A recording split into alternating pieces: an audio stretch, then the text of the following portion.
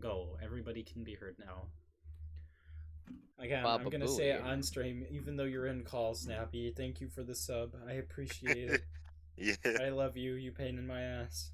God damn it! Did I forget? I don't promise to not kill your character today just because of that.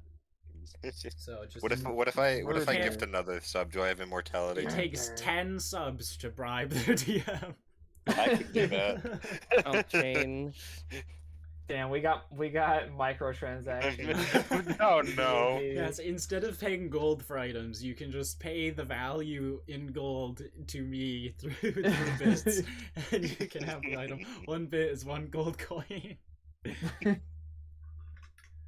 Oh. Max just contributed to 2 out of 10.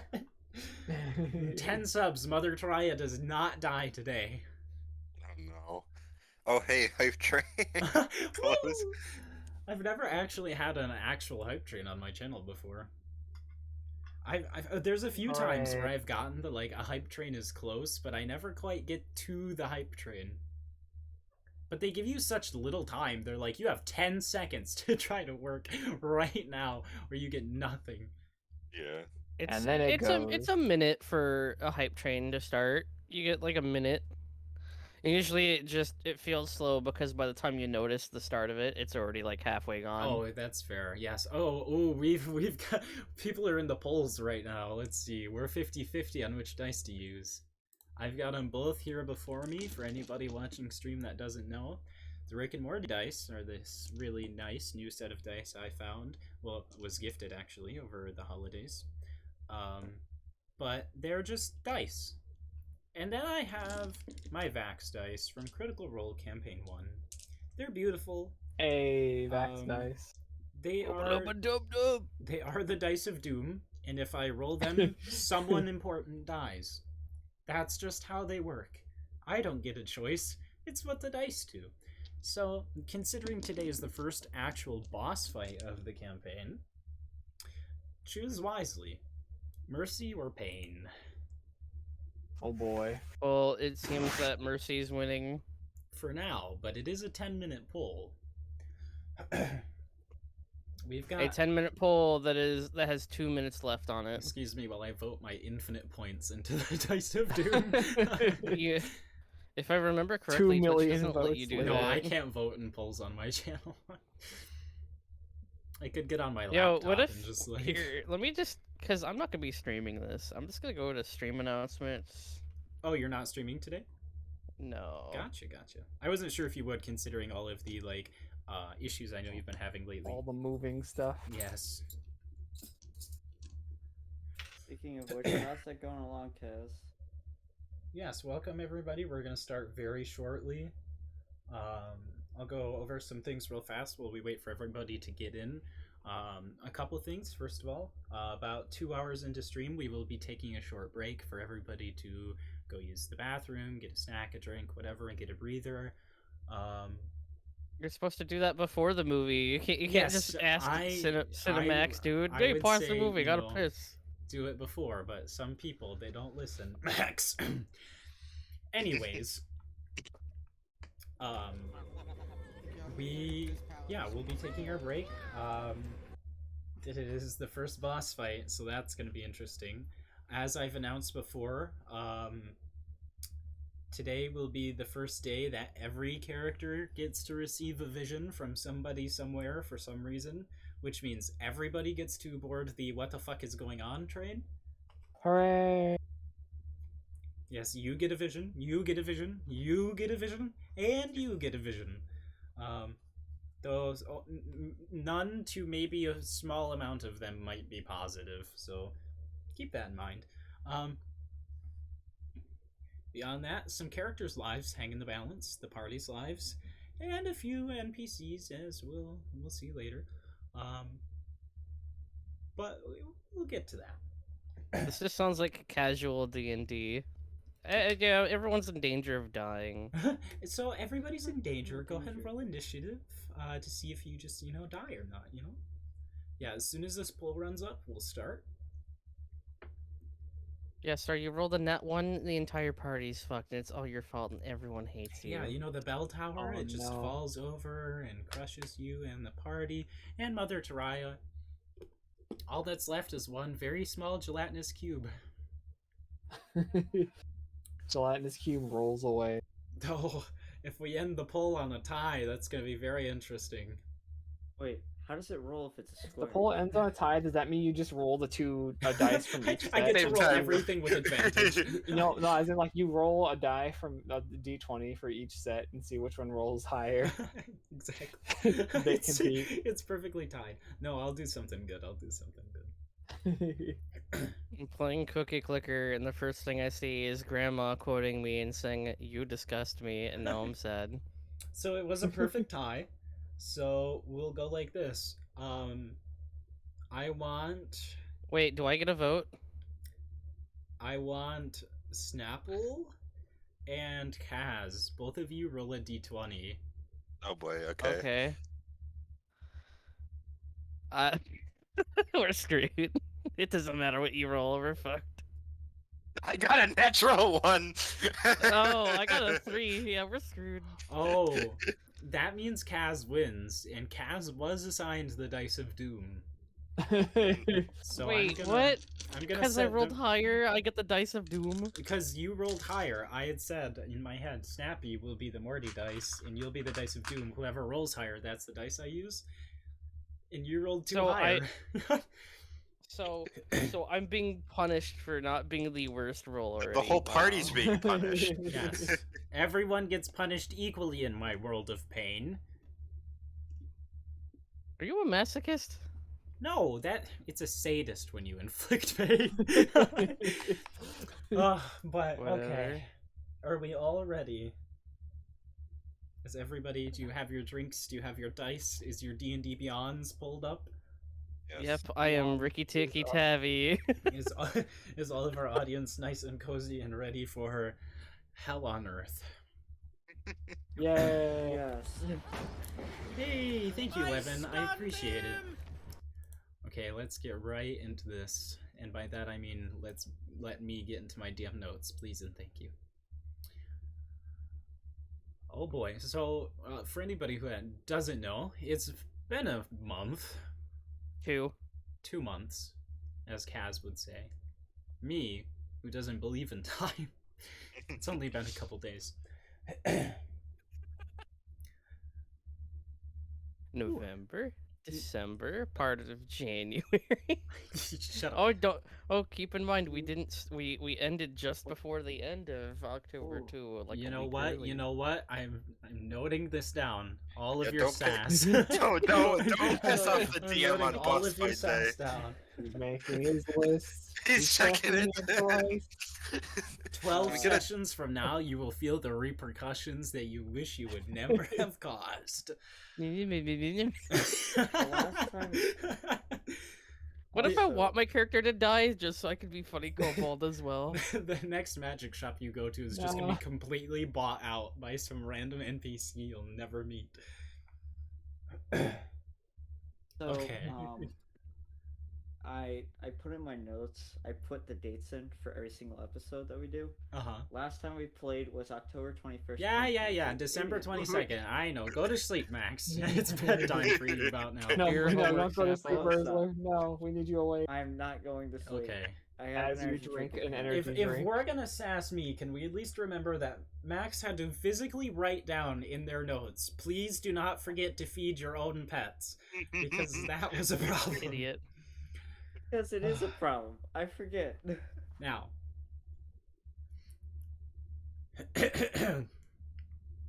on the 6th day of the 4th cycle, in the year 3067 AC, or after calamities in the dating system of Shanxlai, the continent, 4 wanderers running from an encroaching past would meet together in the stormy seaside port city of Psychor, one of the flagship cities of the region known as the Bastion Jastpor on the continent of Shanxlai. Under the guidance of religious leader Mother Taraya, an elderly priest under the Order of the Seven, those 4 wanderers would gather on a simple task to collect a locked box from a shipwreck down the shore.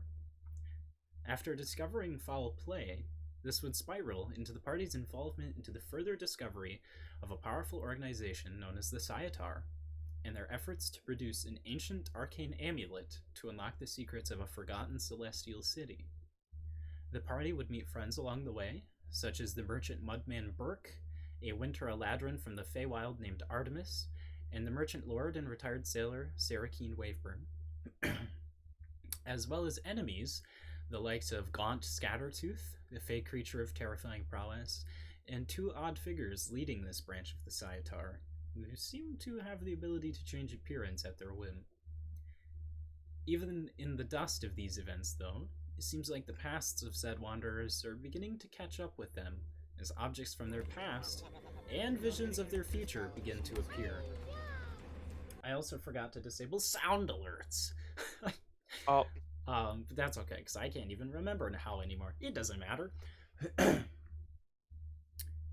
As the four of you wake up from the recent night you've had at the tavern, Kaz likely, or not Kaz, but Zoltar, Kaz's character, shaking off the aches of recently running a marathon worth of road walking with a giant crate of stolen goods that were manufactured legally.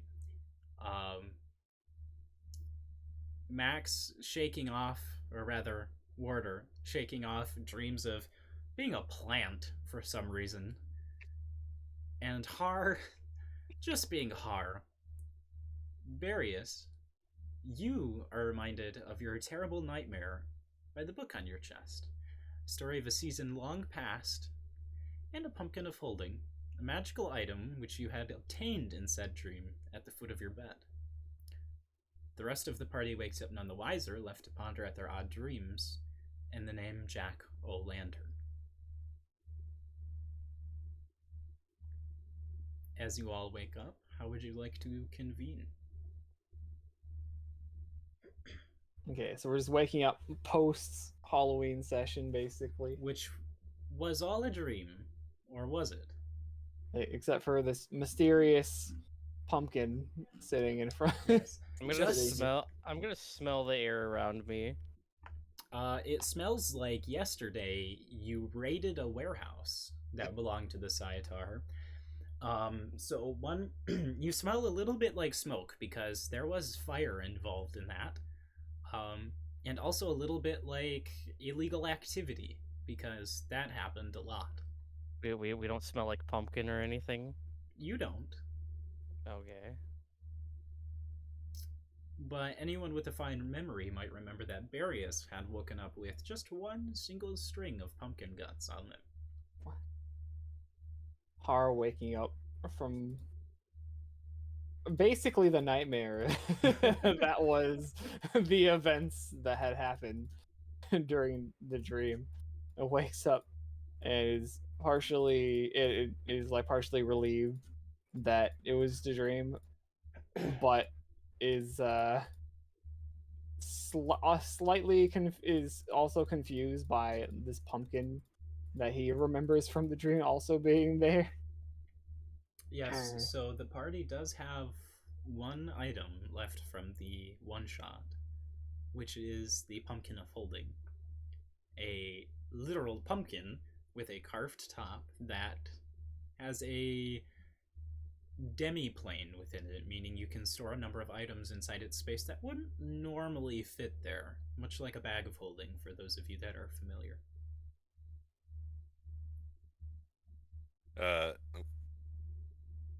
Barius wakes up and is pondering his dream when he sees the pumpkin of holding and book at the foot of his bed. Well, the book was on your chest. As Oh, it was on the chest. you had fallen asleep reading the story, you realized that you had a nightmare of.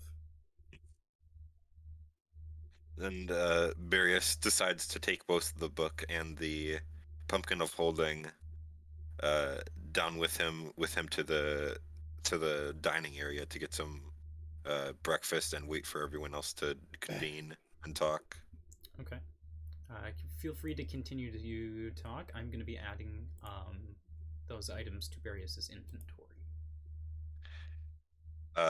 Barius just orders some breakfast and sits down at the table pondering the dream he had while inspecting the pumpkin of holding, waiting for everyone else to wake up.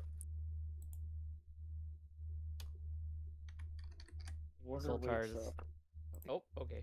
I was gonna go. Water wakes up, wondering if he has any dirt on him from the dream. Nope, you're clean. Get up, look around. I ask Barius, what's with the pumpkin at the end of your bed, and why is there guts on you? They're It's currently a down in the question. dining area. Well, I see the pumpkin at the foot of their bed, and What? wonder why it's there. So Barius took the pumpkin. Yes, to save Barius, the heart Barius in down Oh, fact he is took the holding the pumpkin too. pumpkin. Oh, Okay. I'm just gonna go down and eat then, and probably grab some food for the animals this time. Okay. Har is going to look at Wartor, and he's like sees that he's going to head out and get food. Har go with Wartor. Buy food for animal. You guys did, in fact, I believe, just buy food the day before, so you should be covered on that for the most part. Oh yeah, I forgot we did that. I don't remember how many days of. I remember it was. Oh yeah, there was a thing of worms. I don't remember how many servings it was exactly though. I believe you bought like 5 days worth. Oh, okay, and then I used one day, if I remember correctly. So it should be 4 days. Oh yeah, that's right. I remember not knowing how to add it. I'm just gonna make a note of that. Thank you for reminding me. Also, for I believe Barius is the only one playing Artificer. D&D Beyond, by the way, did have an update. So if you are in your inventory and you scroll all the way to the bottom, you can see the infusions you have available. And when you click an item in your inventory, you can choose to add the infusion to it. Okay. So you can keep Oh, track of that's everything handy. pretty niftily.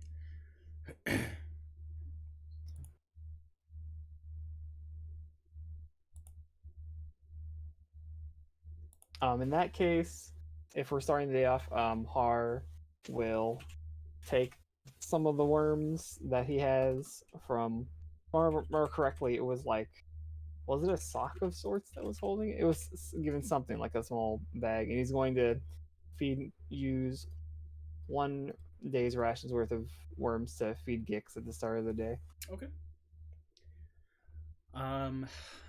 I'm trying to think if Wartor was able to buy a bunch of food for all the pets. I believe you did. I believe you bought like 5 days worth, but it should say in your notes somewhere if you did. So if it doesn't say in your notes, then you don't really have it.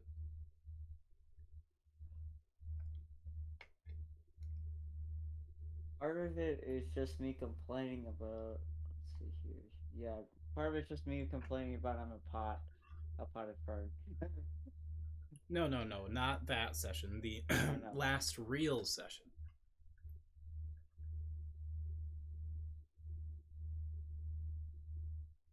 Because I assume the Halloween one would be mostly complaints from you, considering you were cursed the entire time. Plants.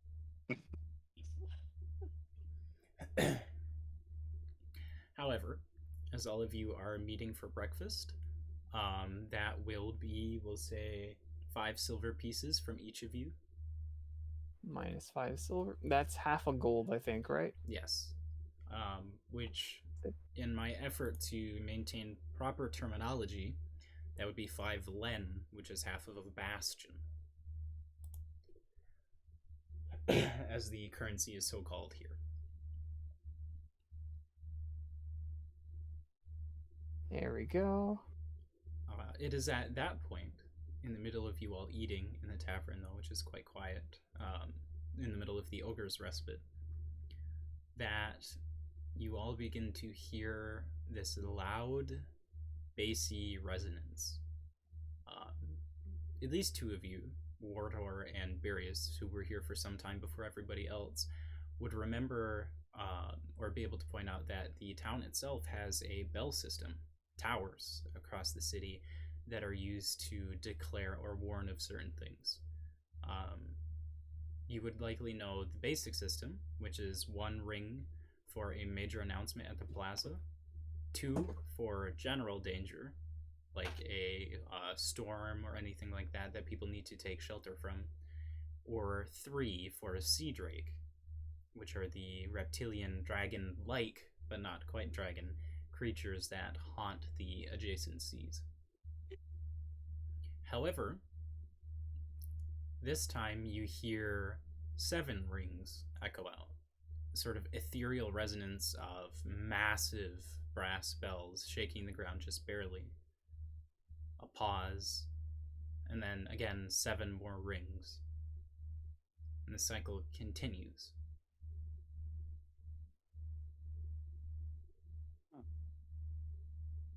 Har hearing this is going to look.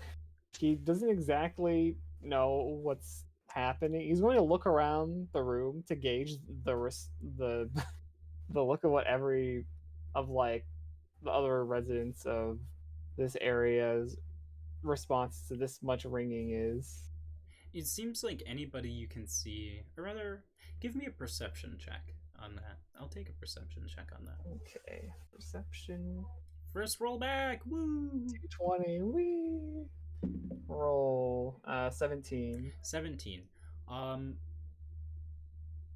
You kind of reading the room, you see a lot of people who are also either confused but don't really care because they don't seem to know the importance of the bells, or are just trying to peer out windows or like step out the door to see what's happening.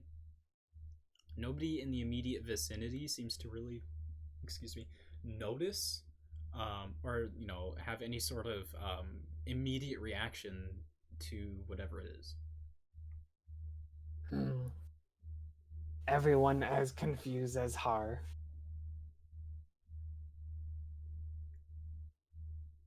And Har is going to look at everyone else. Is everyone else at the table right now? Yeah, everybody is Or together Harlan? eating. Okay. I Har didn't looks- make my way downstairs. Sorry, Zoltar is Zoltar- outside eating the pavement. No, I'm Right. still in bed. I haven't gotten a chance to speak yet. Asleep atop the pile of crate of But amulets. that she took- Zoltar is just kind of like staring at his hands right now, just in thought next to Barius, just staring at his own hands, going like, "What the fuck's happening?"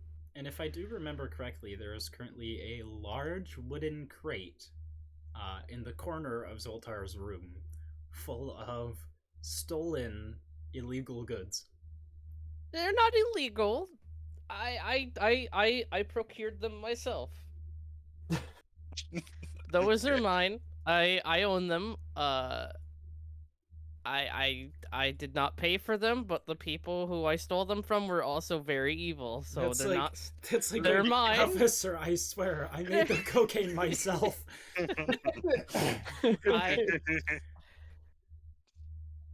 I had legally obtained them through trial by combat. Mhm. Yes. I swear, officer, I fought for this cocaine. Yeah, of course, they're not illegal. Of course. Why would they be? Nobody even knows of their existence, you're sure? Probably. Mm-hmm. Well, So- am I now? How do you proceed? Har.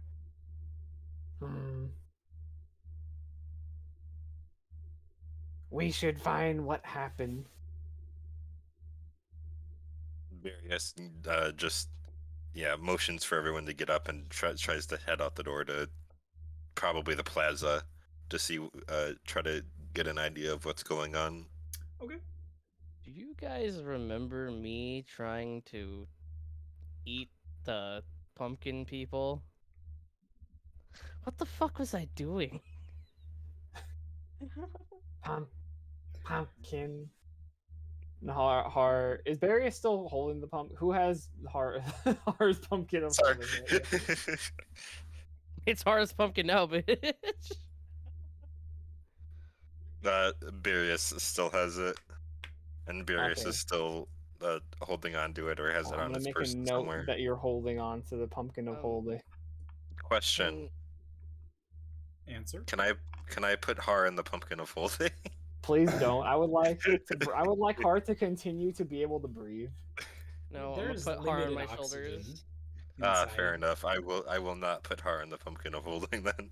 Har is baby. Har, I am picking up Har and putting Har on I'm my just imagining shoulders. Zoltar with one of the like, what are they called? Like the baby street yeah, things. the vests to like just Har is just like on the back, like, God damn it. So you are heading towards the Parisian Plaza. Is anybody else going with Barrios? Hart, Would. Hart thinks we check out Belle. Zoltar? I'm also going. I'm gonna go with Har. This kobold is my friend. You're my friend now. We're having soft tacos later. End of story. Zoltar is going to invent tacos in D&D. I will say Hart's like taco. They mean rock candy. It's all Rock rock candy. candy. Um, yeah, together you all kind of head out towards the plaza, and as you're wandering through the streets on the way, the Ogre's Respite really faces inwards towards the plaza, so you kind of just have to go out. Though you do have to go down the road that leads to Temperance Road just a little bit, which you might remember is the district that has all the guild halls. And you make it to the kind of tiled platform that is the Parisian Plaza with a large fountain in the center, the 7 statues of the heroes of the Bastion around it, the massive like fog fire lanterns in the stalls, in the market stalls just everywhere, wagons everywhere. And it seems like anybody that is a denizen of Psychor has made their way towards their homes. You don't see a lot of people on the streets. You do see a lot of closed shutters and doors. Not in a way that necessarily screams like, oh my god, hide, we're in danger. But definitely the thing that's like, don't fucking bother us. And a lot of people, like merchants that are on carriages, are trying to leave the major areas. You can see them pulling off to stables and stuff, trying to get clear, at least of some sort of radius that you're not sure of. Barius, I'll let you make a perception check at advantage with the party's help. Okay.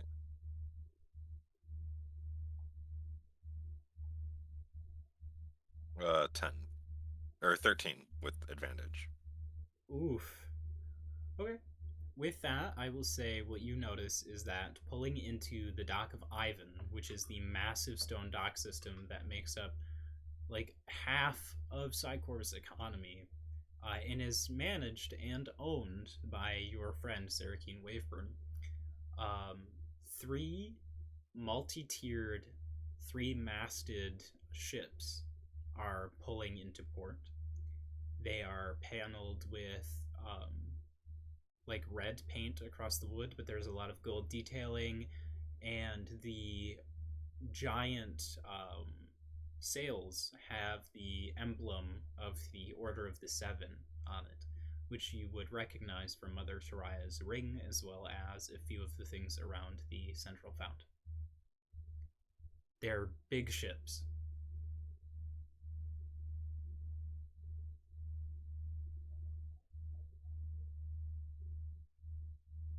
That big ship.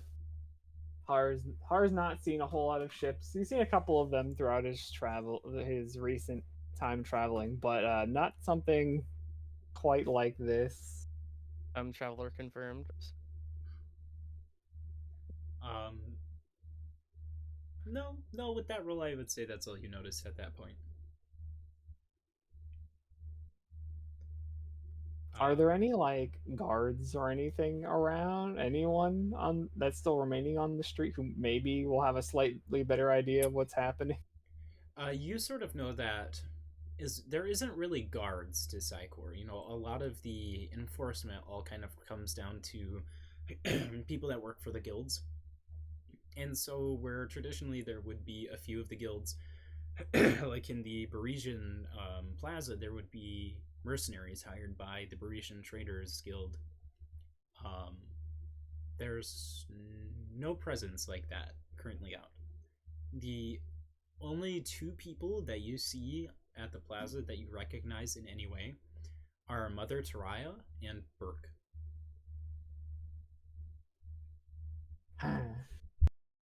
Are they very close to each other, or are they just kind of like off in different Mother Taraya areas? seems to be doing something kind of quickly at the shrine, and Burke is just being Burke. Burke. Barius motions to Mother Taraya, or motions to the rest of the party to point out Mother Taraya, and then starts heading over there to talk to her. I love the idea that Barrius says nothing but just He points. just in motion Barrius points. just points and walks. Maybe Taraya know what happened. Considering where you are and where she is, I'll say you catch her just before she seems like she's about to head off towards the docks. You do note this time, though, that unlike the normal sort of gray robes, hunched back, not really brushed hair or anything, like the elderly, hardworking and kind of squalid sight that is Mother Taraya with her long braid and her beautiful brown skin. You do note that this time she seems to be holding herself up as straight as she can go.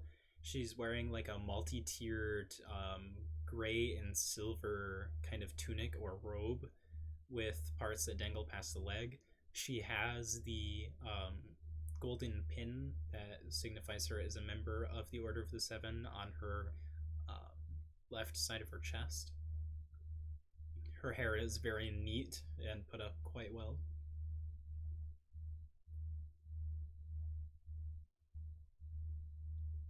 What do you guys say as you come up? Har is going to say, "My Taraya." He's going to try to like call out her name, "My Taraya," and he's all like waving. Because I do not have Mother Taraya's voice anymore, we're gonna try. She turns around and she looks down to Yuhar as she has done many times, like almost like a child, but not with the disrespect of talking to a child. She says, "Oh, hello. Can I help you?" Hello. It's good to see you all again, and in one piece. So today good, but what bell mean? Well, I hadn't really told you this much throughout your working for me, but since you were able to help me identify the people that were at work here, I called in some friends. Ah, that explain big ship. Yeah, that would be the Legionnaires. They are here to deal with the people you helped me find. I suggest you stay at the tavern for a little bit. We will be there to talk to you in a little while. Make sure you're not doing anything nefarious when we show up. Ah, No promises, but I'll try. I recommend. Har nods his head. Okay, and said, "Back to tavern, back to respite." I think She I'm gonna starts throw a to- party. She starts to leave and then she goes, "Oh, Zoltar, Yes. that crate I saw you push into the tavern." Yeah. My legally obtained goods. Of course. I would not claim them as your own. I would say when we show up, you were keeping it safe from the streets and holding on to it for me. As long as I get to keep one amulet from the box, you have a deal. I will compensate you to keep none. Okay, fine. Good. And she walks off towards the docks. My God. Zoltar I'm stirring getting paid. up. And you do start to see gangplanks being thrown over, and actually, the one ship is larger. It's a 5-tiered galleon sort of ship, though much bigger than that for sure. Definitely some sort of warship that is quite prepared. It doesn't even have to set down like a gangplank. It literally has a section in the wall that opens up into like a folding out sort of bridge to the dock. And coming off of the ships in formation, you see lines of armored soldiers. They're in plate mail that is gold and silver in coloration. Some of them have banners coming up off of their back that have the sort of 7-dotted symbol of the Order of the Seven. You can see massive glaives and heavy longbows, and a few assorted weapons that probably signify rank in some of the Cape's members that are beginning to get off of the ships and immediately spread out through the city in a sort of precise and directed formation.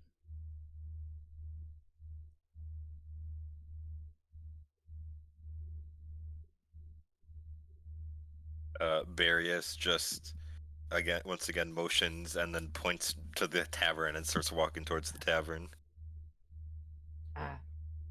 Arius has a sore throat today. Yes. Darius, right. Should head back to respite. Zoltar's gonna like do the Carlton all the way back to the respite in a happy mood because he's getting money. Just don't eat the money this time. It's not a don't eat the money. What? Yeah, don't eat the money, robot. Har is going to look towards Wartar while we're still here. Be like, Wartar, has Wartar bought food for animal? Bought food this morning. How many days worth of food were you trying to buy? 2 days? For all of your pets, that will accumulate to 3 bastions.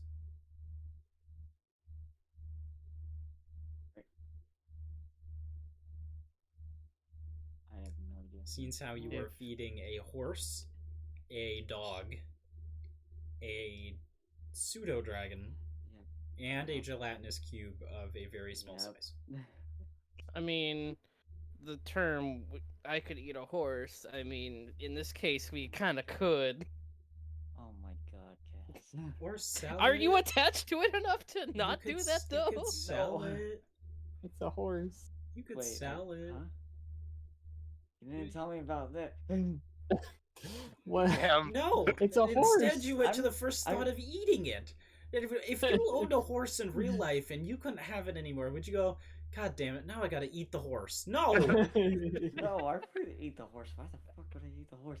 Exactly!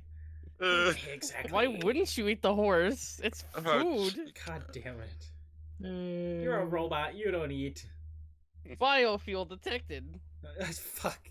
Oh, God damn it. Jesus. Say, Kaz is like the batteries from Deep Rock Galactic. It's like, needs more oil shale.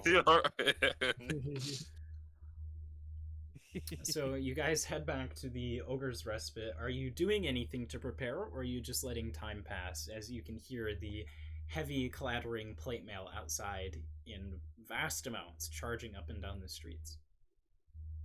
Zoltar's gonna keep doing the Carlton, dancing upstairs, mostly walking, of course, because you can't dance up a staircase very well. I was gonna say, take I'm gonna the make you roll a crate. dexterity check. Gonna take the crate of amulets and pull it out of the room in the very center, and just sit on the bed and wait.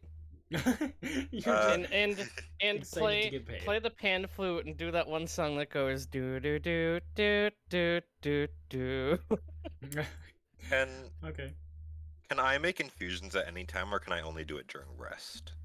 I believe you either have to do it during a rest or quite literally just take the time you would take of a rest to do it. Okay. But if you look at your features and traits, you will see the legal details. Okay. I'm assuming we don't have the time to do that. Though. You have some time. Barius will then, time permitting, attempt to infuse his crossbow with repeating shot. Okay. I believe actually you already had repeating shot on your Oh, crossbow. did I? Well, Yes. it stays on this. Yeah, you went for a repeating shot, and then I think you have one other infusion you can do. I think you can do two But- at once. The student chanting his bow with quick charge too. What are Har and Wartor getting up to as they pass the time? Har, while he's waiting, I forget. Ritual. If you want to cast something as a ritual, I forget. Does that use? It takes like an hour. That's not enough time. That's a lot of time to cast something as a ritual. Mm-hmm. You do have over an hour of time that you are sitting here waiting. Oh, okay then. You Har have a few hours. Har is going to. Well, wait. While everyone walks back to Ogre's Respite, it's fair. Har is going to. Har going to inspect. Har inspect amulet crate that Zoltar brought. Okay. And you may know, of course, the details left over. Sorry, stream for that sound. On the crate, which would be the 6. I want to say 6. Hold on, I would have to make sure I give you these details right. This is important. But the familiar markings of Vranikar painted right there on the side, a sort of sickly reminder of exactly what you know that nobody else does. What are you trying to do? Are you casting Identify? If you use as a ritual, does it still require I forget the It does still require components? the component, yeah. Components. I think what Har would like to do first is he's going to. I'm trying to remember what. Oh, it doesn't take components. So Har is going to take out his bone necklace that he uses as a focus, and he's going to prepare We over did the course still of it. say that you do have to use components for component spells, of course. Yes, but this is the one I'm going to cast. Does not have components. Gotcha. Okay, And I thought you he's meant going- because you're using the finger. I know, but it still is his focus. So Yeah. he's preparing a ritual. Okay. He's going to prepare a detect magic spell as a ritual on this crate. You have actually already done this, so you Oh. don't have to worry about expending anything or anything like that. You did note that all of the amulets are flawed. Excuse me.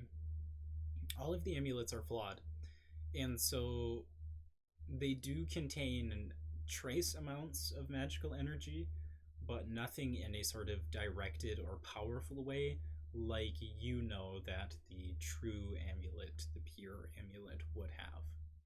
Yeah, I remember you mentioned it's kind of like batteries almost. Where that had occurred is you picked up a mysterious runic dagger, or Wartor did, from the kind of office that one of the people leading this sort of sect of the Sciatar was.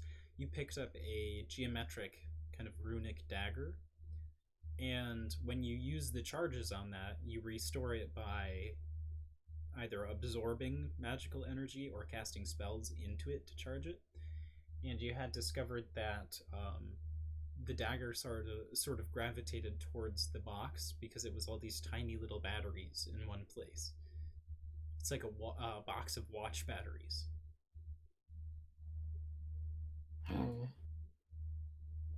Well, from what Har remembers, and looking at this crate, he's thinking of everything that's happened and how these crates might tie into what's going on.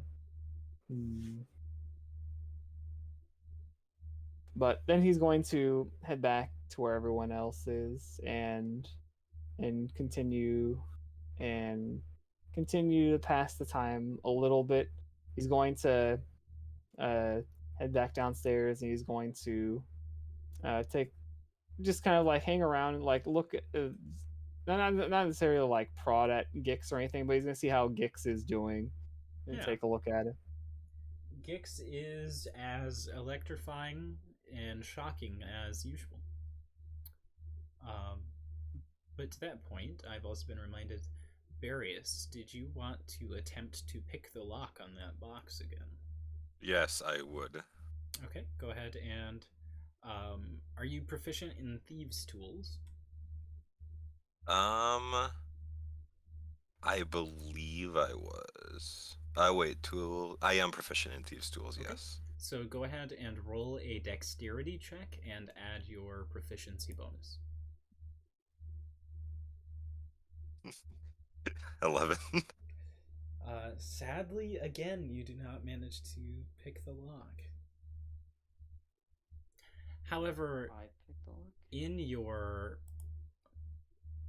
boredom and waiting after doing the infusion and picking the lock and thinking, you do manage to go from daydreaming to normal dreaming. You fall asleep at the table in the tavern and begin to have what you would probably consider a wonderful dream.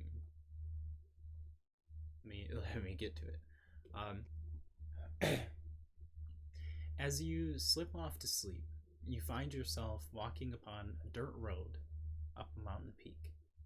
The sun sits low on the horizon, but in the pink sky, you can see homes of clay, burning pyres, and Aarakocra flying through the sky. Some walk past you carrying vases of water, and others sit on blankets and hark goods. Others yet train with weapons amongst the militarized barracks. The wind blows past you, bringing a calm breeze and an odd sense of home. The breeze, though, quickly turns foul. Smoke billows around you, and a red hue comes to the sky. Flames flicker from the homes. People scream and scatter. You can hear vases shatter. The heat grows more and more intense, an inferno burning ahead of you as a red light pierces towards you. Stepping out of the flames and smoke, and sorry, I lost my spot.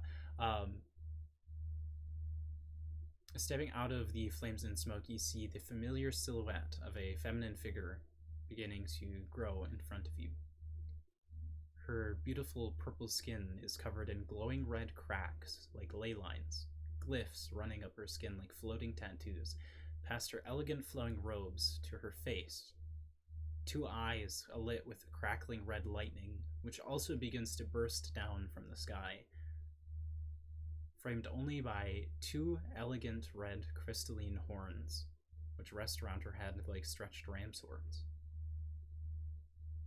You know who she is.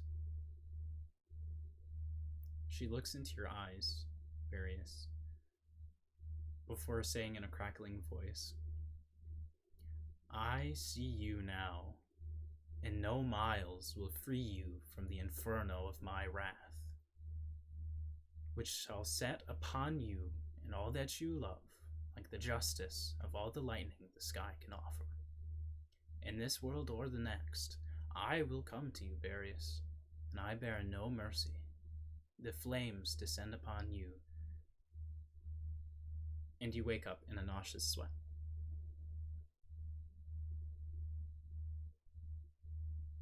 Various, still trying to process the dream he had while passed out at the bar table. just sits there for a moment, trying to shake off the nauseous feeling he has, while also pondering his dream, not really saying much to anyone around him for a while. At that While point, Har, oh, sorry, continue. I say while Har was examining Gix, he's gonna notice Barius wake up from his nap, and he's gonna notice Barius kind of like partially draped over the box that he's trying to pick, just like fall asleep while trying to pick the box. Ah, Barius, try open box. Yeah, I've been trying for who knows how long, but I can't pick my own damn lock. Ah, Barius, practice open box. Yeah, Ah, I you'd think that because I made this the damned thing, it should be a piece of cake for me to open, but Would you not like such. me to try and open it for you? How Good. how do you propose you would try that? Well, you hand me your lock picking set, and I'll just work my magic, or at least try to. You also have a professional person in the party. Well, I'm here. I mean, if it's Small sleight of one. hand, I have +3, if that's what it is. It's not. Oh. But you do have Very someone who is prone to picking locks. Yes. Hi, I'm here. Hello. Various sort of just slides the box out from close to him towards the center of the table and just sets his head down on the table, still processing his dream, sort of inviting anyone to try who wants to try to open the box. As you lay your head down against the wooden table, you do also note a faint thrum, like a small burst of energy in the air, coming from a necklace you wear of a polished red stone. It's never done that before, and it only does it once.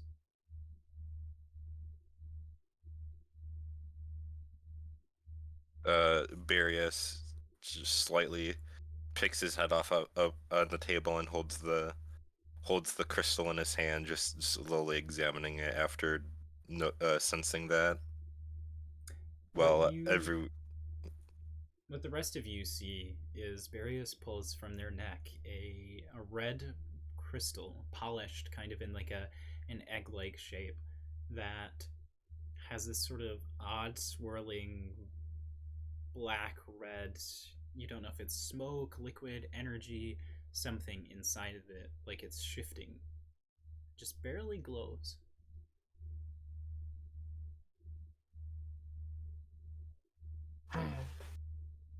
rock. Har like rock.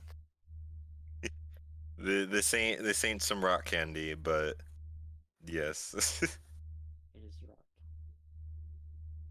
Rock look nice.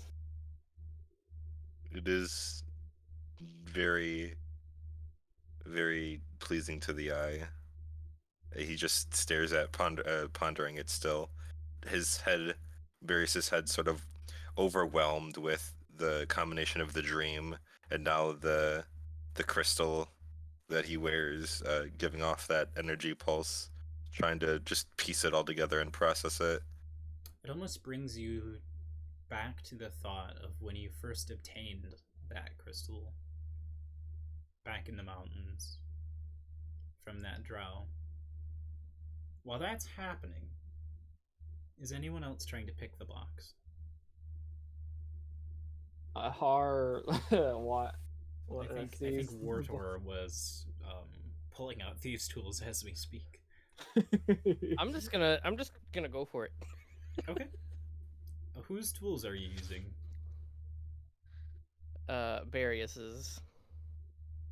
Barius, are you letting them use your tools? Give me your tools. Yeah. Okay. You're not proficient in thieves' tools.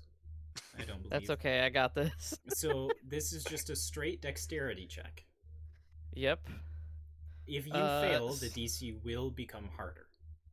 Okay, so it's the roll plus my dexterity, right? Your dexterity bonus, yeah. Okay, 16 total.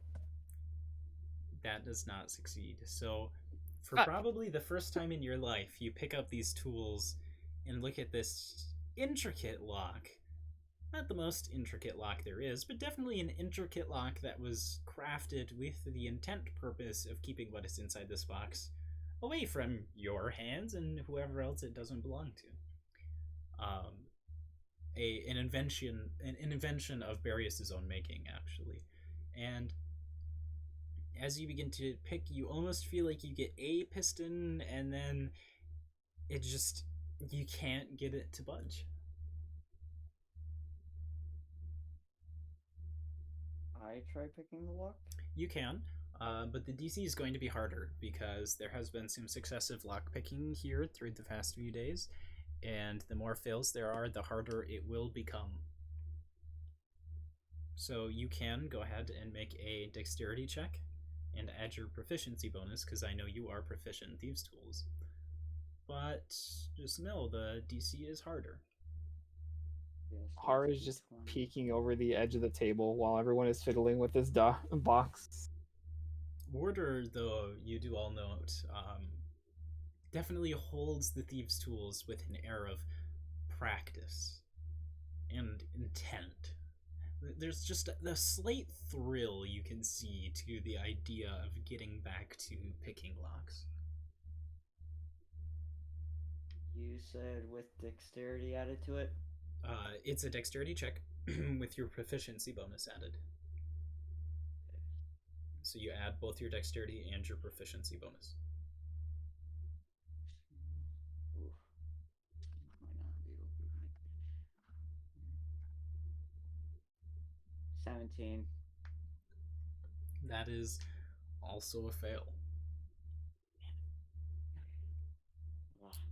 Are you sure you don't have the key for this somewhere? Arius just sort of nauseously shakes his head while still having it down on the table. You Feeling might okay, all bud? remember that Barrius did snatch this box from a crate in the warehouse. Oh. They did not have it on them Oh. the whole time.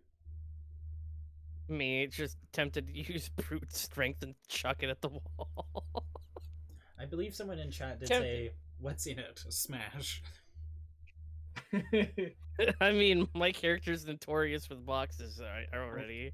I think Wartor may have something else that might potentially open it as well, but maybe not. That's a kite. That's a kite. Right there. That's a wink and a nudge.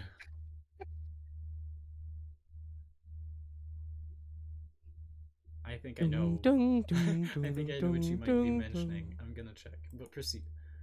You were asking Barrius something.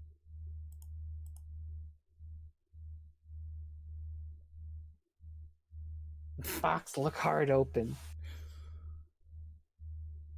Yeah. Just because it's the first time back in a while, I might remind Wartor that Yes. you are a spellcaster, and if you check your spells, you might find something helpful to your situation.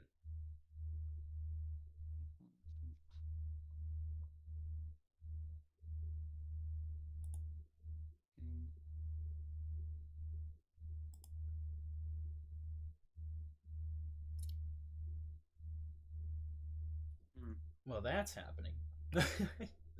Magic. You hear some heavy footfalls growing close to the Ogre's Respite's door. You can hear subtly beyond it the sound of Mother Taraya's voice, as well as another male's.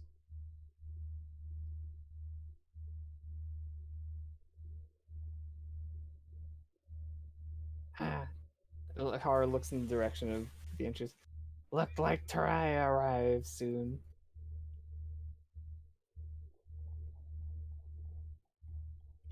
Har think Barrius try open box another time. Yeah, Barrius sort of nods his head in agreement, but still not doing much or verbally responding. Max, Are did you okay, find my it? guy? I think it is. It would probably be the identify spell. No, probably in- it's not. Oh, It's you have a lovely spell called knock. You should check that one out. right. I forgot about that. But yes, Zoltar asks Barius if they're okay.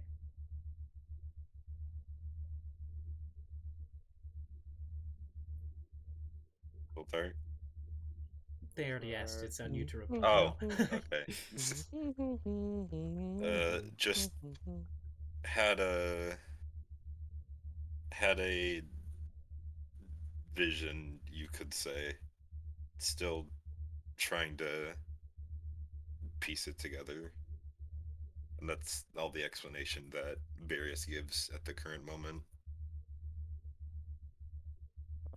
Understandable. Arius, can I please knock on the box? Knock, knock. That is the best way I've ever heard that spell explained. Ever. Not quite how it works, but I love the concept. I love the concept. What do you say, Barius? Barius just nods his head in agreement slowly. The box is still just sitting in the center of the table. So, Wartor, for flavor, how do you cast knock on the box? Being that you are a bard. Okay, I'm getting under this pallet. If someone wants to come over. Weird question. I like to imagine Wartor literally just walking up to whatever And object it knocking is on and it. literally going knock, knock, Knock, and then it knock. just opens. That's the vocal the vocal component. He just says knock knock. Well, would you like to cast knock, Wartor? Yes, I'd like to cast knock. Being that this box contains what it contains, Please don't explode. there will be a competitive role here, because you have to battle the strength of your spell versus the strength of the spell enchanting the box against things like knock. So, Barius, go ahead and roll a d20 and add your spell bonus. And Okay. Warder, go ahead and roll a d20 and add your spell bonus, Okay. which can be seen at the top of your spell page.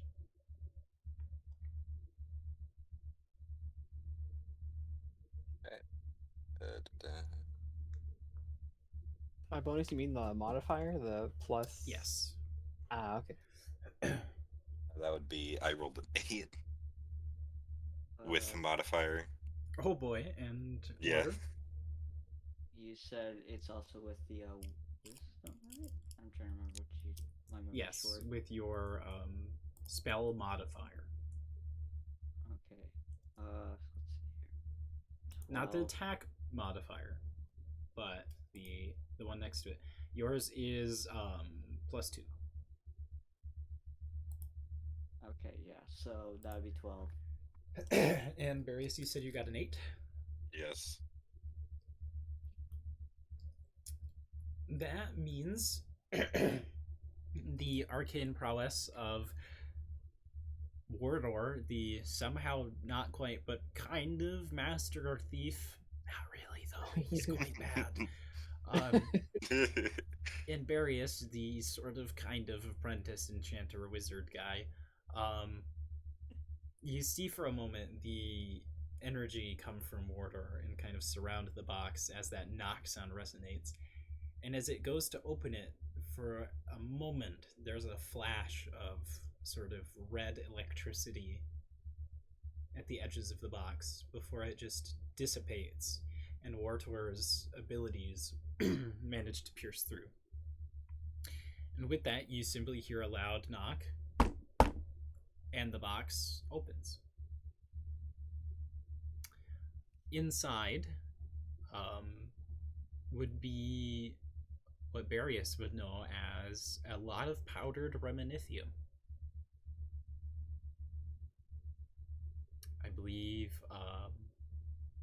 we discussed 750 gold worth. Mm-hmm.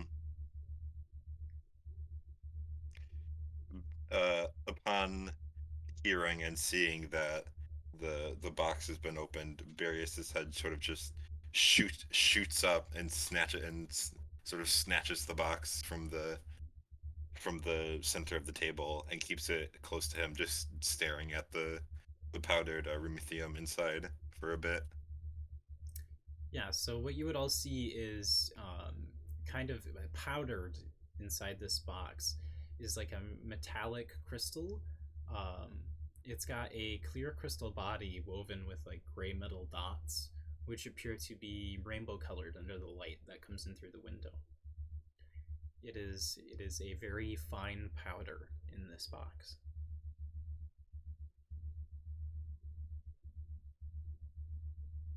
Barrios just sort of mutters under his breath, I can't believe you did it." J- Directed at Vortor, of course. Make sure to also note in your notes that you have 750 gold worth of reminithium, because if you Yes. don't, you're going to be sorry. Box.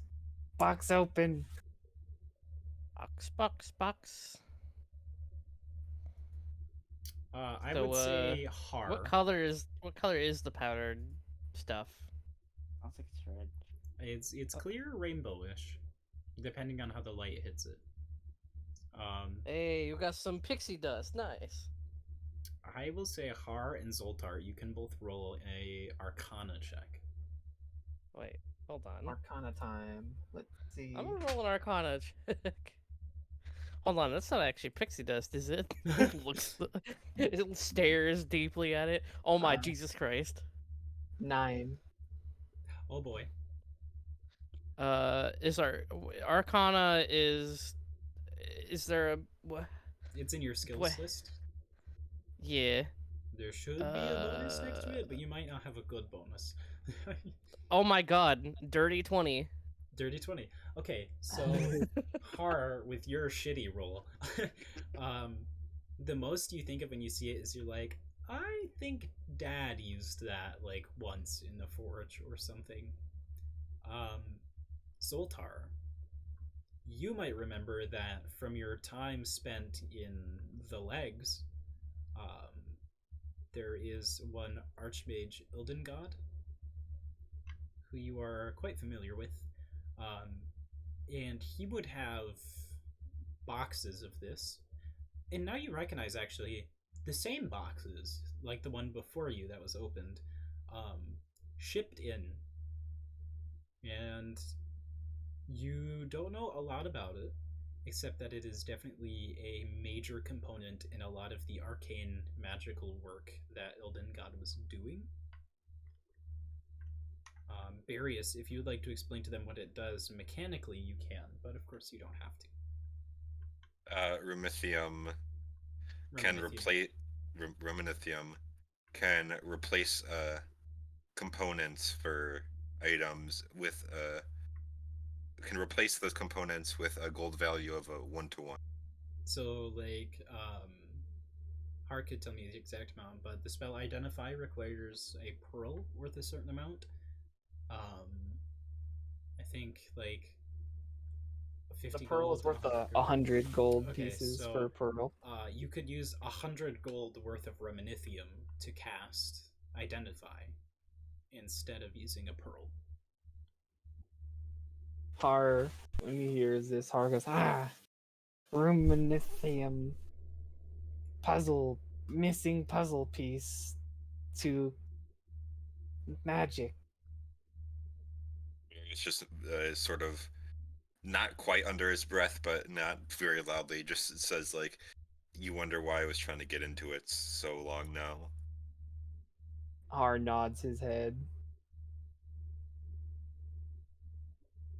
And even with the size of the chest, 750 gold worth of reminithium at a refined level like this is not a lot. You're looking at likely a cup of powder that is just kind of resting in this container.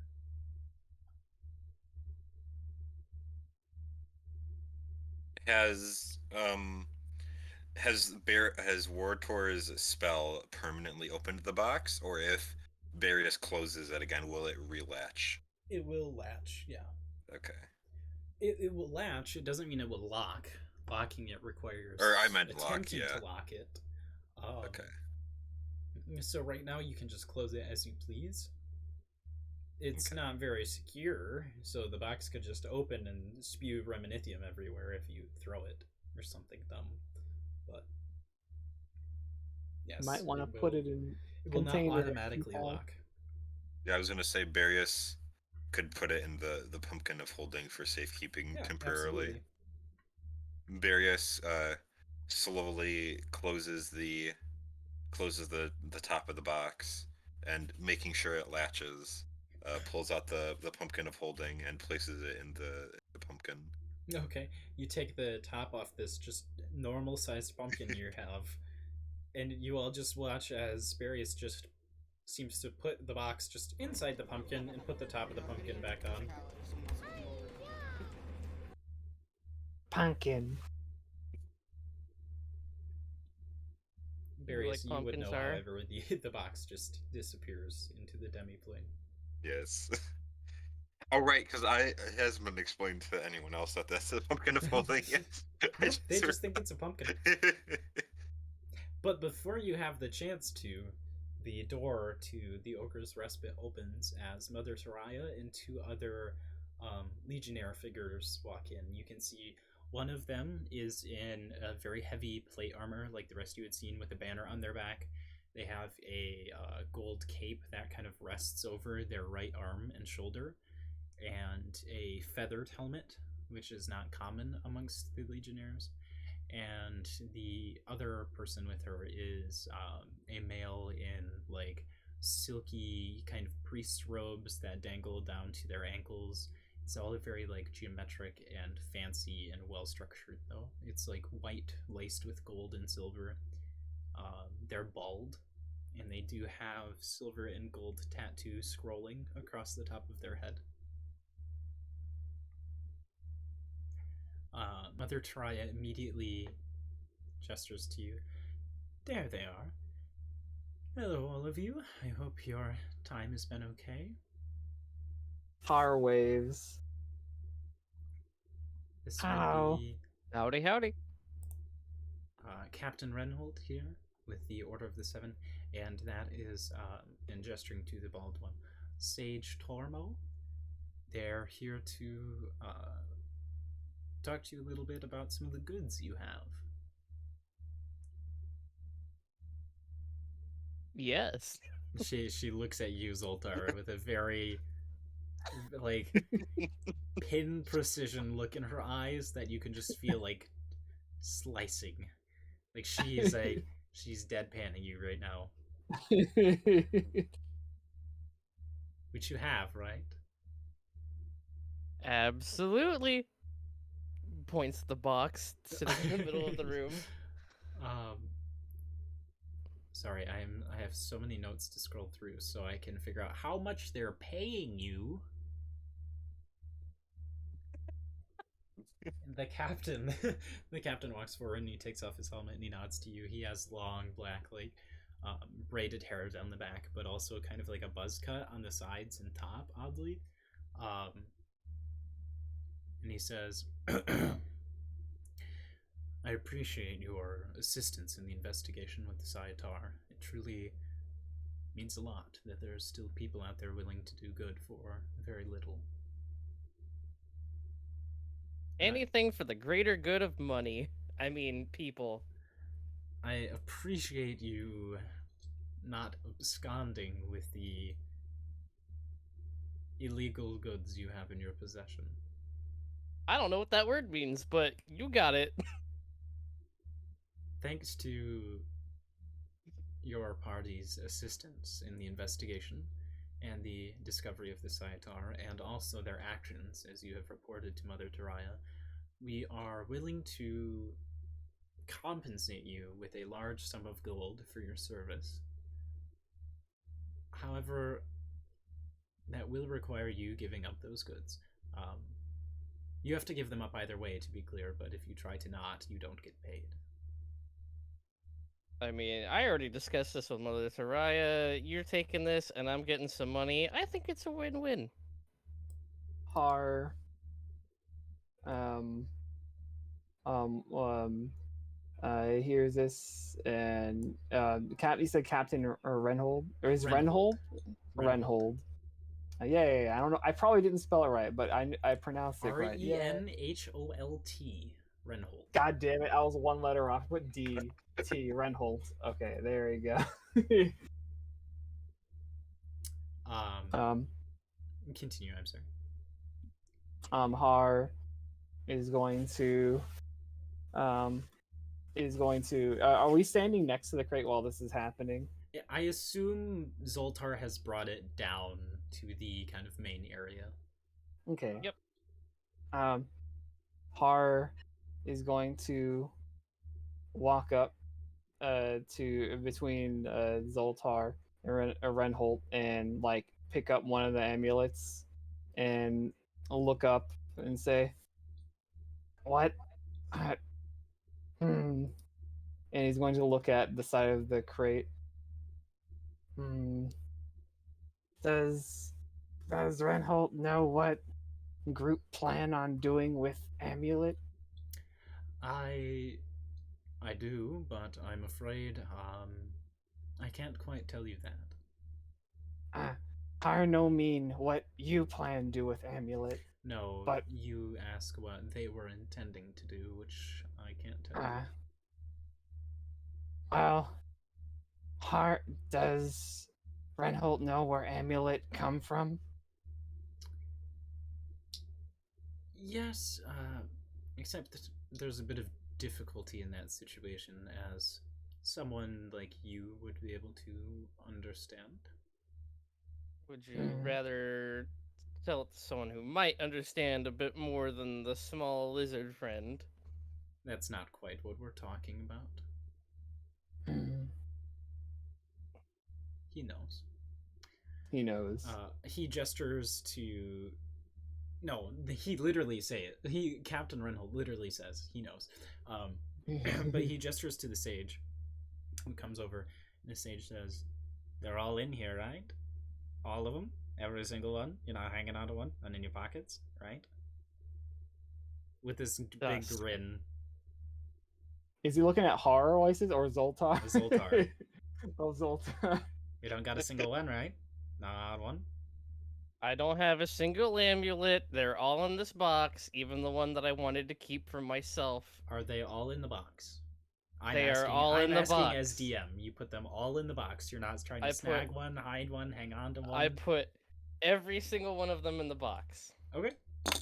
I'm not gonna haggle. I want my money, damn it. And Har, while holding the one amulet he took from the box, looks at it and is filled with thoughts of home and what's happened. The sage looks at you. You too. Put it back in the box. I see it in your hand. Put it in. Har, no. And he's gonna put it back in the box. I'm gonna like lean over the box and then smooch it to say goodbye, my babies. as you do, the sage puts both their hands on the box, and right before you can kiss the crate, it just disappears. Oof. It is gone, and you just hit the air. No, my babies! In exchange, don't you worry, they pull out from inside one of their long sleeves this tiny little chest. They whisper some small words. It is like a tiny chest. It's like an inch by an inch. They whisper some tiny words, and a full-sized chest just bamfs into the air in front of them onto the table with a heavy thud. And they open it up. They dig around a little bit. You can hear a lot of rattling glass, metal on metal, the screech of a wild animal, you're sure. Before they pull out this heavy, pouch, this leather pouch, and set it on the table, and they close the box. That right there, that's for you. Good job with the amulets. Ooh, goody. And then the chest disappears off the table as they recast the spell. Which you find would be the equivalent of... Let me remember money terms, 70 fingers and 300 bastions. How much is a Oh, bastion? wow. Is that a plat? Bastion is gold. A bastion is gold. Oh. Fingers are Fingers. platinum. So what you are Yes. seeing is an equivalent of 1,000 gold. Yep. You said equivalent of 1,000 gold. 1,000 gold. So I now have The party, 1,005 gold. the party now has 1,000 gold. Because it was in payment not only for the goods, but also for the service. Oh, so then how much was I getting specifically from the That's the on you amulets? guys to split. Except they go, oh wait, one more, and they set a smaller bag down, which has 250 gold.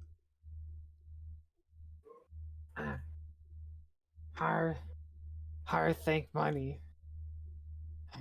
Oh, I thought you would thank me. Thank for money. they back up and get behind the captain. So I'm counting 1,255 gold in total if it were to all to go to my pocket right now. Yes.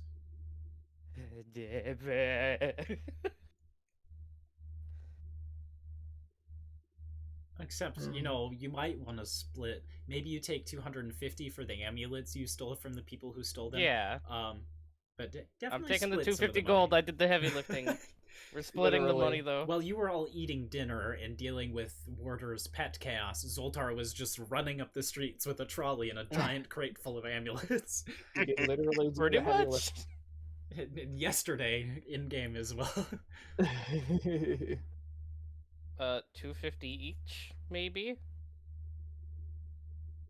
Cause 1,000 divided by 4, 250. Money. There's also another 250 in the little tiny bag. I'm claiming that for my heavy lifting of several pounds worth of amulets in a whole trolley. I did the work for those amulets. Well, okay, is Mother Taria while Zoltar is like salivating over the piles of gold at the table. Money. Har is going to look at Mother Taria and Captain Renholt and thank you very much. This will help with endeavor. By the way, I forgot. There is a continent map that we have now that you can check out. I will hide our little text here, but it is on stream, so you can all see it now. Woo. Look at that map. That is the continent of Shan Shalai. Hopefully, that's as good as I could get it to fit the screen. My apologies, but it's there. However, you say that, and Captain Renholt nods. It is what you deserved for the job you did. But Mother Taria seems to be kind of looking out the door with an odd look, and she says, do you hear that? No. Har is what? going to try and focus on what she's talking about. Make a perception check. All right, perception check. I'm going to listen too. Perception. 19. 19. Okay. Do I need to bother listening carefully too? No, 19 was definitely Okay. good enough. Outside, you hear another voice kind of piercing through the streets, carrying like an echo. Another female's voice, though both younger and more sinister.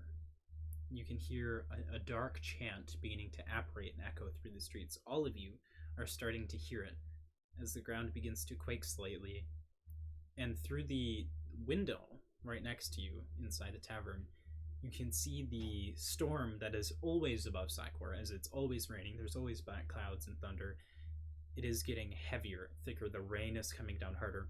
And you can see blasts of green lightning beginning to stretch across the sky, crackling everywhere. Okay, I'm getting under this pallet. You can see the clouds themselves actually begin to turn in arrays, in some sort of sickly array of greens and reds. Does anybody in the party speak Abyssal? Uh-oh. How do we check that again? On If your you're in your sheet. character sheets, I believe in features and traits you can find language. No, I don't speak it. Har most certainly does not know Abyssal. Yeah, Various does not know it either. I highly doubt Warder does. Um, okay. So you can't identify what the voice is chanting, but you do hear something. And Renholt goes, "That's not us. That's not good." And starts to head towards the door. And that's when you see, through the window, passing through the Parisian Plaza, 3 figures. You can see a very tall, very, very tall, 3 average humans tall, gray skinned, long, floppy, pointy ears, extended No! limbs, gaunt Scattertooth, holding in one arm a familiar small chest, as well as 2 tall and slender, kind of gray black skinned, humanoid like creatures that have no defining features. They're slightly slimy and they're wearing no clothes. And you can see a legionnaire rush towards them with one of their large spears, and Gaunt turns over with this long, sickly grin that goes up to either ear and goes, ah, ah, ah, and the guard just pops. They seem to be making their way towards the docks. Gaunt is holding this chest. Holding the chest you were originally sent How- to find in the shipwreck. How far away is Gaunt? Right now, you from would say Har? they're about 200 feet and growing as they are in quite a Shit. hurry towards the docks. Har is going to immediately get up. He's going to yell Gaunt and get up and look towards Taraya and Runholt and Sage. Need stop Gaunt. Yes, And he's I going think we to should do something about that. And Mother Taraya goes out of the door immediately. And Har is going to immediately follow. Various So does also the start captain running. and the sage. I'm gonna jump out the fucking window and combat roll off the ground. Okay, make a Well, there dexterity goes some check. gold for repairs later. Yeah. Wait. Various just follows behind Har cautiously. Make a dexterity check, Zoltar. Okay. Har is running as best as he can right now. On his little kobold legs. Total of 17. I should be fine, right? Yeah, you just Okay. tumble through the window. You can't really cut your skin or anything. You're made of metal. So you just kind of bash through the window, roll onto your back, hop up to your feet, and start going in your not Warforged sprint. And the rest of you are making your way towards Gaunt and the 2 Speed other run creatures. stress. Then, yeah, this was It's the a movement glitch. check. Don't worry This was about the it. It's a glitches glitch run. tag we It's a were glitch run. talking about putting in. So you all run out to the Parisian Plaza. I need all of you to make a dexterity check to see if you can keep up with them. This is going to be a group average. All right. Okay. Prison. Okay, total 17. Total 15. Dexterity. 16. 6. 6. Okay. So you guys hit about an average of 13 to 14. And they hit an average of 16, which means that you guys aren't quite able to keep up. You hit about 100-foot distance from them, maybe a little bit more, but they're at a fast pace. And as you're sort of following them and catching up, you do see something else ahead of them. Those of you with your higher perceptions, higher wisdom stats, can see a massive ripple of water that starts at a point and kind of angles out, and at the longest point is maybe 100 feet or more wide, heading directly towards the docks. Hail Hydra?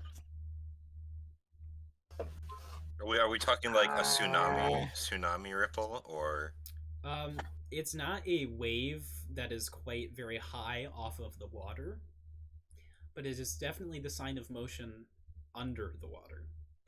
okay. Har is going to continue moving toward Gaunt as best you can. I'm still booking it. I'm still chasing him. Keep going. Okay. Yeah. Let's get one more dexterity competition in here then. Okay. Roll. God damn it. No. Natural one. I You got a total- natural 20, baby. I natural one, so 2. Total Four. 13. Oof. So I averaged an 18, and you guys averaged very low. Me and her both got ones. Am I the only one trying to roll for success here? You were almost keeping pace with them, but then out of nowhere, a bolt of green lightning strikes down and hits one of the bell towers, which begins to crumble over in front of you. And as it manages to get caught in the building, it doesn't really disrupt you much, but just the fear of it landing on you threatens you enough that you slow down and pull back for a second.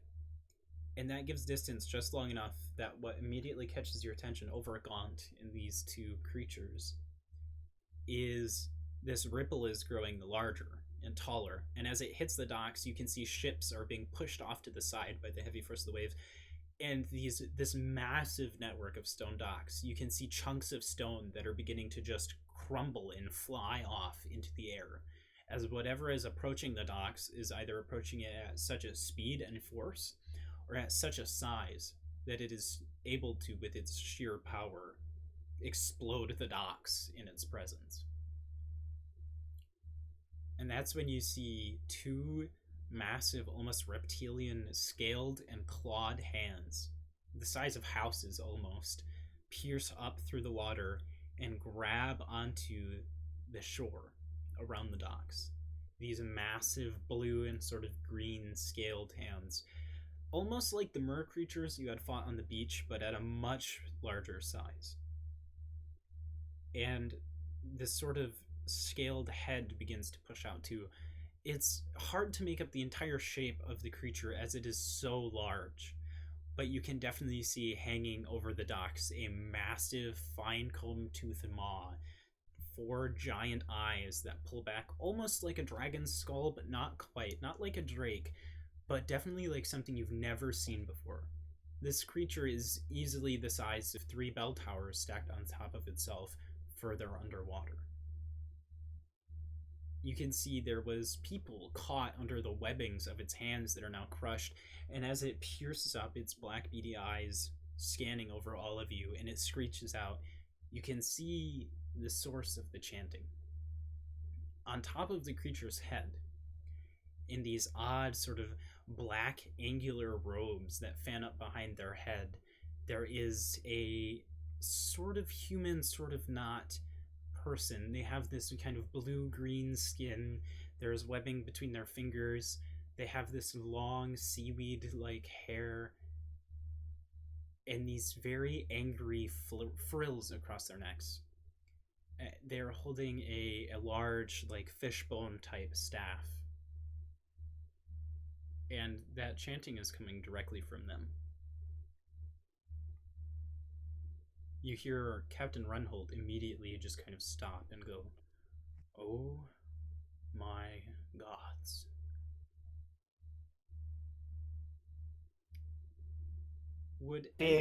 Are any of your characters proficient in, or anyone, I should say, proficient in Arcana can make a roll, a skill roll here, but it's quite difficult. I have a +1. I'm definitely proficient in I have a Arcana. plus. I'm proficient in. I got a +5. I got a +4 and half proficient. Here, I'll make an Arcana roll. 14. Okay. Anybody else? I mean, I got a +1. Are you cannot proficient? roll. I'm not. We're not. I don't know what proficient. that means. Proficient. If So, Kaz, if you Is look the at your little dot character next sheet, to it filled in? you have a red dot that's lit up. No, it's not. There It's you go. halfway. Okay, that means you're Yeah. only half proficient, which means you do not get to roll, sadly. And Warder, did you say you were making a roll? I was half proficient. Ah, With a so you 4. can't either. Barius, Yes. this creature you're unfamiliar with, it does kind of read to you in the direction long ago when you were studying under a very certain mage. You did do a little bit of planar study, and you do know of the elemental planes.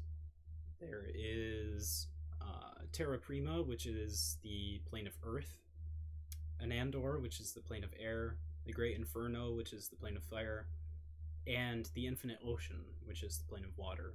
And you know that the infinite, or sometimes referred to as the endless ocean, is a vast home to some terrifying sea based creatures.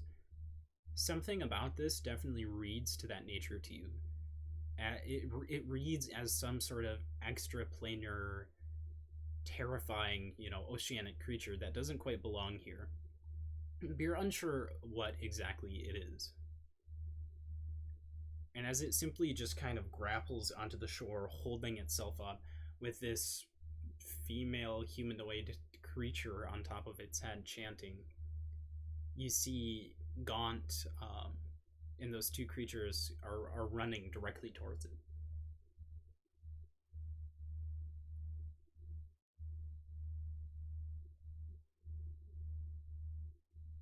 What do you do? Do you do anything? Har is going to. So, are we? I imagine we're still a ways away because how much farther they got ahead of us. Yeah, you held 100 feet of distance if you would have liked to try to cast a spell or something during that time, but then they managed to get much further. Yeah, was definitely not close enough during any of that. Okay. Arius, Barius just seeing the huge, terrifying creature in front of them, and then also combined with seeing them pop a guard earlier, decides to be cautious and not, go after them immediately.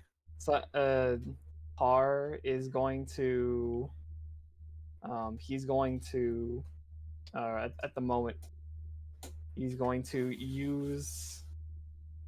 Since they're getting farther away, he's going to continue to try and get closer Okay. to Gaunt, but while he's doing so, he's still a decent distance away. He's going to use the item that Sarakin left him and try and get in communication with him to warn him of what's happening at his docks right now. Remind me what he gave you? I'm trying to remember the name of it. Ascending Stone, perhaps? It was like something to let me communicate with him specifically. I think that's what it was called. Okay, yeah, I believe you are referring to Ascending Stone, which allows you to talk to him through his other half of the item. Yes. Okay, you stop to make communication, and as you're sort of approaching, and then you stop, there's about 1,000 other legionnaires that are also kind of charging towards this beast. You can see ballistas on some of the ships that have managed to maintain stability and not capsize, immediately turning in that direction. Gaunt raises up one spindly finger, and from the tip of his finger, this sort of gray, crackling shield, an orb, forms around him and the two creatures. And as they're running, this shield, forming around them, you see the giant oceanic creature lifts up one hand slowly from the ground, leaving just dead legionnaires, crumpled buildings, over to the dock, wrapping its hand around the sphere, and picks them up, setting them on its head. And at that point, you see a bolt fly from a ballista and pierce the creature in its lower right eye.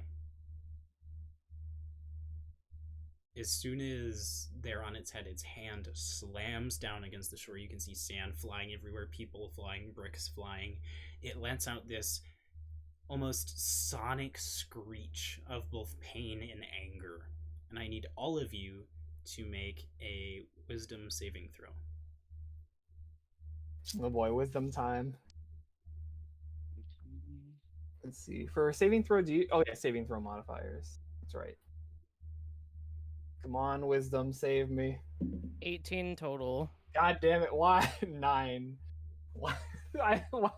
fucking I'm rolling 4. high today. I have plus 17. 5, and I have I got a 9. I got a 7. 17. Okay, anybody who got Somehow. below 16, so Har and Barius, you both take 6 points of psychic damage, and you're both stunned for 6 rounds, Oh no. which is equal That's to not good. 36 seconds. So as Zoltar, you just, as a robot, you just stop hearing. Easy, 5-head. Why don't other people do that? And Wardor, you managed to cover your ears and kind of resist this shriek. You've heard traps like this in mansions before and other things. You're used to something like this. Har and Barius are both clutching their ears in agony and sort of crumpling down, as many of the Legionnaires are. And that's when, after this shriek ends, this creature lets go of the shore, seems to push off, slowly sinking back down into the water.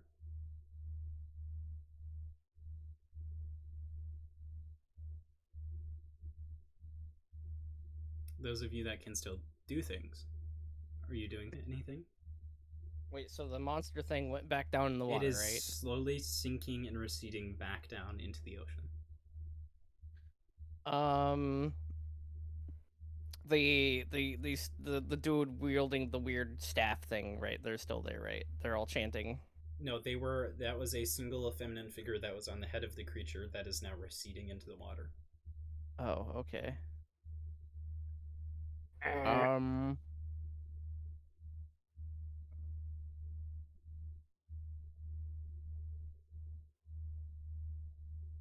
I don't know. I'm thinking of something. Har wants to do something very badly, but he's completely incapable of acting right now. Yeah, Barriers is just on the ground. And that's when you see the beast just get completely encompassed by the water and disappear, leaving this massive chunk of the docks that is completely broken out. There are ships that are capsized. You can see people swimming away. And for a moment after the beast leaves, they seem to... They're all still in a hurry to get out of the water. There's almost less panic for just a second.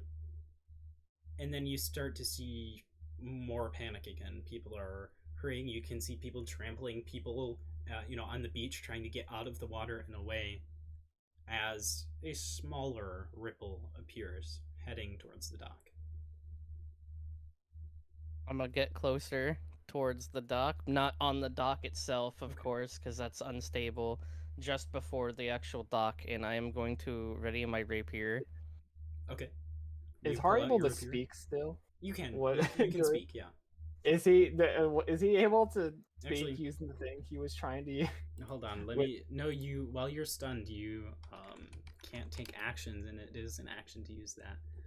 But let me okay. look up the exact description of the condition. A stunned creature is incapacitated. Where it disappeared on me because it jumped me on the page. A stunned creature is incapacitated, can't move, and can speak only falteringly. They automatically fail strength and dexterity saving throws, and attack rolls against the creature have advantage. Falteringly. Wait a second. What is the health pool of Gix? Oh no, they have to roll for game. Yes, you do. Is Gix gonna die? You have to roll a saving throw for Gix. I should have just not talked. I Let should me- have not said let- anything. Well, let me what's bring up- Gix's HP? Let me Probably bring like up 6. the shock lizard info. Let's see. 18. 18 Okay. HP. It says I didn't roll a thing for Gis, but like the shocker lizard hit points thing is like 18. Well, let's roll him. I thought we Roll? already did this, Okay. but yeah, let's roll. We're gonna take a 3 No, we second didn't roll break for here. Gix. Let's roll for Gix. Okay, it says 4d6 plus 4. Yeah, go ahead and roll 46 and add 4. 4d6. Okay. I only have 2d6, so I'll just roll them twice. Okay. Come on, Gix, I believe in you, buddy. Let's see. A 6 and a 6. This is a good Okay, start. 12. So 16, and then we add the rest of the dice. 6. Now roll 2 more. Double ones! A 3 and a 2. Oh, that's okay. So 21 HP. Woo. 21. Gix is a hardy shock lizard. Go ahead and roll a wisdom saving throw for Gix, I suppose. Let's see. Gix's wisdom is 12. Would that be the same thing as the save? I don't know how Yes, this the works. modifier would be the same. Okay. Okay, Gix. You would have a Gix has +1. Yeah. Watch Gix roll higher than I did on it or something. No, he didn't do as well. He got a 7. Okay, so Gix does take the 8 points of psychic damage. Ow. And is stunned for also the 6 rounds. I'm sorry, Gix. That's my Wait, fault, was dude. was it 8 points or was it 6 points? Because I put 6 on my health. You're right. It was Is 6. 8? My apologies. Oh, okay. I was gonna say it was 6. So you said Gix had 21 health? Yep. Just to double check. Alright, so he's at 15. Gix is at 15, yep. My bad, Gix. I don't know how to add like companions to the page. If you go to extras. Oh, there it is. Yep. So you ready your rapier. Barius and Har, you managed to shake off the stun just as bursting out of the water is a large reptilian creature. It is about 10 feet long, not including the length of its long whipping scaly tail. It has 4 long clawed legs, almost in a canine adjacent way, but definitely a lizard. This kind of hardened scaled body with 3 frills or fins that go across its back, which leads up to its dragon-like head, which is surrounded by not horns but large spikes, almost like a triceratops, and a heavy, toothy maw. You can also see a sort of line in the throat which sparkles with this blue energy, which anyone who has spent time in a seaside city, so Barius especially, you would be the one to recognize this as a sea drake.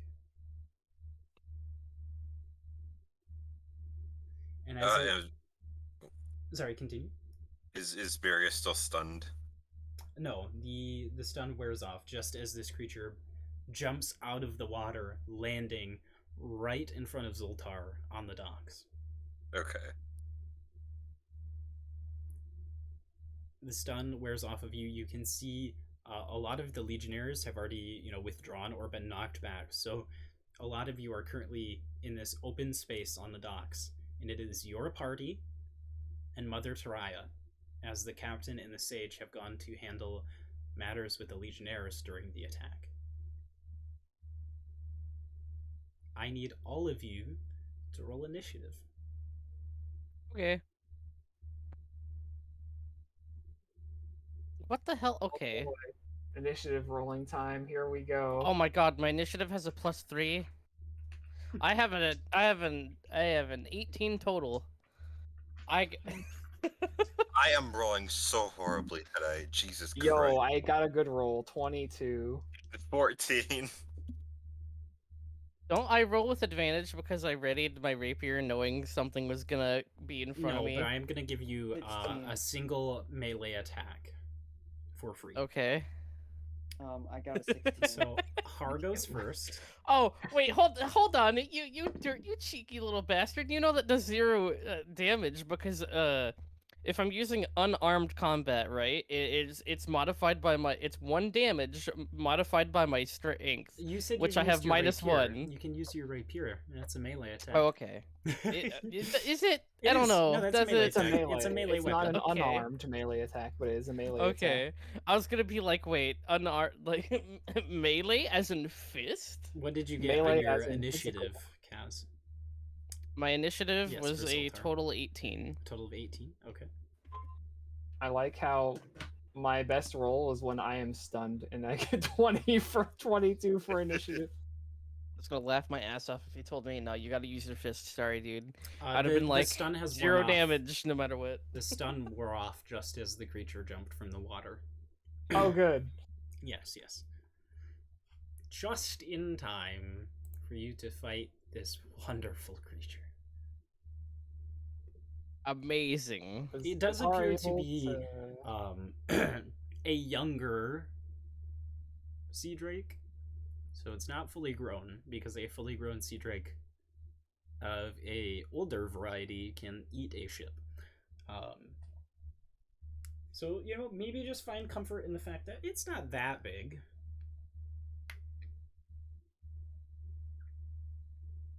For Har, most things are very big. Oh yes, it could eat so many Hars in one bite. No.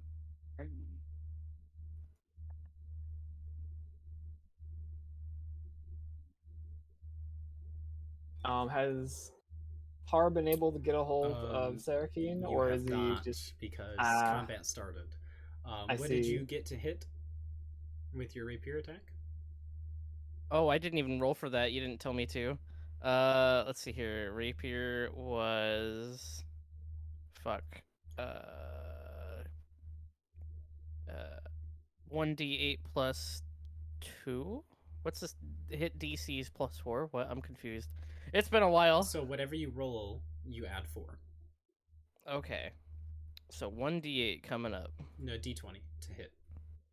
Oh, right. D20 and then a D8.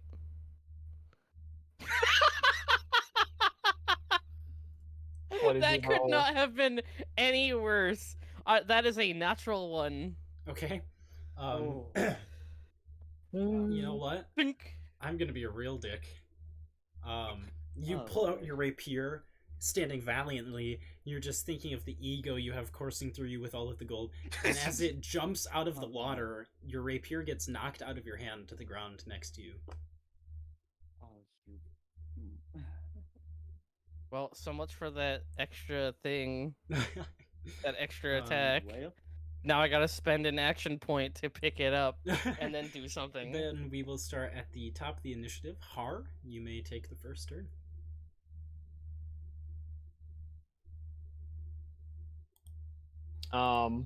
Har, how far away is this young sea drake at the moment? From you, I would say about 50 feet. 50 feet. Har is going to try and contact Sarakin at the moment. You're gonna use your action to activate it? Yes. Okay. What do you say in the 6 seconds you have available?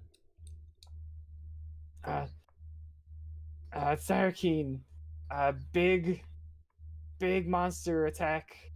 And that's the Gaunt message. run. that's the message. Gaunt run. Gaunt obtain treasure, run. He's just trying to warn him Okay. about what's happening. That's your turn. Because he's probably hearing something. He's like, what the hell is going on? Zoltar, would you like to use your bonus action to pick up your rapier? Yes. Okay. Obviously. Shit, quick, pick it up in your hand.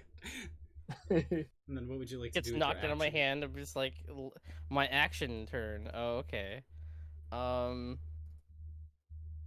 Right, because I have another action. You have an action and a bonus action, so you can pick it up with your bonus action and do something like cast a spell or attack with your action.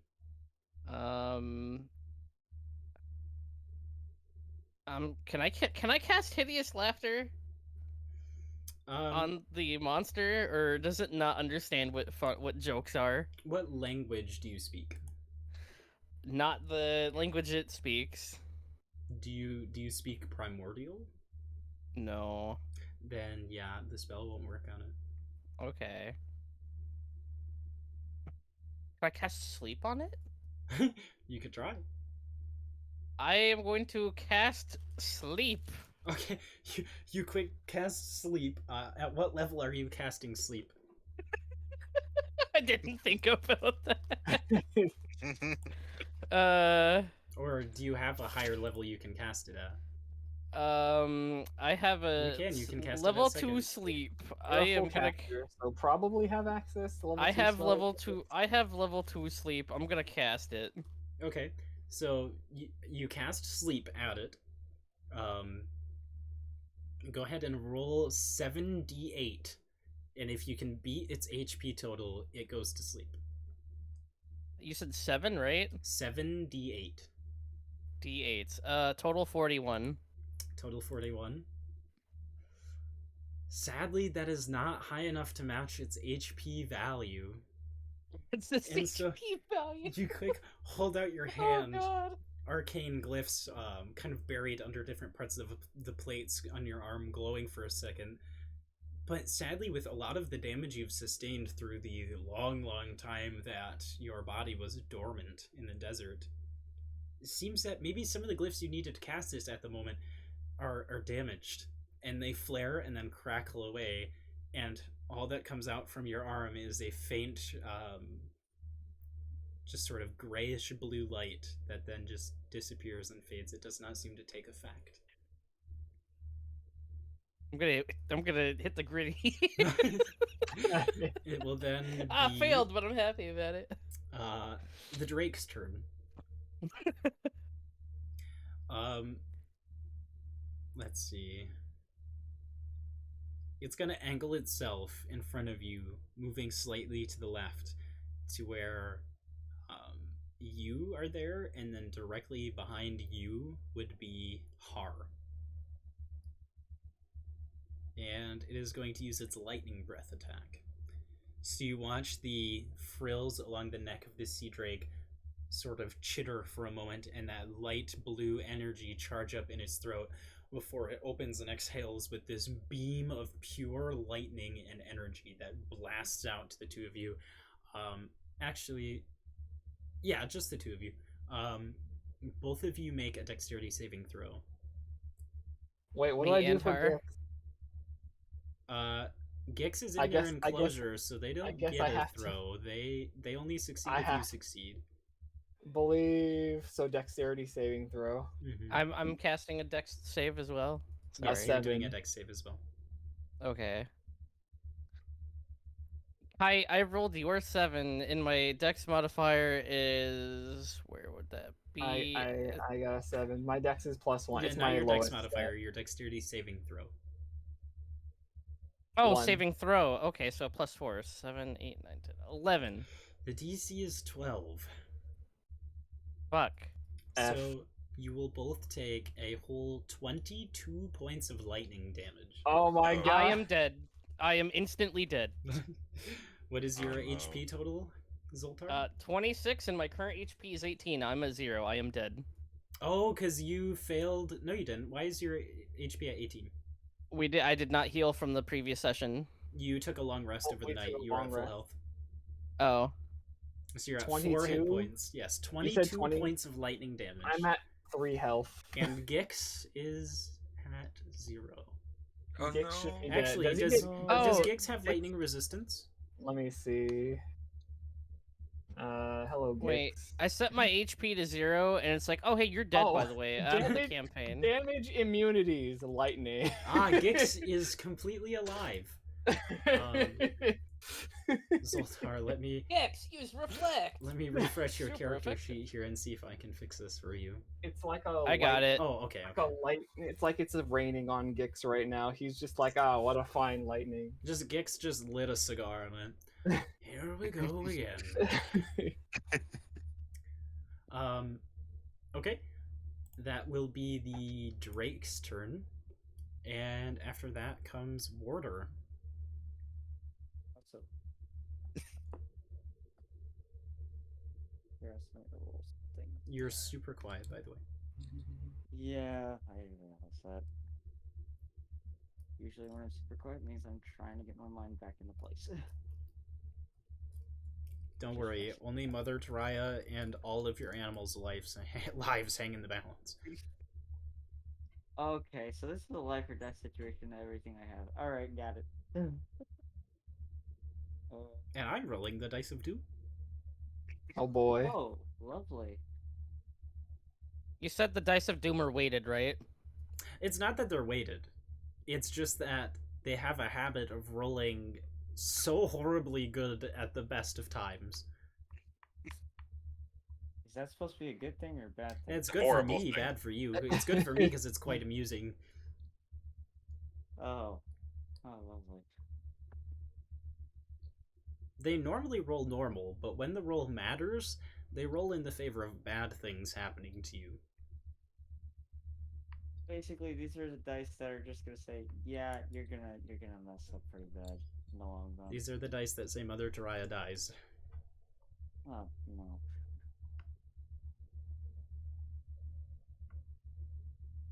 What? I was supposed to roll something, am I though? What are you doing on your turn? I don't know. Would you like to make an attack with your longsword? Would you like to cast a spell? Do you have a ranged weapon you'd like to use? Let's see here. I'm probably going to use my longsword. Okay, so you're going to move into melee range. And then go ahead and roll a d20 and add your bonus.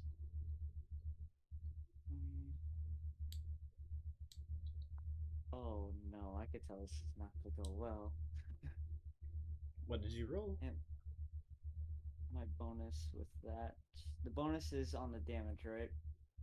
It's a d20 and then you add the bonus that says hit DC. 5. 5. Okay. Yeah, no, that doesn't quite hit.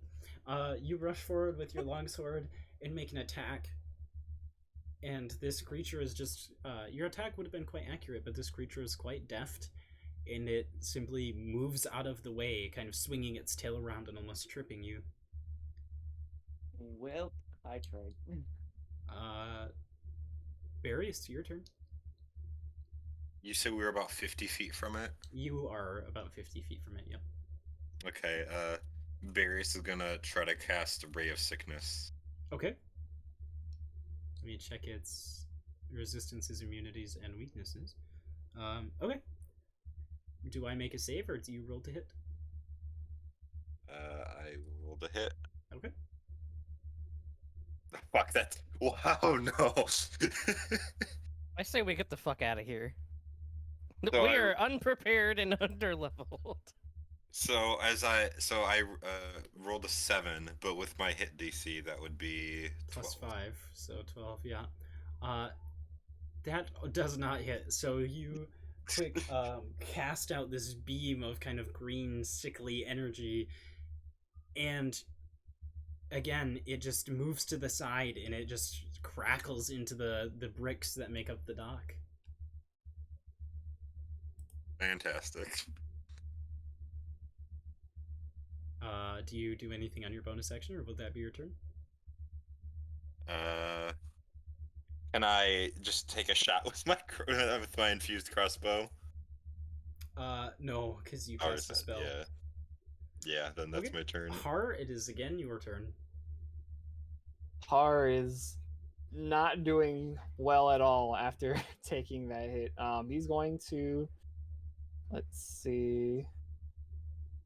Are you able to cast something and then cast another thing if they use different actions? Like, can I cast two no, spells? you can only cast one spell per turn unless you are a sorcerer or you have meta magic and you can spend sorcery points for a quickened spell. Okay.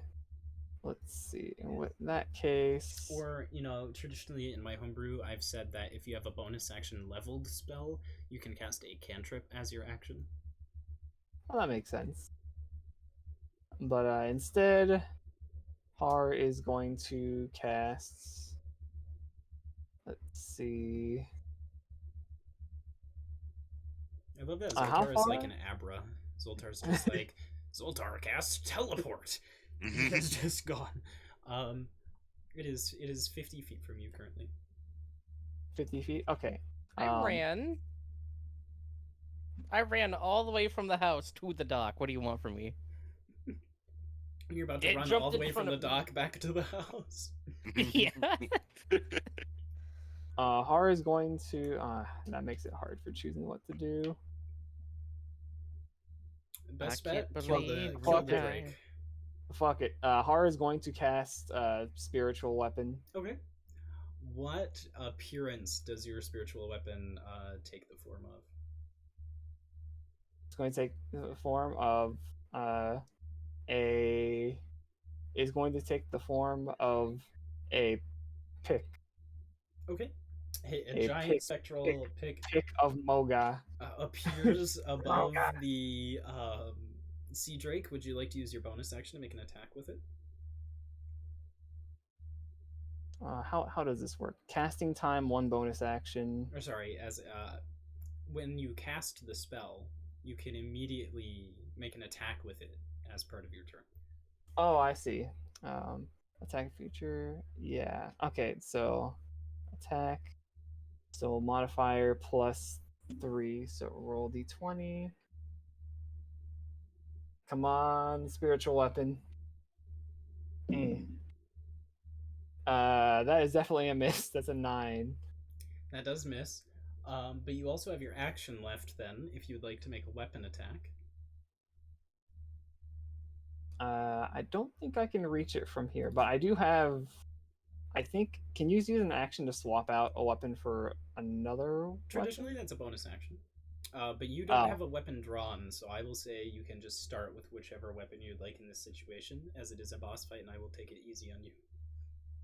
Okay. Are crossbows two-handed? They do require Oh, both they are. hands. They are two-handed. I can't use that right now. Then, in that case, You've already cast the spell, so you can now Yeah. use a two-handed weapon. It Oh, would just okay. require you to have a hand free if you were to cast another spell. Yeah, I don't. For the bonus action for spiritual weapon, I'm not sure if it requires that bonus. No, it's just bonus action. I guess you can just do that Yeah, afterwards. so the Melissa. idea is that you use your action to attack, and then you bonus action get an extra attack each turn, basically from the weapon. It's a Yeah. high DPS spell.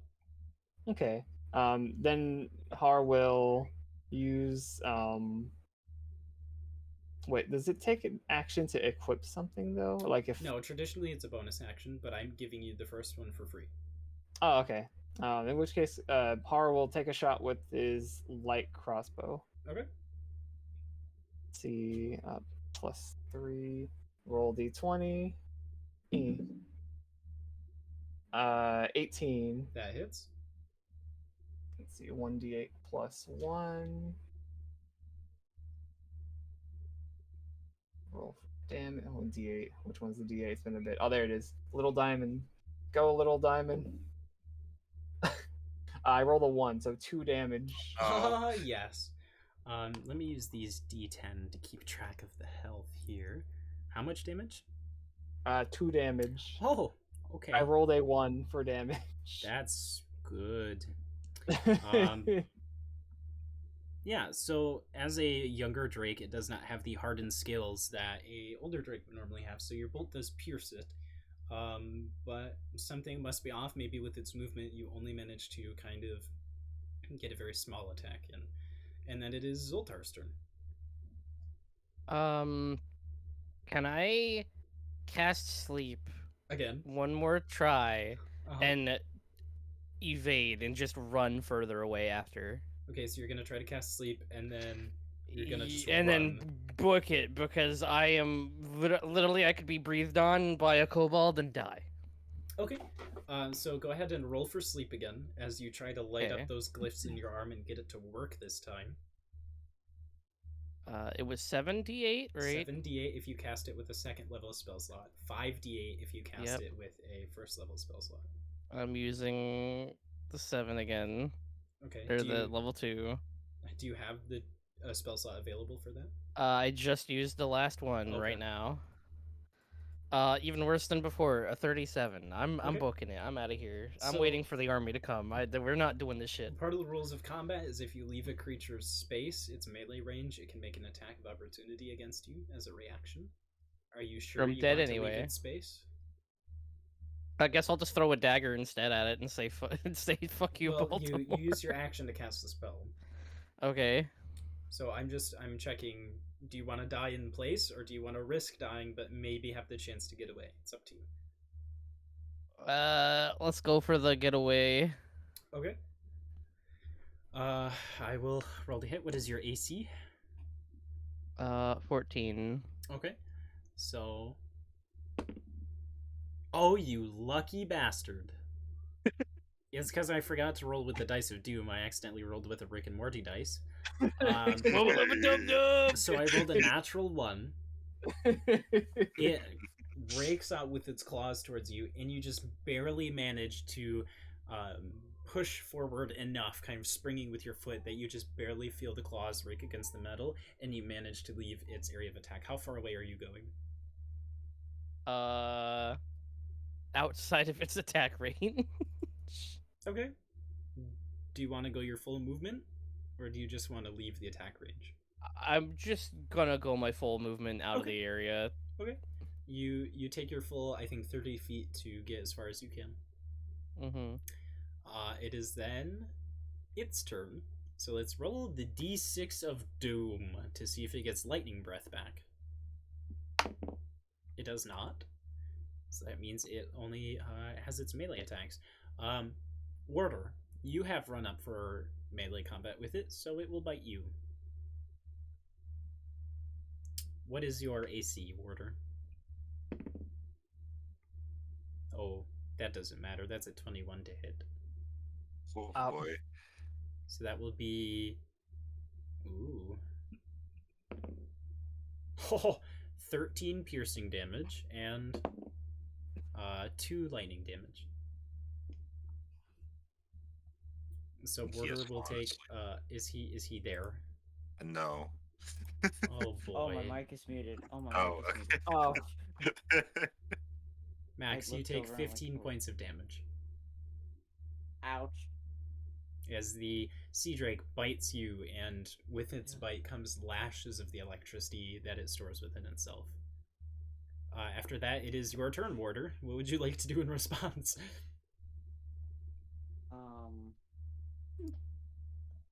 It- hmm.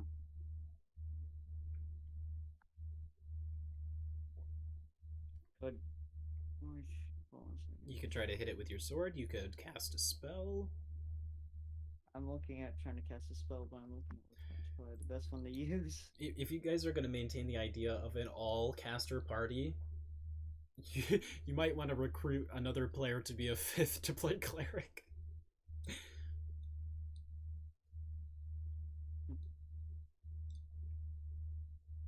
Like I've said, though, we do have 2 seats open that if you guys feel like inviting anybody to play, we do have 2 seats that I'd be willing to fill. Did you say a 5th person to play cleric? You mean paladin? Someone to... No, cleric. You guys don't need a tank. You just need the heal spells to make up for when you die. I am Easy. cleric.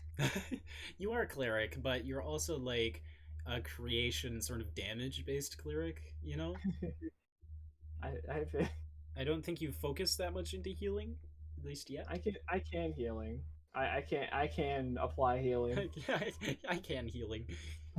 Damn, Says the cleric who hasn't cast Cure Wounds in 5 sessions.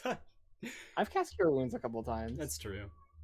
Okay, what are you doing? I'm Warder? I'm definitely going to in the upcoming turns as well.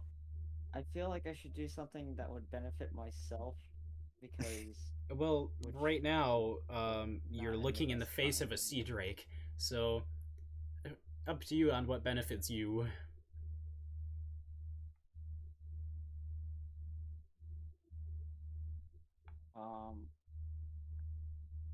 could color spray work in this situation? I have to remember the specifics of the spell, but I'm sure it could. Oh wait, It's I just went to basically the thing. flashing colored lights and stuff like that. I believe it's a stunning spell. Would you think that? I think that might be the best to use in this situation. I am not going to advise you, but I can tell you if this spell can function in this specific situation. Can it function? Yeah, you can cast this spell. Okay. All it will do though is blind the Blind creature. it.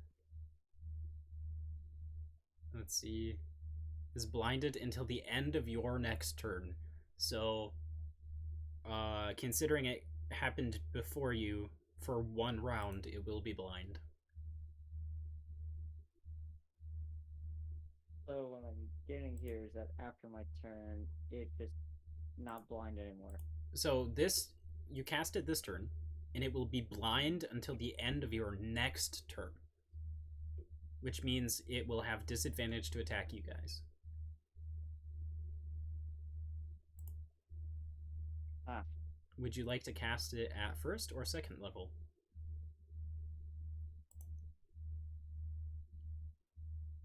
I feel like this is a bad idea. I feel like it's a bad idea now. I didn't say it was a bad idea. I didn't say it was a good idea. It's an idea. Making it blind makes it harder for it to kill you, which is good. That is fair.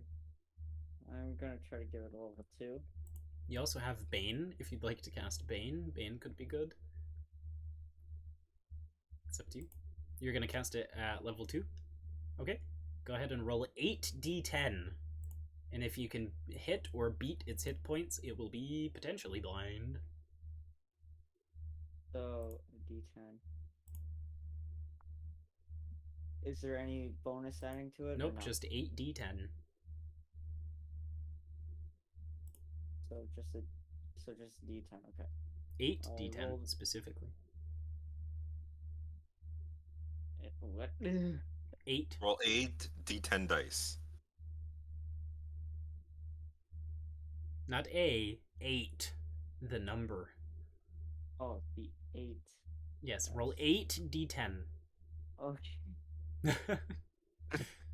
6. No, 8 times What? you roll the d10.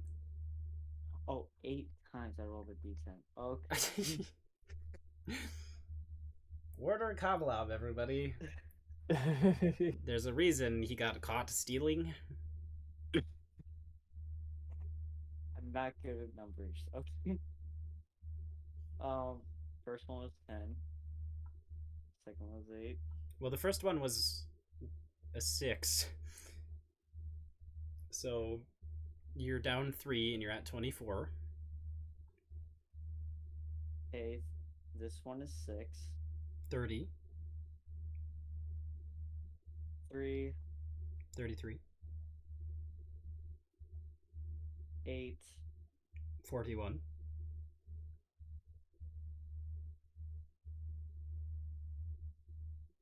5. 46. Last dice roll. 5. 51. Just enough. You manage to, in reaction, hold your hand out and blast a spray of color, much like a trap you've seen before, I'm sure.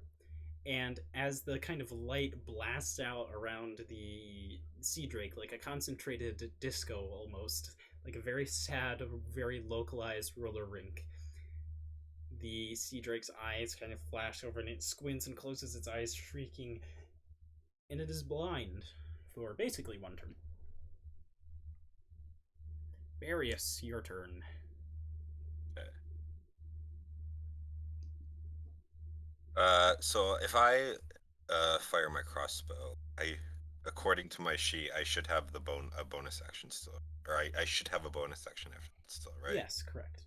Okay. I'm going to fire my crossbow. Okay. And do remember the specifics of what a repeating crossbow does. Yes. Or whatever your infusion does. Let me double check real quick. I just want to make sure I'm getting it right. No, Snapple, it is 8d10. Oh, plus 1 bonus attack, yeah. Okay. Yep. I'm gonna need that plus 1. That's a 9, but with my 5 hit D, that's 14. That's not enough. Ugh.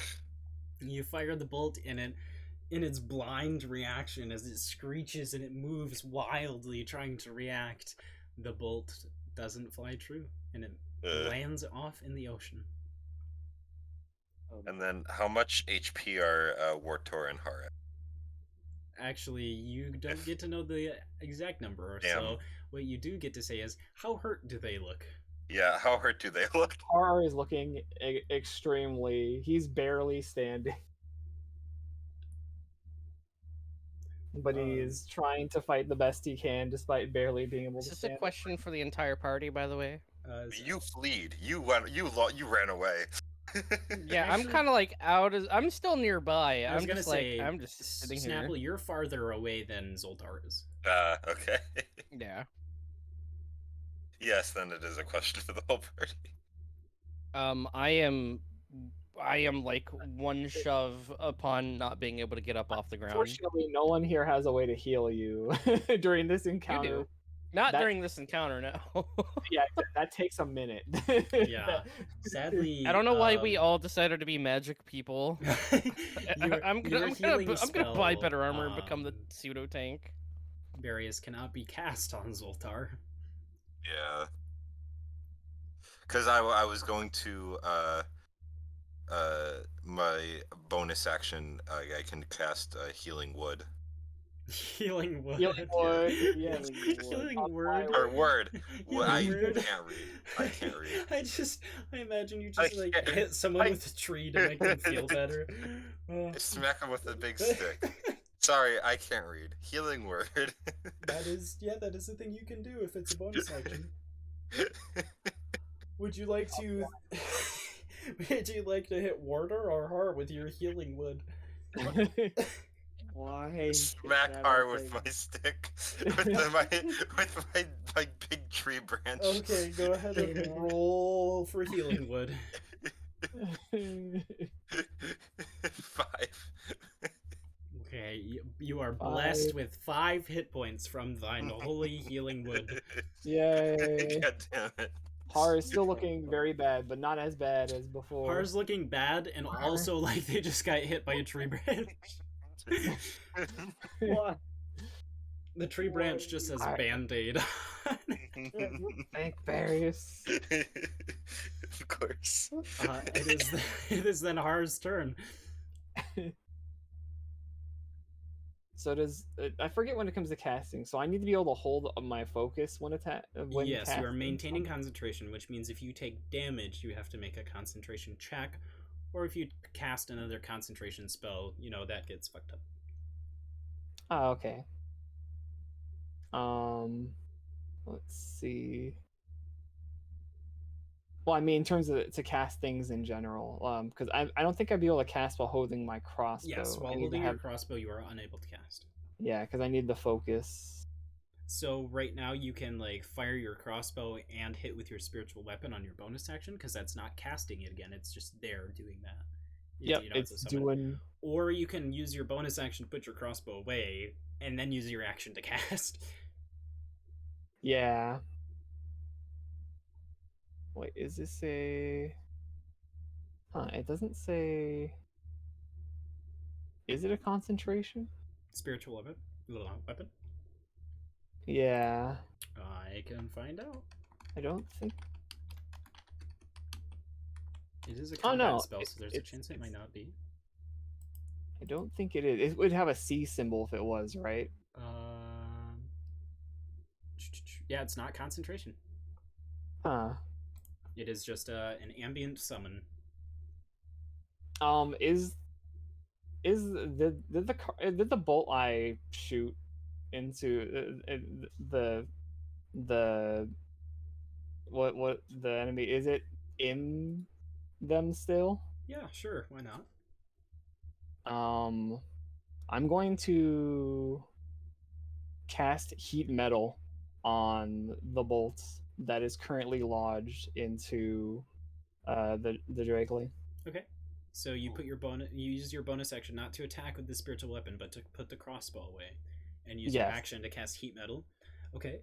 Yes. You- I'd like to have, if possible, I'd like to have, is it possible to have my shield and my focus equipped currently? A shield Or is it does just a take focus? up a hand to use. Oh, and focuses are two. I No, a always focus is only one hand. Okay, so I could have shield and focus. Mhm. Okay, then I would like to do that right now and cast heat metal. Okay. Har reaches out towards the bolt, just chanting something in some kobold language you guys don't know. And you can see smoke begin to billow out from where the bolt is embedded in the sea drake. So go ahead and roll damage for that. Let's see. Any creature in physical contact with the object takes 2d8 fire damage when you cast a spell. Okay, so And then I believe on each of their turns they're in contact with it. yeah.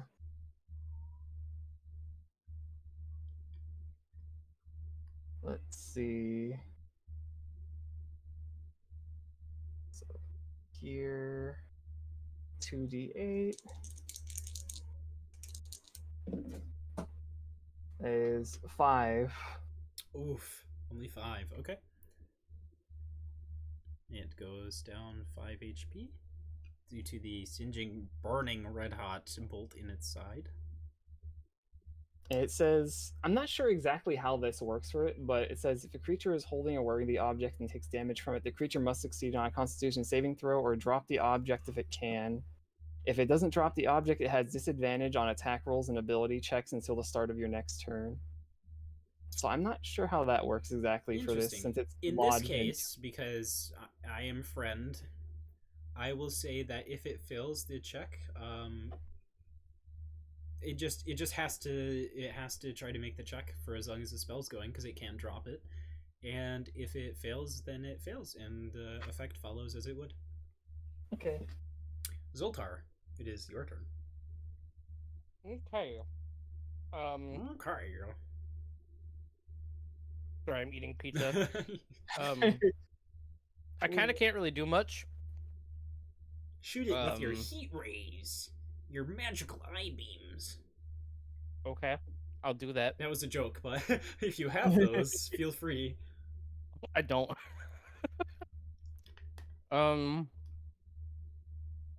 You did use all your second level spell slots. Yep, and it did absolutely fucking nothing. Can I? No, wait, no, because it has to be within 30 feet. I'm well outside that now. Fuck. How much is your movement? 30 feet? No, you're 30 feet away from it. So you can cast that. Oh. I could cast Hideous Laughter on the monster and force it to take very light damage. Probably not, though. I'm just gonna throw my dagger at it. I'm just gonna throw one of my 2 daggers and aim for the eyes. Go ahead and make a dexterity-based attack with your dagger.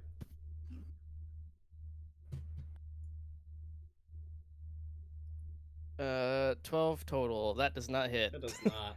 You aimed for the eyes, and there's a few of them. So you got confused and you threw it, and it just kind of went a little off to the side. Like, which one do I aim for? You went for the middle, and sadly the middle was in a couple different places rapidly, so... Sorry, I have to find another d6 here. There we go. Is that your turn? I got nothing. Okay. I can't really do anything, so yeah. It is the Drake's turn. Let's roll the Dice of Doom to see if it gets Lightning Breath back. It does not. So it will make another bite attack on Warder. What is your AC, Warder? Oh, it has disadvantage as well because it is blind. And it also, I don't know if that stacks with heat metal. I don't know how this works. Save. Failed. Woo. Also, it takes the damage because it's in contact with it and can't drop it. No, as in because the heat metal also applies disadvantage. Yes, but it's weird. blind, so it just has disadvantage. That's just how it works. But I believe if it's still in contact with the heated item, it takes more fire damage, right?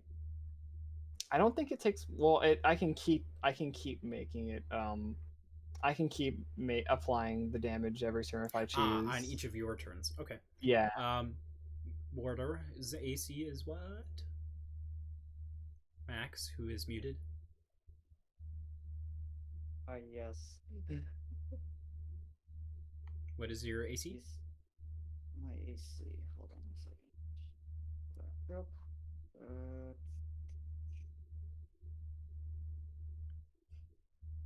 You have to remind me where I'm looking sometimes. Top right of your character sheet, I believe. Big bold I'm shield. surprised I'm not dead right now. Oh, AC 12.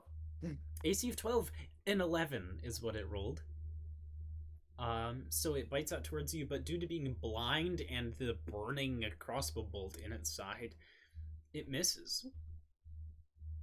Warder, it is now your turn. Well, be see it. Well, actually, do an action. I'm pretty sure.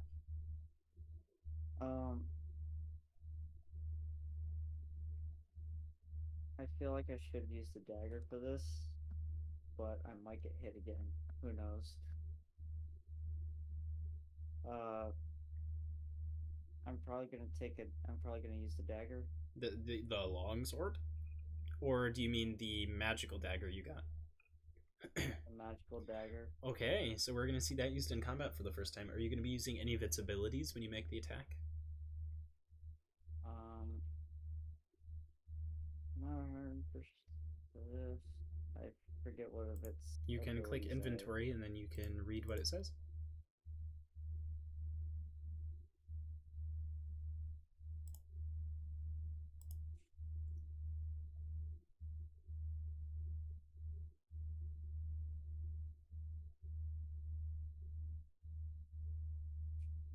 Piercing.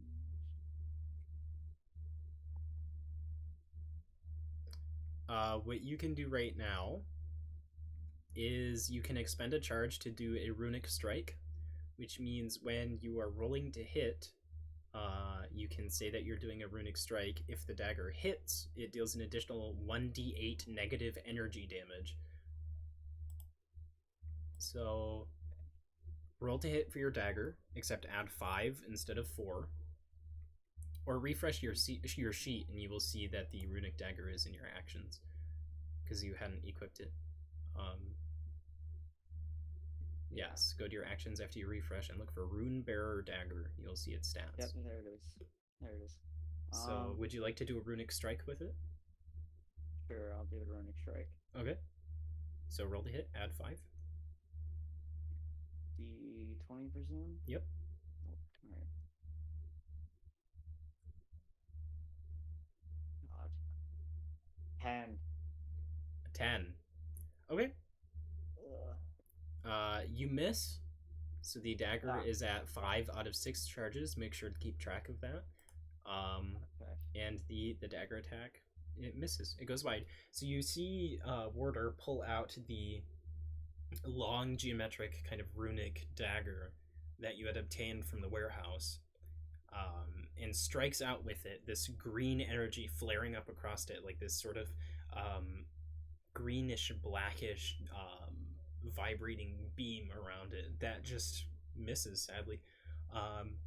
And it is then a wonderful creation of mine's turn. Let's roll for this attack. That hits. So, Zoltar, you feel this breeze on the side of your head as you watch a boomerang spinning through the air hit the drake in the side of the head, and somehow, maybe by arcane direction, bounce back behind you as a female shouts out, "Take that, you overgrown salamander piece of shit!" What a woman. I have to go to their page real fast because that's not updated. There we go. That's also not the voice I had planned, but throat, ouch. Ooh, yes. A d4 plus 5 plus a d8. So 11 points of damage. Nope, 12 because it's a +1 boomerang. So oh my goodness. That is 12 points of damage to the drake. And what you see standing there, just a little bit past all of you, is a female gnome. She's wearing this sort of heavy patchwork leather armor that is missing the right arm. She has this like black frizzy hair that comes down into a sort of ponytail braid. this like green scrolling tattoo of blossoms and vines up her right arm, which is holding the boomerang. In this very fair kind of like sailor's complexion. As she takes her turn, and it is then Hara's turn. Horror sees this boomerang just come and just strike the. And you can Right, you it- can physically hear the clonk sound as it just whacks into the side of the drake, which immediately is like screeching in pain. Horror is stirred by these turn events, and he wants to keep it up. Does not want to let up. While you're concentrating, I don't think you can cast things, right? You can cast things, you just cannot cast other concentration spells. Oh, okay. Which is Horror is going to cure wounds himself currently, so he does not go down and continue to try to damage it. Okay. So Horror places, brings his bow necklace to himself and concentrates as glow of energy in an attempt to heal himself. You almost actually see the finger extend out and touch you as you heal, and then it kind of curls back up into its shape. Magic. After you roll that, would you like to use your bonus action to attack with your spiritual weapon? Oh yeah, I have to choose between that. I think I'm gonna try to keep it. It is the bolt. So this is the thing I was wondering about. Is the bolt still in it, or Yes, it is still in it. I think I will choose to keep heat metal. Okay. I go rolled a ahead and roll 5, so I damage on that. heal 8, so I'm at 16 health now. There we go. Gix is doing great. Gix is hanging out. He just got he was not very happy about the screeching, but he got blasted with electricity and did not. That just, it's like a Okay. massage. It just feels good in the scales. That little angry bearded dragon with a taser built into it is just happy. Let's see. I'm trying to find, where is it? There it is. 2d8. Hello, d8s. Come on, d8s. 9. 9 points of damage. Okay. So that puts it at... It's starting to look quite bloodied, I will say. It is looking pretty hurt. Will that be your turn? Yes. Okay, Zoltar, it is your turn. I'm gonna give out a death-curdling scream as I use my rapier. I'm gonna charge back at the beast, lunge Okay. into it, and just stab as deep as I can with my rapier. So you just scream like a robot screams, which is not very elegant. And then you just charge forward with the rapier. Go ahead and roll the hit. Is that a dexterity modifier as well? With the rapier, yes. Dirty 20. That hits. Your first attack hits. Let's Yeah. go! Okay, nice. Go ahead and roll damage for once. 5 total damage. Woo! Better than nothing. You hurt its feelings. Okay. You hit it. You hit it good. You stab Hog. into its scales, and for once you draw blood from the beast. A sense of Mix it pride all fills up. you. You had been planning this the whole time. No.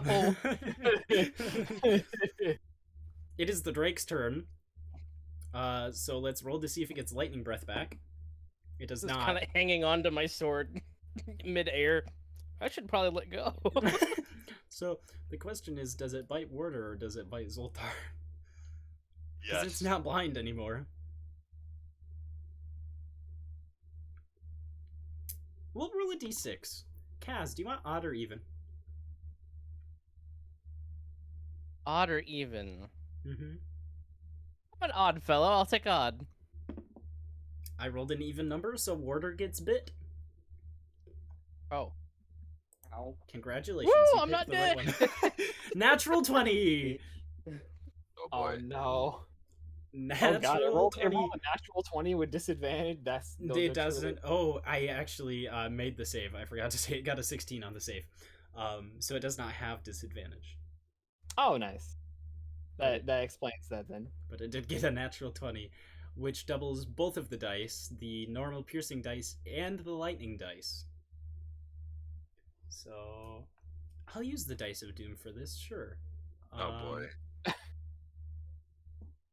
That's going to be a total of not awful. Oh, that's worse.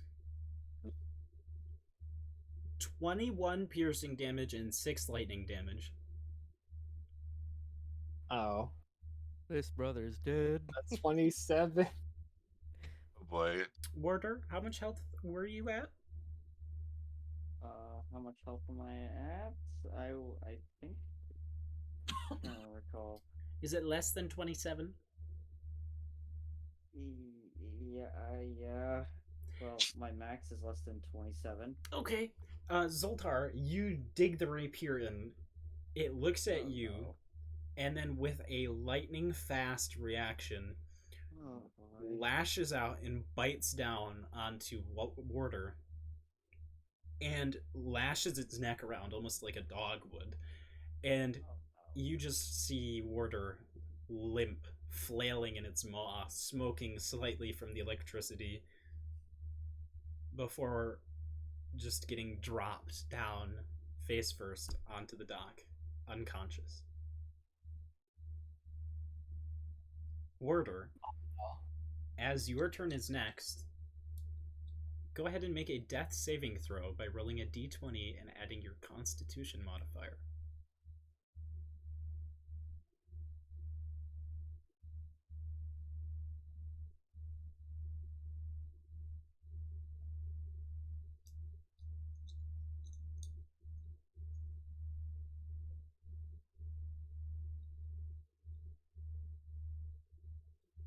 What did you get? Max, yeah. did you roll a d20? Let me see. 8 Plus your constitution modifier. plus the constitution modifier. Let me pull that up. 10. Go ahead and mark your first failed death saving throw. If you reach 3, your character dies. Ouch. Barius, it's your turn. I am just going to shoot at it with my crossbow again. Okay, roll to hit. Apple, you have a thing you can do here. I do. I don't want to backseat that. Kite, I don't want to backseat also Kite looking With through how- everyone's with character how- sheet. With how new this party is, Kai, I would say backseating would probably be helpful here. Is it allowed? Considering this is the first boss fight, I'm okay with taking Yeah. it a little bit easy and saying this is the only time I will let you be the meta pigeon. But you have to make So pigeon sounds around what you say. have a very magical spell called Healing Word that is insanely helpful in situations when someone is down. But That is true. Healing Word is a bonus action, is it not? It is. So you can make a crossbow attack and cast Healing Word. Yeah. I'm gonna continue doing my crossbow attack. Because I believe part of your infusion lets you cast spells while holding your crossbow. Yep. I feel like we're on like a road trip, and instead of "Are we there yet?" it's "Are we dead yet?" Go ahead and Are roll we to- dead yet? Not yet. 7 with my hit DC. That's 12. I keep rolling shit. 12 misses. You're lucky you're using the infusion that gives you fake ammo. So your magical bolt just flies past and just into a small cloud that shimmers away of red, just faint dust. And then bonus action, are you going to cast a healing spell? Yes, You healing don't have word. to.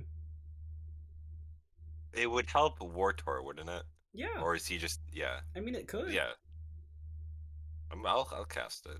Okay. 6. Okay, Warder goes up to 6 HP.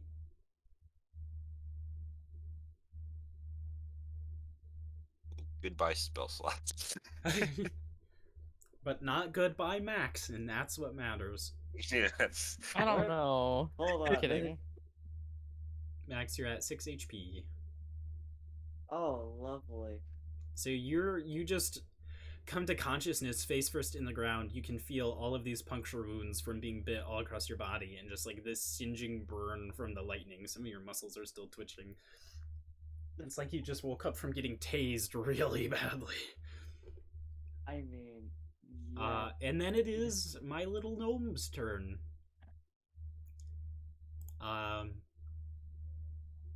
You see her whisper something into the air, and all of her tattoos on her right arm, that kind of sleeve she has, lights up all the way down to the boomerang, which grows these thorns on it as she casts Hail of Thorns.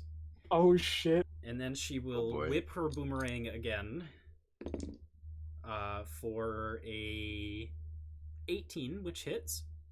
So she gets a d4 plus 5, so 6 points of damage, plus a d8 for being her subclass, which is 3, so 9, plus an additional d10 piercing damage from Hail of Thorns, which is 10, so 19 damage, which kills the drake. So you see her grow these thorns out from her boomerang and whip it, and as it flies around all of you, it nails into the side of the sea drake. All of those thorns explode out in a burst of just complete piercing projectiles all over the side of the drake, riddling it full of these thorns and holes that are bleeding as it kind of screeches and curls up into a ball on the dock, the boomerang coming back to her hand. And Mother Taraya didn't die! Woo! I was gonna say, Mother Taraya is still alive.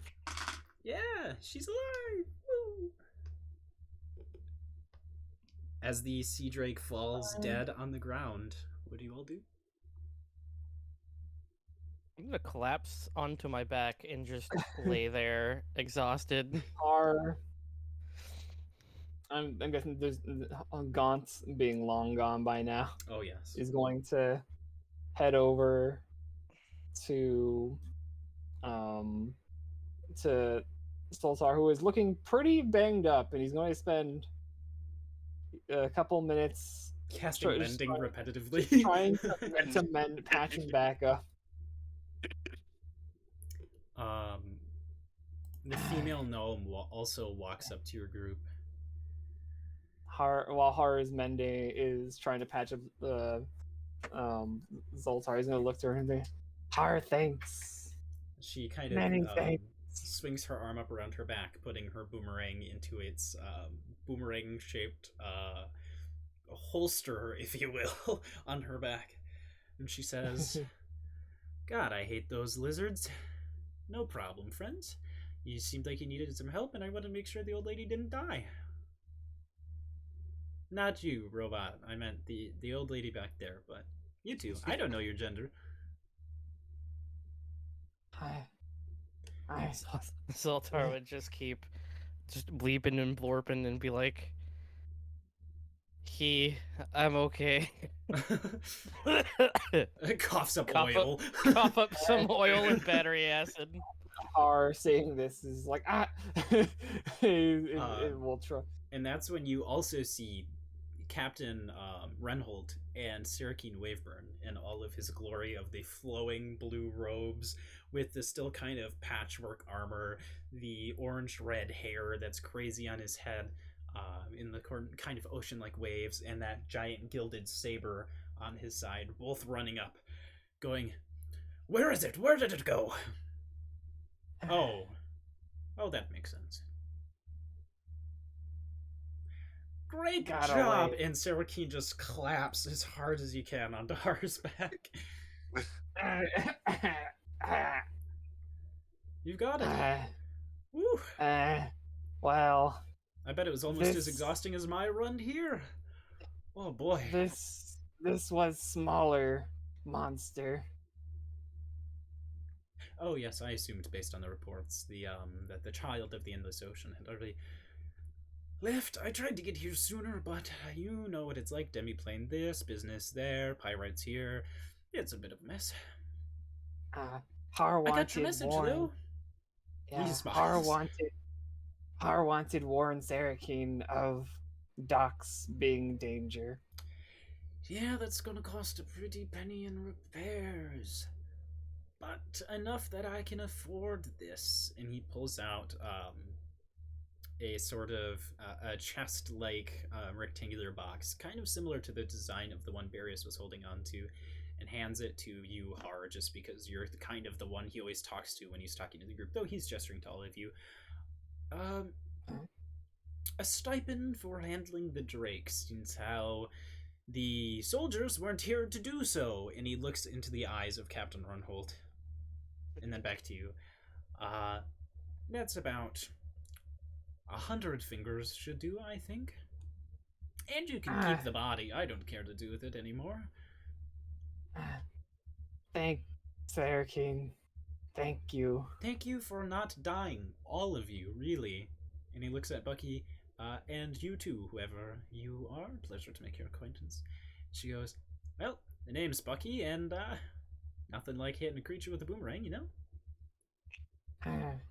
And Har looks towards everyone who was help fight. Har, and he's going to distribute it amongst everyone, including Bucky, who she just came in and was flinging that boomerang very well. That's what she does. Throughout the fight. You're splitting the fingers. Yeah, the fingers amongst the group and Bucky. Okay. Everyone who So- participated in the fight, basically, in fighting Nice. the Drake. Okay, so How much that is is that? 1,000 divided So- by 5. 200. So 200, so 20 platinum pieces for everybody. 20 fingers. 20. Nice. I didn't do the math for the previous gold that we had. I So forgot. you should now have 250 gold and 20 additional fingers. Okay. So that So- puts everybody at 450 gold pieces in value. Zoltar is going to tilt his head towards Har, grabbing his wrist very weakly, and just ask if he's okay. Har, did you roll the healing also for Zoltar? Zoltar, I guess I could, how I roll can depend how long. I could just keep doing this. Go ahead and roll 5d8, we'll say. 5d8, okay. Dice come back. Oh no. 5d8, let's see. 12 plus 5 is 17, plus 1 more is 23. Okay. Zoltar, you get 23 HP. As Har takes the time to carefully cast Mending and heal back all of the I am at damage full that health you've taken. now. And then Har is going to look over at Wartor, who is also very badly torn up from what's happened, and he's going to take out his bone finger necklace, and he's going to place it. he's going to place it on Wartor's forehead. He's going to like poke Wartor's Warder, you forehead. just look up and see this bone finger just with veins of obsidian or some other material that is all curled up suddenly start stretching out and touch you on the forehead. Oh, this is weird. Yes, it is. Oh, here, I've got something that might help. And you see Bucky, besides her boomerang, she also has like 2 short swords on either side of her belt, a large coil of rope like on the back of her belt, and a big pack.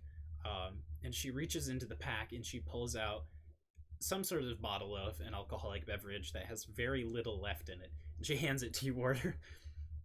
That'll make you feel tip-top shape. Thank Bucky. Nothing like getting broken by a salamander. And then Wartor heals for 9 points of health. My question didn't get answered, but Zoltar asked Har if he was okay. Har, a little beat up, but Har live. And then Har is going to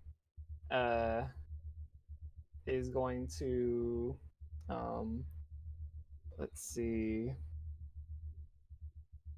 He's going to cast Cure Wounds. As he says that, he's going to, "Hmm, but could use little healing maybe," and then he's going to turn the bone finger and also place it to his own forehead and cast Cure Wounds. E.T. Phone Bone. home. And also heals for 9. Okay. As you're doing that as well, you see Sirakeen says, "Well, you know me. I've got things to do. You know where to find me. Stuff will be happening. Bucky can tell you about it," as she said, whatever her name is. Also, horrible meeting you, Captain. Sirakeen claps him on the shoulder and casts teleport. The captain's in deep shit for not having soldiers ready. The captain's Character. just standing there like, okay. I'm gonna finish up things with the Legion, and he just walks away. Well, like he said, the name's Bucky. Great to meet you. Hello, Bucky. I name Har. Great to meet you, Har. Small Lizard, that's Har. Warder, you're the nearly dead one. Zoltar, you're the robot. And Bird Person, what's your name? Various. Great to Pleasure meet to you, meet you. Various. First bird I've ever seen. Well, that looks like you, I suppose. They make small ones that fly, but I don't know. And Mother Taraya just is like, well, that was a course of events. Thank you for not letting me die. That was pleasant. I'm gonna go sit down now. Just hold on to this for now in case you need me. And she hands you Various, a sending stone that she has the other half of. Okay. So you can go ahead and note down that you have a sending stone to put yourself in contact with Mother Taraya. Yep. Very good. Bucky says, well, I know you're all trying to rest up, but, you know what this means, right? Now that you've killed the thing. Huh? Well, first of all, you've got a body. You sell it, use it, craft it, eat it. I don't care. It's fun either way. But, you know, it's traditional in parts around here when you kill a drake that, the Drake Song Festival happens. I'm sure you know about that, right? Locals? Are you? Any of you? Anybody? No, No. none of us are from here. Har Well- looks very confused, but also interested in what this Drake Festival is. Me either. But I am a sailor a bit, so I do know a thing or two. Basically, when they kill a drake around here, you get 2 days of preparation, the day of, the day after, and then 2 days from now, basically, there's a festival. Woo! Games, buying things, putting people to rest who died, killing the drake, or all the sad lands that got crumpled on the dock earlier. That's a thing. Basically, big speech, blah blah blah, respect the dead, eat a lot of food, get drunk, throw some axes, win some money. Party. Big Sure. celebration. Kind of. Sending. Absolutely. Celebrate good times, come on. I suggest we maybe get you all off the ground and back to a bed somewhere. Yes, that'd be very nice. I assume none of you have a house because you don't live here. We stay at O's Respite. To the Ogre's Respite, then. And she starts walking, then she goes, I don't know where that is. I'll follow you. Har show way. And Har is going to Various Start- just follows. I'm just gonna pick up Har again, put him on my shoulder, and have the excuse of casting lay on hands or healing hands or whatever. But first Har is gonna be. But first he's gonna look at the Drake, and does he know anything about Drakes at all? Make a nature check. Nature check. Okay. Nature. Heal up 8 Roll. points total HP. 9. 9. Also, Har, you heal 8 HP. Oh, thank you. Being from I where did not you're need that. But from, you don't really know much at all, sadly. Hmm. You've never really been one to observe nature, you know? But also, you're from a kind of landlocked, barren wasteland area, so not really any drakes like this one, at least. Yeah, Har's looking at this drake. He doesn't really know much about it. Does the drake have teeth? It does. Many teeth. Har is going to. And you can still see, actually, in that spot in its neck where the lightning seemed to kind of emanate from, there is still a little blue glow from the inside. He's going to. A glow from the inside. Okay, so from its neck, we have to. We can try digging out from the neck. Har is going to. Does he even have anything to even attempt to cut open a drake? I don't think he does. I mean, the rapier seemed to work fine earlier. So did the daggers. I'm just gonna give Har my last little dagger. Here you go. Thanks, Zoltar. And Har Yeah. doesn't really know what he's doing. He's just going to try to carve through the drake to find out whatever that. Okay. Shiny In the thing meantime, can I retrieve my other dagger that I threw and completely missed? Roll a percentile, which is a D100. Okay, so I don't have a D100, so 2 D10s, and then just one be like the tens dice, and Yeah. then the other be like a ones. Okay. Yeah. 82. 82. Okay. Yeah, you can find your dagger. It takes you a little bit of time, but you managed to land it on the dock and not in the ocean. Amen. Yeah, Har, make a medicine check. Medicine check. All right, here we go. Hello, Also, medicine. hey bards, don't forget that you have bardic inspiration. That's like the entire party is bards. half the party is bards currently. Let's see. Bards Medicine. can use something to encourage Har in some way to grant Har a dice to add on to this as a bonus. Okay. How do I use bardic inspiration? If you go to your features and traits, you should see bardic inspiration in there somewhere. All right, let's do it. Yay. What is your bardic inspiration dice? Bardic inspiration D6. Okay. Bonus action for creature other than you within 60 feet can hear you. Yeah, so Blah, blah, Har, blah, make a 1d6. medicine check, add d6. So medicine. Plus an additional d6 in bardic inspiration. Yep. Yes. Okay, so I I'm have playing a plus, my loot. I have a +9. A Roll. sad, exhausted 2. Why? 11. What did you roll on the dice? A 2. I have a 2. +9, so Okay. 11. 11. You carve into the neck of the drake, and you do find this sort of long gland that seems to contain some sort of magical property to it. However, you don't know how to extract it without damaging it necessarily, so you can try to extract it if you'd like, but the DC will be hard for you. I'm not sure how remove this safely. Can I help Har? You can try. Okay. How high is your medicine? My medicine, let's see here. A +4. I am proficient in it. Okay, I would say you could give Har advantage on trying to remove it. Okay. I'm gonna help Har and guide them through the process. All right. Hey, Warder, Advantage. would you like to inspire this time? Yes, I would love to. Yeah. Please.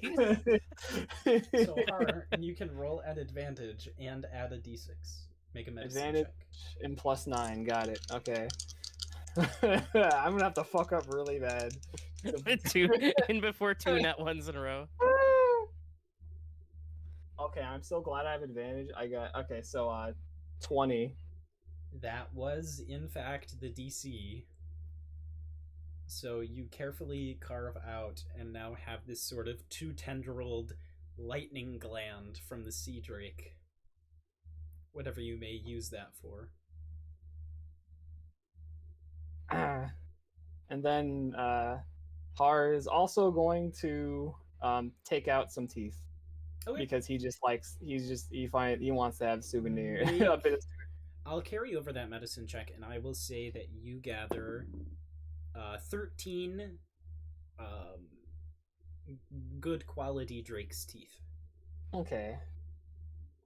A young drake's teeth, to be specific. Okay. Quality young drake teeth. And you just hear Bucky go, "That is foul." Yes. But teeth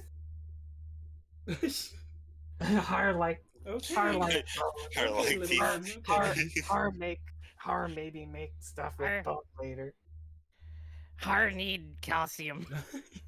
Our Har does small, not grow plan- big bones. Look, if Har wants stuff, he can afford all the rock candy that he could possibly want now. Well, don't spend all your money in one place. There's going to be guaranteed a lot of people selling things at the festival you don't normally see around town.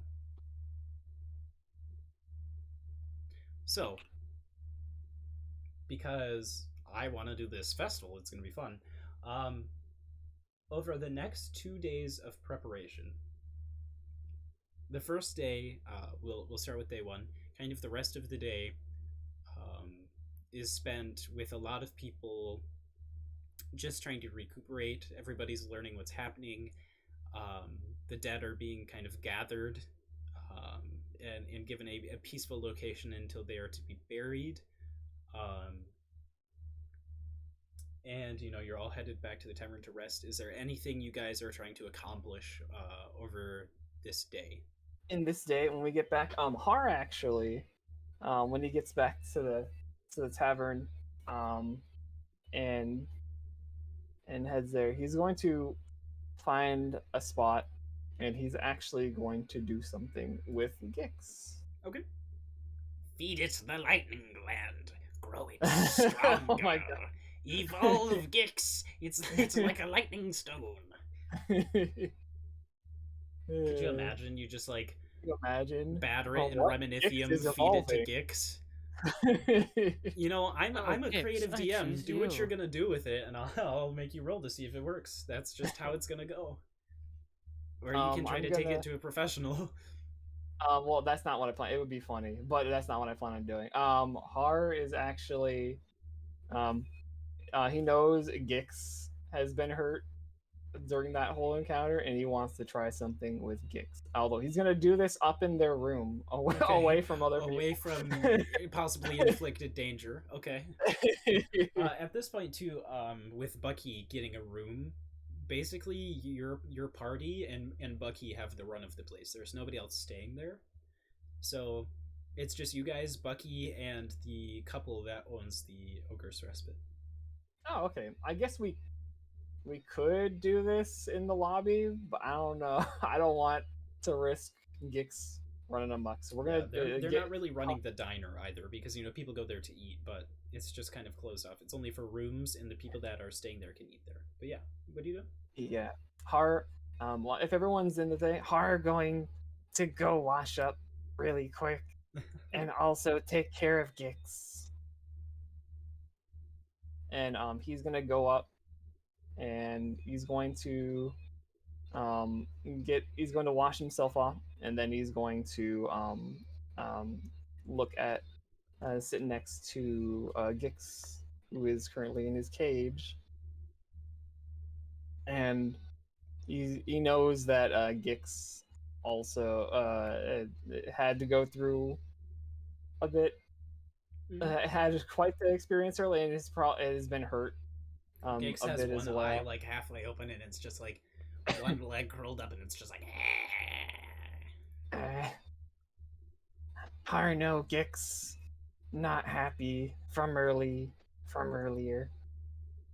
But Har want help Gix, and Har is going to um um he's going to um he's going to try and cast um cure wounds on Gix. Okay, He's going to do his best. make an animal handling check, Animal handling. Okay. and I will give you advantage.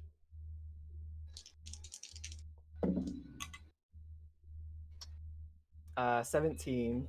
17. Okay. Gix does allow you to cast Cure Wounds. So Har casts cure wounds onto Gix, and Gix gets healed back up. And there we go, Gix. Okay. And he's going you to have somewhere marked a point of training towards that move. Go ahead and also mark a point of loyalty under Gix. Okay. I need to figure out how to add proper notes to Gix sometime. I'm still not complete. I'm just gonna note it, put it in my notepad. Yeah, that is your best bet, but also if you're in your extras page on Gix, you can click on Gix and you can click customize, I believe. Customize. Oh, I guess notes. And you can add I guess into the it'd be- notes, yeah. Oh, okay. Notes.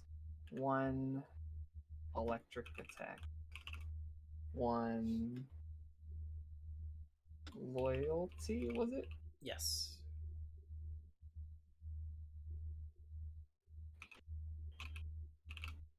Okay. Is there anything else anybody's doing over the first day? No. Okay. Wait, what's going on? Sorry, I spaced out. You have a day of free time right now, the first day. Are you doing anything that you... Is there anything specific you'd like to do, or are you just trying to rest up? I'm going to rest, but also see if there's anyone in town selling armor. The smithy is closed right now due to the chaos. But there is a sign that says they will be available during the festival. Okay. Could I just take a long rest and then reset all my counts? Yep, okay. Everybody can go ahead and lay down for a long rest. Everybody levels up. Level up. Boy. It's the last easy level I'm giving anybody during the campaign. You really are going to have to work for the rest, but it's a boss fight. It was your first boss fight. You earned it. Oggy woggies. We will go through that quickly on stream while we're in this kind of downtime resting phase. I'm going to go through Bucky's real fast, and then if anybody needs me, I can help them out. I completely forgot where to go. Okay, so you click your little manage character. Yep. And then you can change levels or whatever it's going to say. It's going to say manage character levels, blah, blah, blah. Right, there we go. And it'll pop you up to class. So the first thing you want to do is up your level to level 4. So please tell our audience of stream what you're going to be putting your next level into. I assume it's the same one, but, just to let everybody know. What do you mean, my next level? So you're leveling up to level 4 as a bard, right? You're not multi-classing. Yep. So Zoltar... Can I multi-class? Can I put my next level into paladin? You could if I you be a followed a god and you made an oath to a god, but you do not currently. I would say the only thing that's kind of fits your character right now besides bard would be fighter. Oh. If you'd like to put an action in fighter, you can, or barbarian. You've done a lot of screaming, raging, and a reckless attacking. I would allow you to take a level in barbarian. Should I do a side class barbarian? Up to you. If you want to, it's up to you. Bucky's gonna take another level at ranger. I will put a point into barbarian. I just don't know how to do that. Go down to the bottom of the page, and there'll be a little blue plus, and it'll say add another Add class. another class. Okay. And you can add barbarian at level 1. Oh, prerequisites not met. Strength level 13. I am currently at 9. Oh, your weak ass strength. If you go to, let me see. There's a way to turn this off. Blah blah blah blah blah. Okay, go to home. It's right next to racing Okay. class. You see where that's at?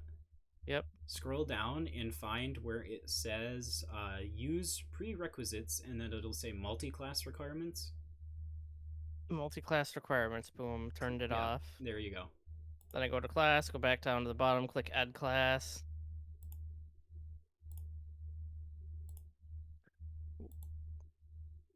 Would wizard be any good? I like my spells too. You haven't been trained in the arts of being a wizard Fair. yet. Okay, barbarian hybrid, let's go. Bardbarian. Woo! Barbarian. Barbarian. That's He's what gonna they're called. he's gonna rage while singing. You Oh, motherfuckers aren't ready for this. Death metal. Yes. It starts singing doom metal. Snappy, it's Knights of Badassdom all over again. Okay, Max, do you need assistance in leveling up? Yeah. Okay. Level up. Let me get in Wisdom here. score go up. Yes. Yay. Anybody who's getting their 4th level gets either a stat increase or a feat, which is nice. Yeah, stat increase. Max, are you going to be putting a 4th level into Bard? Yeah. Okay. That's probably the best way to go. Roll a d8. Alright. Do I have to? Does it? Oh, I have to roll for HP. What do I roll Yep. for HP again? Or D8. What'd you get, Max? an 8. An 8? Okay. The moment has probably passed, but I just imagine my barbarian singing corn. So, Max, after this, your max HP will be 35. Would you like Well, that's a better. feat or an ability score improvement? So you can either increase your stats or you can get a little extra ability or feature. I'd probably say abilities. Your stats or an actual ability? Like an actual abilities. Okay, feat. Okay. There's a lot to choose from. There's a lot of feats. What are some things that would work well with your character? Let's see. Not those ones. Not those, okay. Is it a D8 for hit dice? I think for me, is it for my HP goal? You're either a D10 or a D8. I cannot quite remember. Let me look it up. Cleric HP die to roll. What are your favorite things? What have you been doing a lot lately with your class, Max? You've been Oh, here's a good one. Okay. And breaking into things. I recommend Warcaster because you are, constantly using your longsword and you're up in their face. So what Warcaster does is it means if you're concentrating on a spell, it's harder for you to lose concentration when you take damage. You can have both hands occupied by weapons, shield, whatever, and still cast a spell. And when you make an attack of opportunity, you can make or you can use a cantrip instead of a weapon attack. So I highly recommend that for you. That would probably be the best. Okay. Let's see if you get more spells. You get one more cantrip and one more spell. So, I'm just gonna go through your cantrips really fast. You can tell me which one you want. You've got Blade Ward, which halves damage coming in. Dancing Lights, which you can use to light up a dark room. Friends, to temporarily charm someone. Mage Hand, we all know what Mage Hand does. God damn it, Snapple. Mending, which can repair small tears. Zoltar. You've got Thunderclap, which is a silly little one. My favorite, Vicious Mockery. You insult someone and it deals them psychic damage.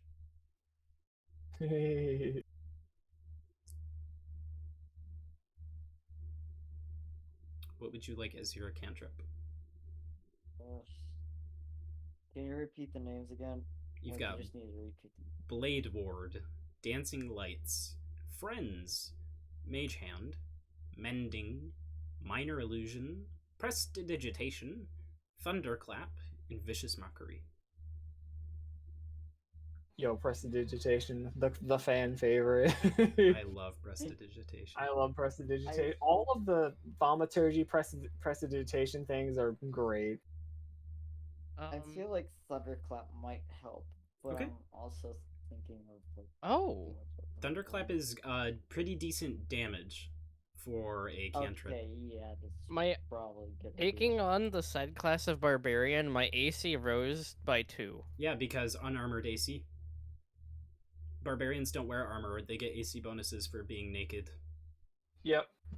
And since Okay. technically I don't wear armor, I infuse it. That can only get better, right? No, you don't get to Oh. infuse armor, sadly. But Wow. you get to use a system that other party members don't get to. So if you find, for instance, an amulet of protection or something like that, it can increase your AC because you're not wearing armor. If you're wearing armor, things like that don't work. Ah. And in a situation where, like, say you're going to a party and you're undercover and everybody else can't wear their armor, you can just wear that shiny ring because it's just a ring. It definitely doesn't increase your AC. You also get to rage, which is a very good way of not dying in battle. Yes, it is. So Nice. Max, you get a new spell. Oh. I'm just gonna. You have first and second level spells available. I'll read a few useful ones to you. Detect magic. Featherfall.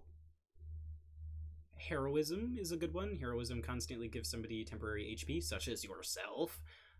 Makes you immune to fear. Blah blah blah. Good combat one. Sleep. Speak with animals. There is Aid. Choose up to 3 creatures within range. Each target's HP maximum and current HP increases by 5 for the duration. Blindness, deafness, so you can just make something blind. Detect thoughts, you can read minds and detect if there is conscious creatures around you. You can read people's thoughts. Enhance ability lets you give somebody advantage on some sort of skill check and do a bunch of other stuff like bonus HP, better charisma checks. Fucking enlarge, reduce. You could make Zoltar very big. Zoltar the Destroyer. Zoltar to smash, yes. Oh my Is it who's selecting this? Max. This thing? me. There is Oh. invisibility. One Oh, you would fucking love invisibility. Your character would love one invisibility. question. Yeah. Now that I took a level 1 side class as Barbarian, I don't have to worry about like new spells or anything, Nope, right? you don't have to. You do get to Hog. keep spells though that you already have. Yeah, Yeah. you can always change spells if you want to. There's this silly little spell called Locate Object, which can be very good. You describe a object or name an object that is familiar to you, and you can immediately sense the direction to the object's location as long as it is within 1,000 feet. So something is stolen, or maybe there's a bad guy you're chasing and you know what their earring looks like anything, you can just go, where is it? And find it. There's nifty little lesser restoration. You touch a creature and can end either one disease or one condition, such as blinded, deafened, paralyzed, or poisoned. Suggestion. You suggest a course of activity limited to a sentence or two and magically force a creature to do it. Kind I might go of spell with would you like to take? invisibility. I'm probably gonna go with invisibility. Invisibility? Yes. Okay. Very This good. is normal invisibility, so how that works is if you cast a spell or you attack something while you're invisible, you are no longer invisible. So keep that in mind. Noted. There you go. You can refresh your character sheet and you have been leveled up. How do I add health again? I'm trying to remember how to do that. At the top right of your class screen when you're leveling up, you can click roll to HP and you can increase your HP by the amount you rolled. Okay, and I roll a d8, I think. Snappy, did you already level up? Yeah, I only have the class MP. So for increasing the health, it's HP modifier. Oh. No, there is the base number there. Like for you, it'll be like 19 or something Oh, random. roll HP, just Yep. up roll HP. Okay. All right, time to roll the D8. Let's see. Come on, D8. Do you have any good frontline, man? A lot of HP, I 7. mean? No, we don't have that. No, no, no. 7. What we have is we have sad, squishy, small people, and then a bird and a robot. All they do is cast spells and run. Sometimes in the direction of danger, sometimes away. The thing is, high HP doesn't necessarily mean front line. Like cleric can sit on the front line, but like they're not very good at tanking damage necessarily. So actually, interesting point of action, Zoltar.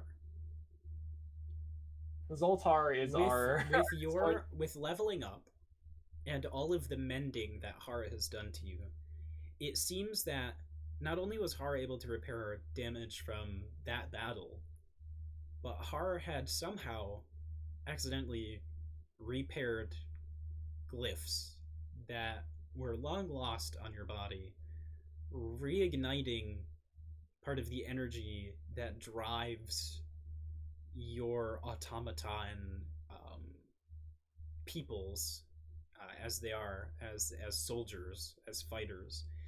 And as those glyphs kick into ignition and start to light, you feel this course of strength and vitality and the ability to just destroy things begin coursing through you again. Sorry, I spaced out. Who's this directed to? You. You. Oh, okay. Sorry, I was listening. I know what's happening, but I just didn't hear the name. I was like, oh, okay. Yes, it's you. Destroy! Nobody else multi-classed, so that's all good as can be. Bucky is Bucky, so Bucky is now a level 4 ranger.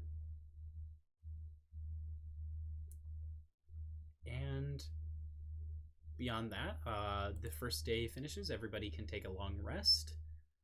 Yay. And then we come to some interesting matters. That night, Har. God, I'm super far up in my DM's notes. Oops. I was at the right place, and then I went too high up. Har. After heading to bed, you wake up to a gentle breeze, finding yourself deep in a wet alley on an unfamiliar street in Psychor. Your clothes are in shreds, and you smell blood under your nails. Wiping your mouth, you also find blood all over your face. You wander aimlessly, like a drunkard, from the alley towards the dock of Ivan. However, you find no ships, and only a single dock remains, leading deep out into the ocean. Something compels you to follow through the frigid breeze that rises up from the whitecaps which now toss across the water. As you walk the dock, waves rise, threatening to throw you to the waters, lit only by a twilight sky. Over and over, you are dashed and sprayed by brine and frigid water as you push onwards towards the end. You push and push, step by step, fighting the breeze, until you realize that you're at the edge of the dock. The water there is calm and still, a circular pool which rests under a reflection of the moon, full and in vast detail. Something tells you to look up to the sky and bask in it, but yet you hear a voice from behind you. You, small creature which walks the path of the forge, of creation and destruction, look to me. You turn around to see a familiar woman, floating there as if she's underwater, her hair up in the sky around her, her pale skin belying her mostly black palette. The same thing or person you have seen for some time, which has left such a deep mark on both you and quite literally your palm. They vie for you, yes, the ancient and the wise, but they do not know for which they hide you from me. I offer you, mortal, the wisdom of my forge, only so that you may use it. But do you have the strength so to lift my hammer, the weight of sorrow itself, so that something may be forged anew through hardship and pain? You feel the moon beckoning you instead to find glory in its light. And even more, you find you wear the amulet of Mogan, which comforts you with its heat, like the forge from your home. Which do you choose? Do you take up the weight of sorrow so that eons of pain may forge something great? Do you bask in the glory and power of the ancient and let its hunger bless you? Or do you betray all that seeks you and find instead the safety and comfort of the home and purpose you were born into and follow in the footsteps of your father?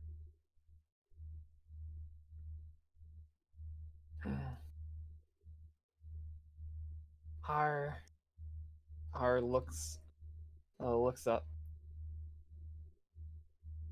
Har has one goal in his life right now.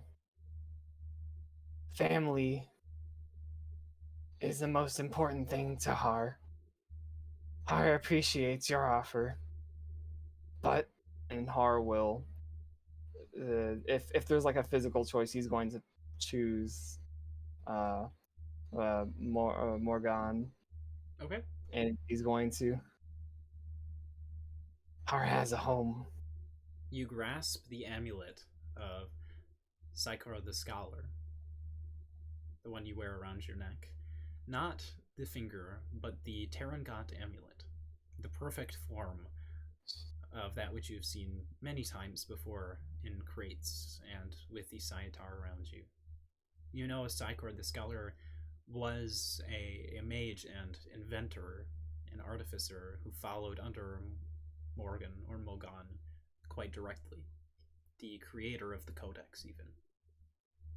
And as you grasp the amulet, a roaring inferno of flame, like the lick of 1,000 forges, bursts forth from you, wreathing you in a heat and glow like that of the forge. It sears away the Lady of Curse and the haunting moon, and leads you back to the forge, to the Codex, to the path of Mogan. Images flash before you, blueprints of ages gone and ages to come, glyphs and diagrams, before one etches itself into your very mind. The true blueprint of the Tarangat amulet itself, and the path to a true and pure amulet, and whatever powers may lay within. It is then that you wake up in the middle of the night, everyone else still sleeping, only the lick of the flames of the fire in your room to remind you of your desire to forge and to avenge your home.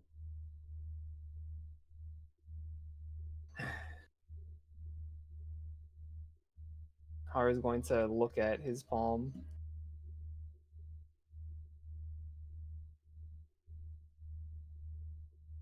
You can see there. Actually, make a wisdom saving throw. Saving throw. Okay. Saving throw. Why? Not. I know. It's 8. You look at the black scar left on your hand, almost hoping that it would be gone or burn away somehow. But yet you feel the depth at which it has dug into you is unyielding.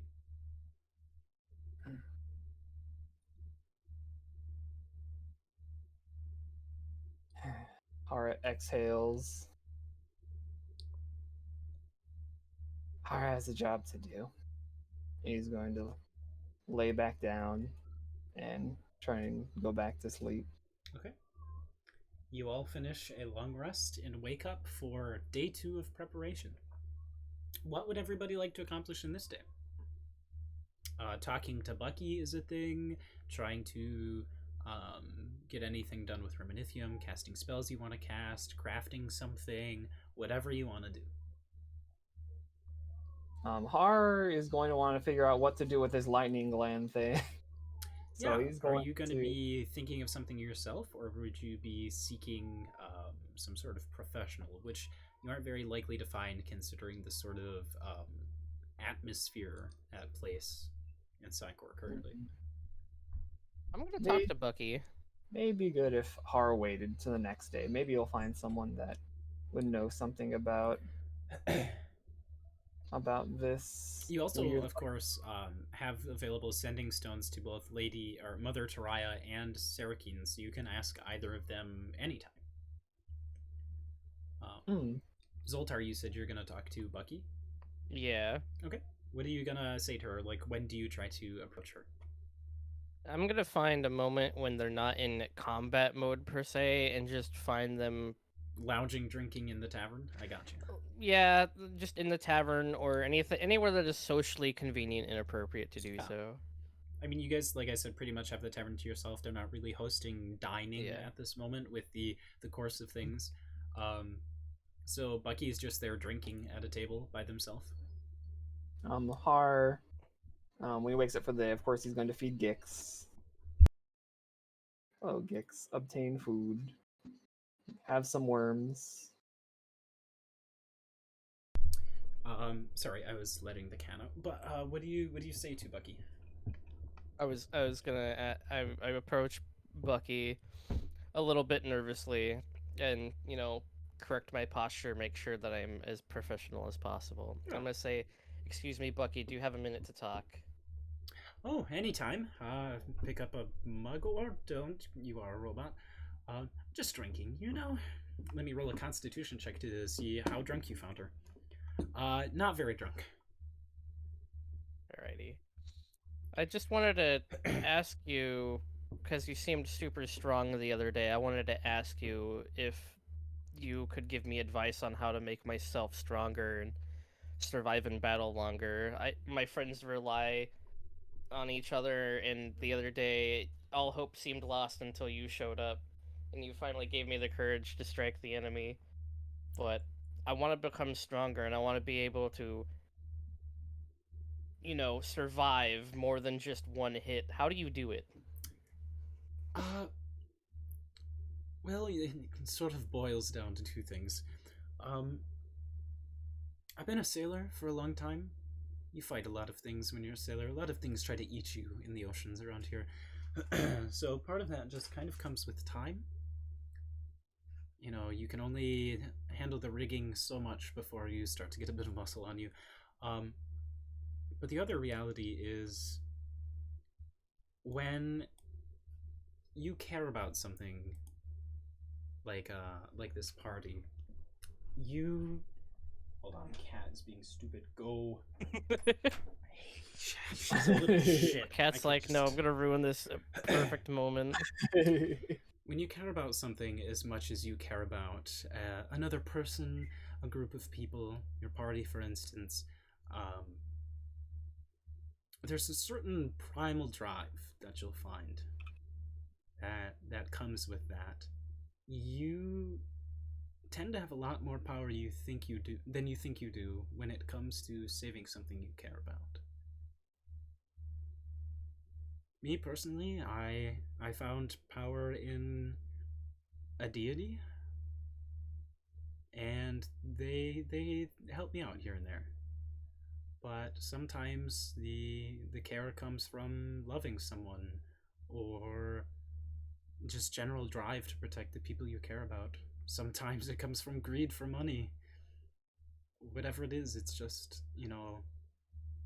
life is only impossible if you don't have something pushing you. So just find something.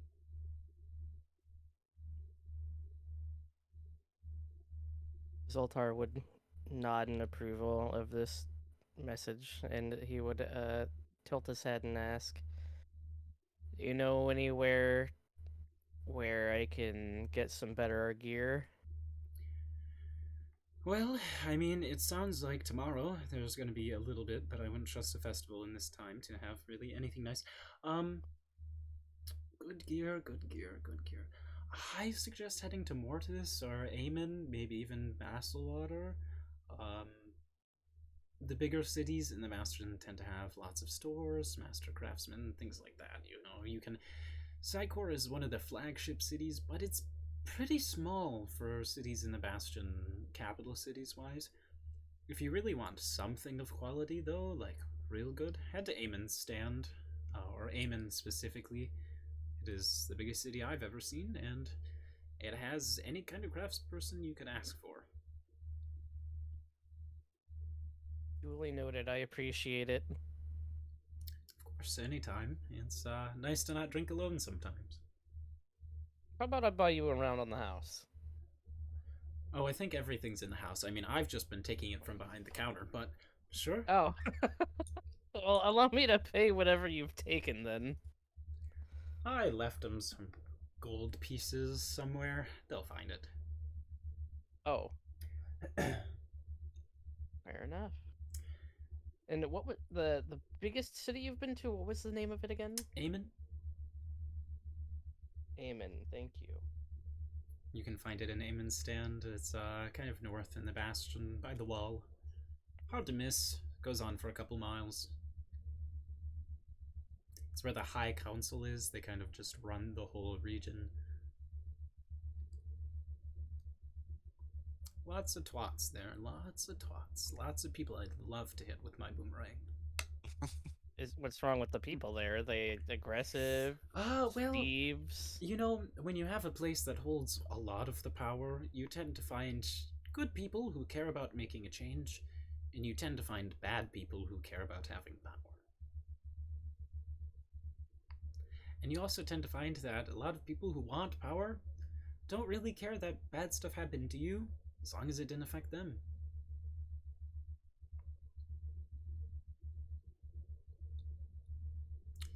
And you know, makes sense. there's some primal urge in me to just hit assholes. It's kind of what gets me going in my day for the most part. So, yeah. Would you possibly consider joining our party temporarily for a while, and you can maybe find more assholes to hit with us? We encounter them almost on a daily basis. Make a charisma check. Okay. And I will give you advantage. Okay, thank God. My charisma's +3. 21 if we're gonna count the good roll that I just had in my +3. Okay. A lot of assholes, you say? Tons! And you need somebody to make sure you don't die. That's the thing, too.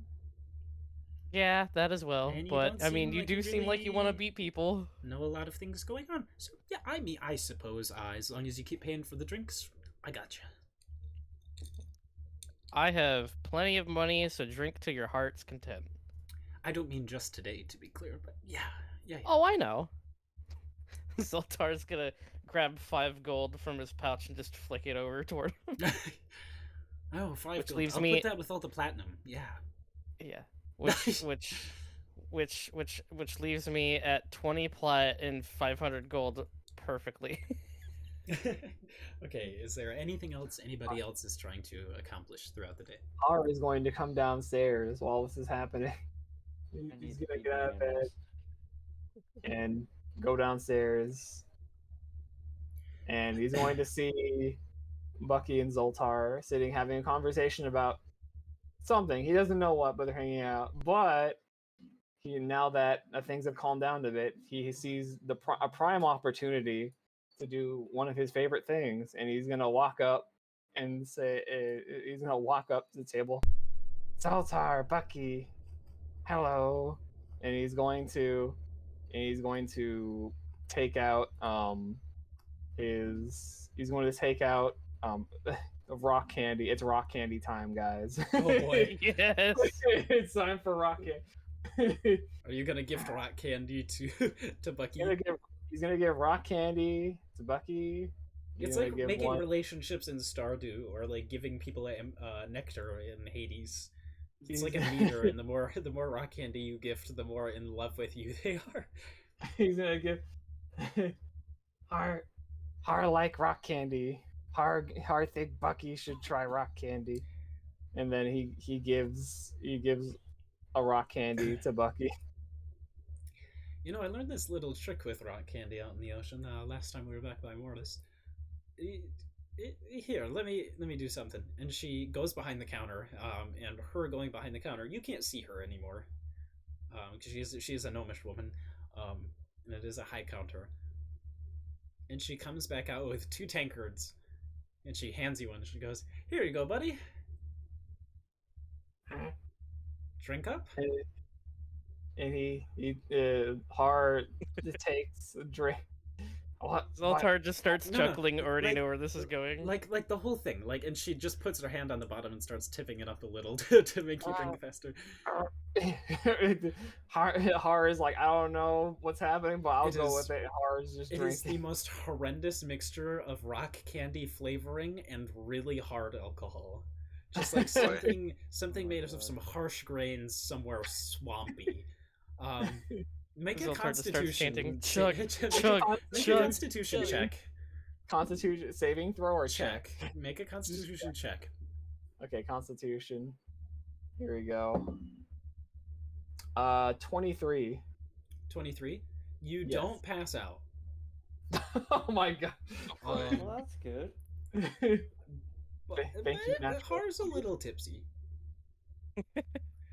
Bucky just drinks the whole thing and belches this big belch and goes, "Now for number 2," and goes on. And give me 1 second while I blow my nose. This is exactly why I love you, little guy. Har never think you drink rock candy.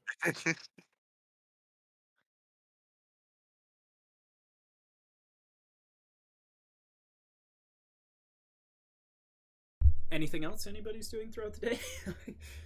I need to feed my animals. That happens, yeah. Good thing Probably, you have yes. feed left for today. Also, a courier stops by and delivers a letter for Warder Cobbleob. Oh, a letter. All right. A letter. Would you like to read said letter? Sure. Okay, you begin reading it, and it's in an oddly familiar handwriting. I'm gonna read it however I'm gonna read it, I don't know yet. Warder, I know you don't run with the gang anymore, and when things went south, we hightailed for ourselves. But you gotta understand we were just trying to save Tail, and we knew you'd have done the same. But things don't gotta be over. We still have that dream of being rich, don't we?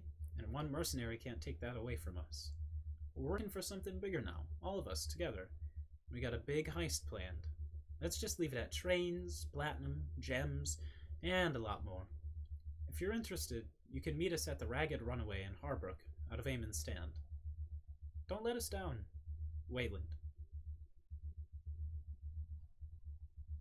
And I will copy and paste that into your text channel in the server. Thank you. Because I was gonna retain all of that, but I did retain quite a bit of it.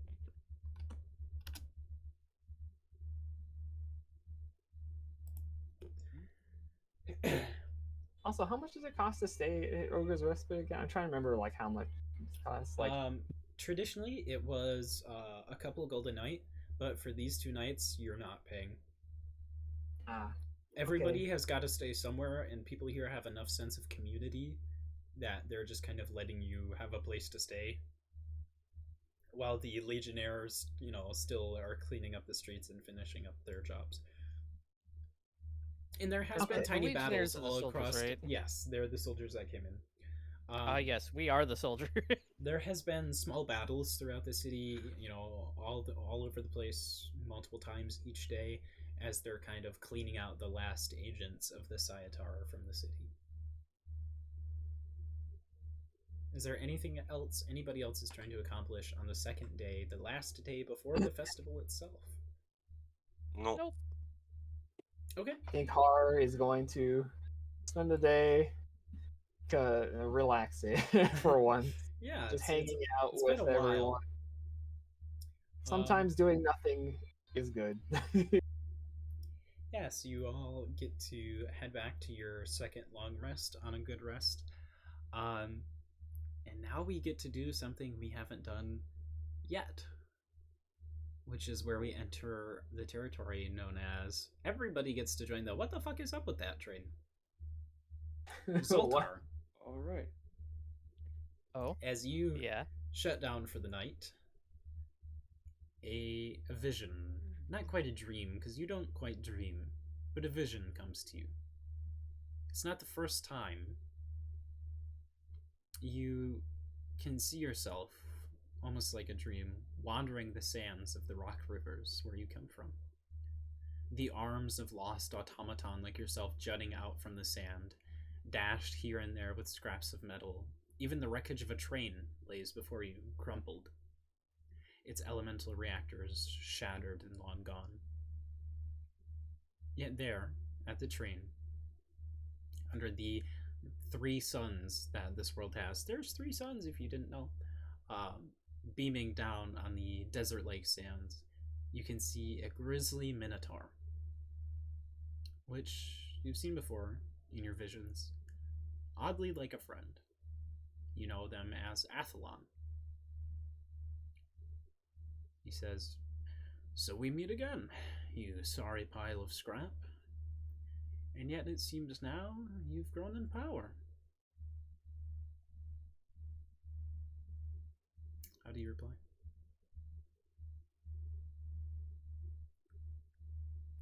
I wasn't. I'm just at a loss for words. Well, no matter. I've come to you with a warning. Or perhaps a tip, Oh? depending on how you see it. And his eyes grow dead serious. You hear him say, "The rhyme is opening. Elden God has touched what's not his, and that which slumbers may no longer sleep. The cold grasp of ice now comes for you all. Put the beast back to rest, or blizzard is all the world will know." As that phrase finishes, you find that you're no longer standing in the desert sands of the Game and Rock rivers, but instead, you're standing in snow. Even in your metallic form, the heavy breeze brings you to a chill. Cliffs, draped with icicles, jut out around you, and ahead of you, a whirling torrent of snow and wind, hail, and death, like a wall of winter itself, is growing ever closer. What do you do?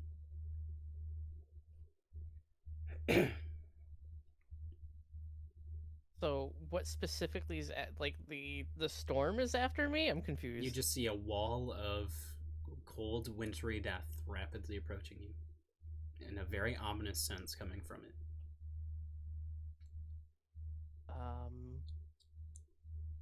I try and look for a cave or a shelter. You look around. Make a perception check. Okay.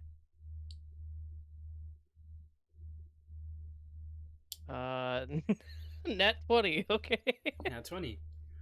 You look around, and you do see behind you, carved into this sort of icy cliffside, a massive cavern that just extends beyond your view. Off to the cavern I go. Okay. You start running towards the cavern. This wall of winter and cold and hail and just complete permafrost death begins rapidly approaching behind you, till you eventually stumble into this massive cavern. You lose your footing and slide on ice, down and down and down, passing by massive icicles jutting out of the ground, frozen walls of complete water full of alien creatures you don't recognize, until eventually you slide to the bottom, in which you see inside this massive frozen cavern, hundreds and hundreds of feet wide in any direction, is jutting up out of the cracked ice a massive white frozen hand, bigger than any building or creature you've ever seen, even the oceanic one you saw earlier. Sort of blue-hued parts of the skin and hair that comes up off of it, these long white fingernails. And as you're staring there, just trying to recuperate and collect yourself, you watch one finger twitch, and you wake up.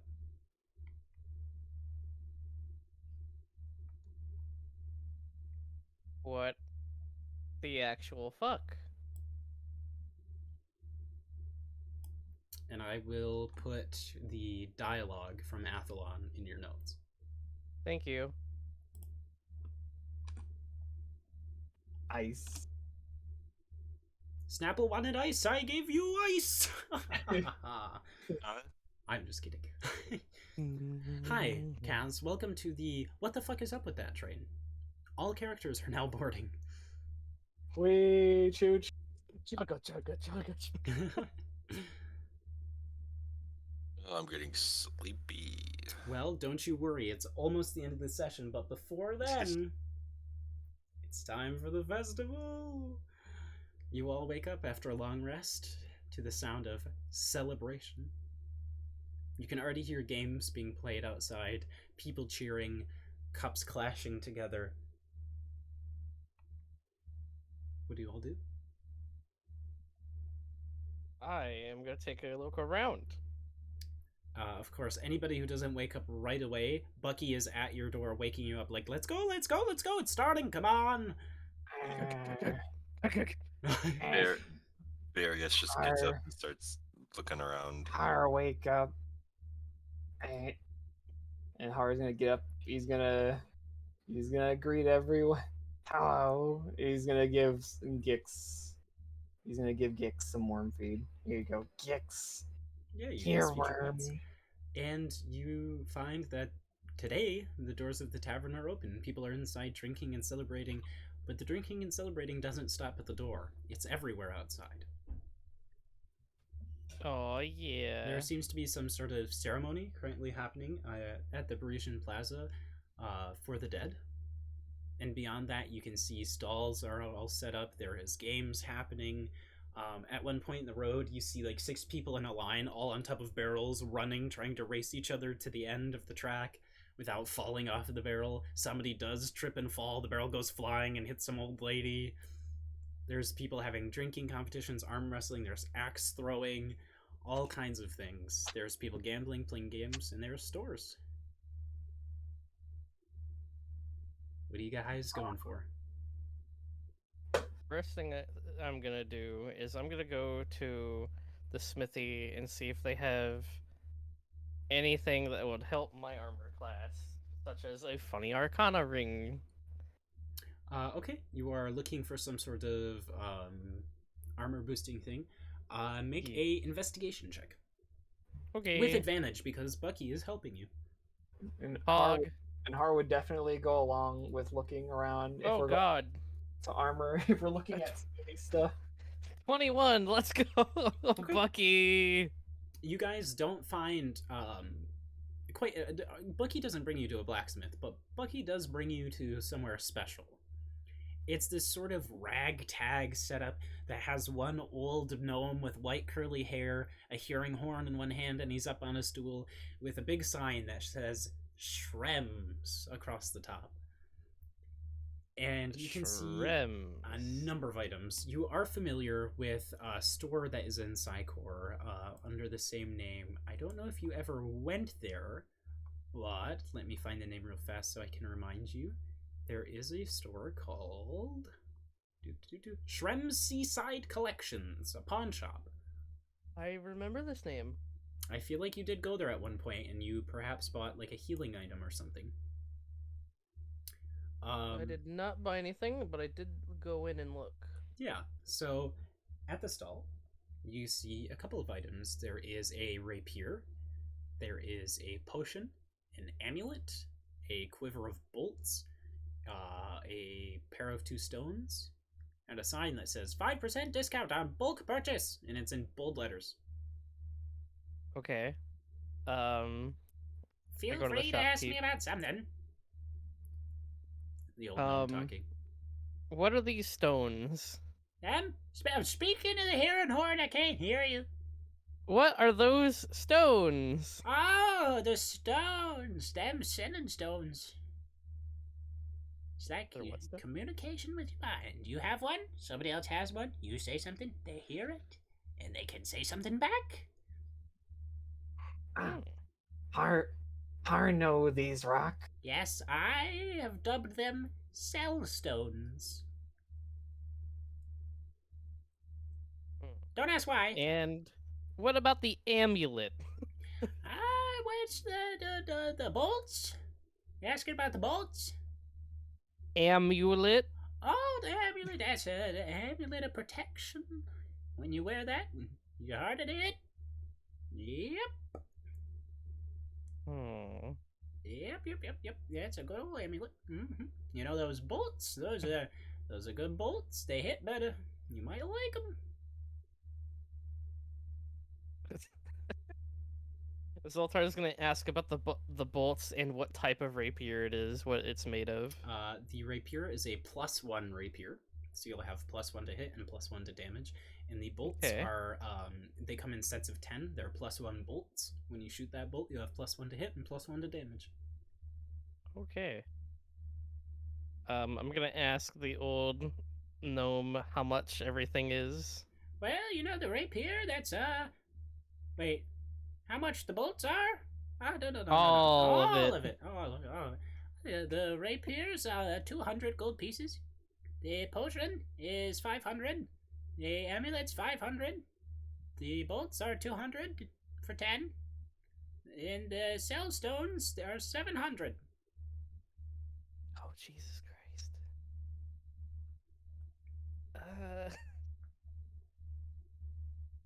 Doesn't come cheap How- when you get quality.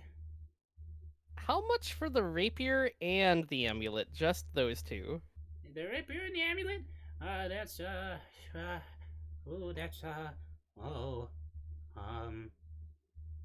then you divide, and then 5%. Oh, that's hold on. It's 665 gold 665. for the two of them. Throw in that potion, it'll be even cheaper because 5% discount. Okay. The potion's 500 though. It's a little pricey. Not really. It's good quality. Buy the shit. Come on. Chop. So it's 665 for just, The rapier and the amulet. and then we add the potion in, and the whole total is cheaper. I'm confused. No, I will Can explain. you give these in numbers in front of me? I'm not. I'm a Yes. visual seer. So either you can pay the 665 for the rapier and the amulet, or you can pay 950 for the rapier, the amulet, and the potion. I only have in total of gold pieces. I only have 700. Hold on. First of all, criticize me where I can hear you. Second of all, I see that little goblin. He's got money. He's pointing at Har. That's a kobold. You're right. It is a fairy. Holy shit, my eyes are getting bad.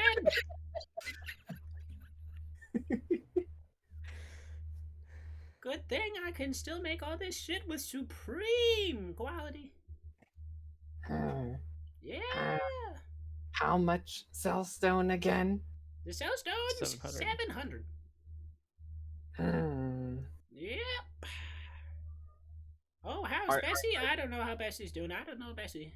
Ask me about that. Actually, is Darius and Wartor come with us, or are they off somewhere else? Barius is just sort of wandering around, not really doing much or having anything specific in mind. Are you with us, or are you somewhere else? Somewhere else. You're somewhere There else. is, by the way, at this festival, notes that I have 3 flagship stalls, so keep your money accordingly. Ouch. Excuse you. Har, think about it. Har can't afford. You can come back. I'll be here all day. Har, Alrighty. think about it. Thanks. Just careful if you catch me in a power nap. I'm known to stab when I wake up. Okay, I'll keep that in mind. Reflexes from back in the day. You know? Har will keep shield handy. Yeah. Just watch out for the dagger. I'm pretty good with it. Bucky also leads you to a shop, Karan's stall. Karan is the main doctor at the clinic, at the medical building they have here, where they sell healing potions of different varieties. They have a 6% discount on bulk purchase. If you'd like to check that out. Or if you guys would like to skip past that, there is also the third one. I say let's just go to all of them in order. We might as well. Okay. So the third one that she takes you to is called Mr. Eluette's Exotic Critters Curio Traveling Stall. And there is a halfling man in a big top hat with sort of this like ringleader rich man circus, like the Greatest Showman outfit. He's got a monocle on, and all around him there is pet supplies, enchanted pet accessories, pets for sale, and many other things. Fine accessories for the finest and most exotic pets right here in my very store. Har, upon seeing this, is very interested in hearing to see what pet things there may be. Okay. In the pet box. I'll go down the list. Here we have assorted pet feed, 5 silver pieces a day. Easy peasy. All the best for your pet. Don't let him starve. Looking at you, little gnome, and he looks at you, Warder. He's calling out Warder already. We got these secure enclosures and pop-up kennels. Carry them with you, pop them up anytime. You got a place to keep your pets so you can go out and kill things or whatever you people do. I've got these... Did you say a pop-up enclosure? Yes, I did. What's a pop-up enclosure exactly? Is it like a... For instance, you got a Mastiff, you take this one, you pop it up, boom, kennel, wherever you go. Easy peasy, travelers and backpack. This one, maybe it's more fit for birds, lizards, whatever you got. You just boop, pop it up, tower, boom, there you go. But that's not even the tip of the iceberg. Over here, we've got these shock-proof gloves. Yeah, gotta handle a shocking lizard, maybe a dragon of some kind. I don't give a single care. You don't get shocked to death. I think that's a bonus in my book. We've also got these flame retardant gloves. People love those when they're handling some of the goods we have. Pseudo Phoenix over there. And we've also got these Best Boy treats. Oh, those are good. Pets learn faster when they're on Best Boy. We've got the color of detection. Never lose the direction of your best boy. Beastmaster salve over here. Pet took a wound. Get rid of it. Lickety split. Gladiatorial collar. Maybe your pet bites better. Leyland collar. Maybe your pet runs away from you faster. Shield collar. Harder to hit. We've got a 7% discount on a purchase 3 more items, but don't get running away yet because we still got pets available. We got a Pseudo Phoenix, we got a Tinder Forest Ferret, we got Torrent Turtles, Mastiff, Starwolf Pups, and that shit. Don't care about that. Huh? He gestures behind him. There's just like an open box kind of sat in the back that just looks like this sad wicker box with a white egg in it. That's just, it looks like it's been thrown in the trash, basically. What wrong with egg? It's a pain in the ass. You don't want it. Moving on. We've got some other stuff. Check it out. But is it in the trash? Mostly, kind of. You want it? I mean, yeah, I'll take 10 it. gold. I forgot to ask how much it was. What is egg? It's an egg. You want it? 10 gold. What make egg bad? And like I said, pain in the ass. Get it, you'll find out. Or just let it sit in the trash where it should be. Woo, moving on. Anybody looking for a color? You want a color? Hey, right here, right here. I'm gonna spend the gold. I'm gonna buy this thing. Okay. Irresistible of mystery egg. Mystery egg. Here you go. He hands you this 2 foot by 2 foot by 2 foot wicker kind of case, like a cube case. It's kind of torn up, it's old, it's trashy, and inside is just this like foot and a half tall white egg. Don't say I didn't told you. You'll be sorry. Here you go. Okay.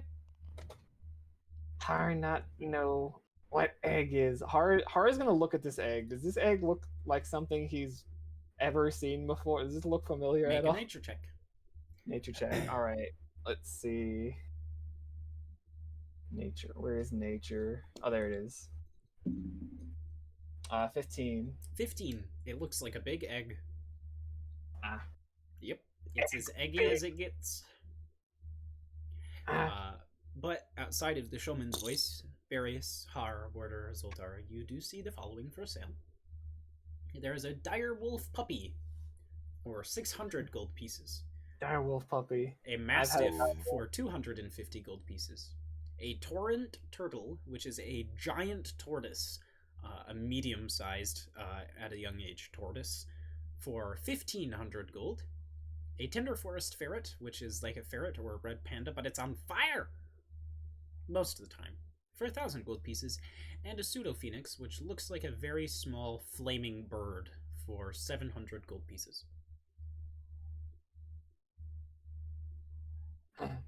How much pet accessories? You've got assorted pet feed for 5 copper pieces per day.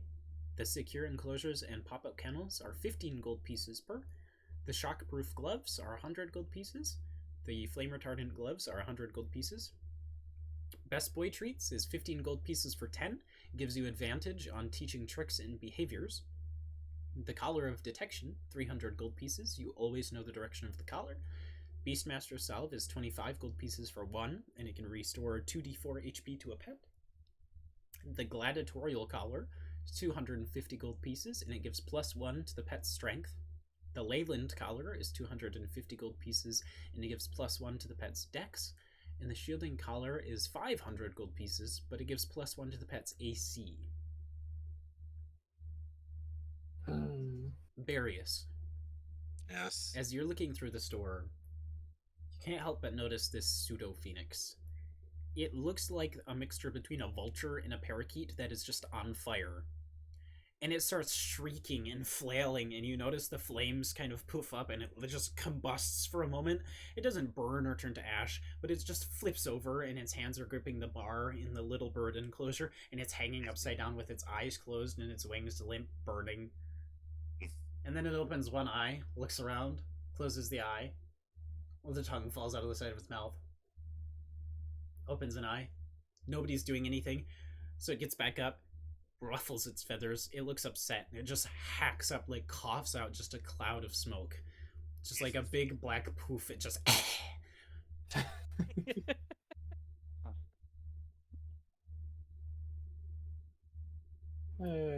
Welcome to my world where I invented the pseudo phoenix. Oh boy. It doesn't die and come back, it just wishes it did. Oh no. Oh, no. Poor thing.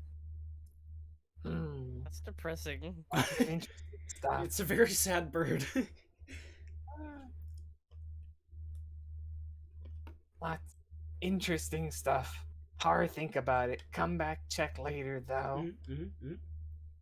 Also at Kron's, where you have the healing items, they have minor healing potions, standard healing potions, and healing salves, which come in 5 charges. Ye old potions. Ye old potions. Expensive as fuck, and they heal very little, but they save your life. There's also Varius's potions. Yep. Potions, so. Yes, Varius is an alchemist. That is a thing. Oh, that's a good point, Varius. Have you been making potions? Forgot to, completely honestly. That's okay. I also forgot Varius does potions. we can work that out later. Well, as much as Varius's class is alchemist, the idea behind Varius is that he is very much trained and specialized in the art of refining things. So that definitely is involved in the art of alchemy, but it also comes down to, like, a lot of the things Varius was trained in is magical components and crystals and raw resources and making them into something useful. but even further, just taking useful things and making them into something cool. Yeah. It is cool that you get to make like free potion every. It's a you just RNG a potion every day. It's funny. You just Mhm. what would this what Like does berries this do? could probably turn the gland you got from the drake into a potion of lightning breath. Mm. It would be a consumable, which is sad, but it's something that can be done pretty easily compared to like trying to enchant something with it or something even more Yeah. wacky. Or Yeah. learning a spell or something. It's its own thing. Hmm. So, what are you buying? Or would we like to start the day off with gambling?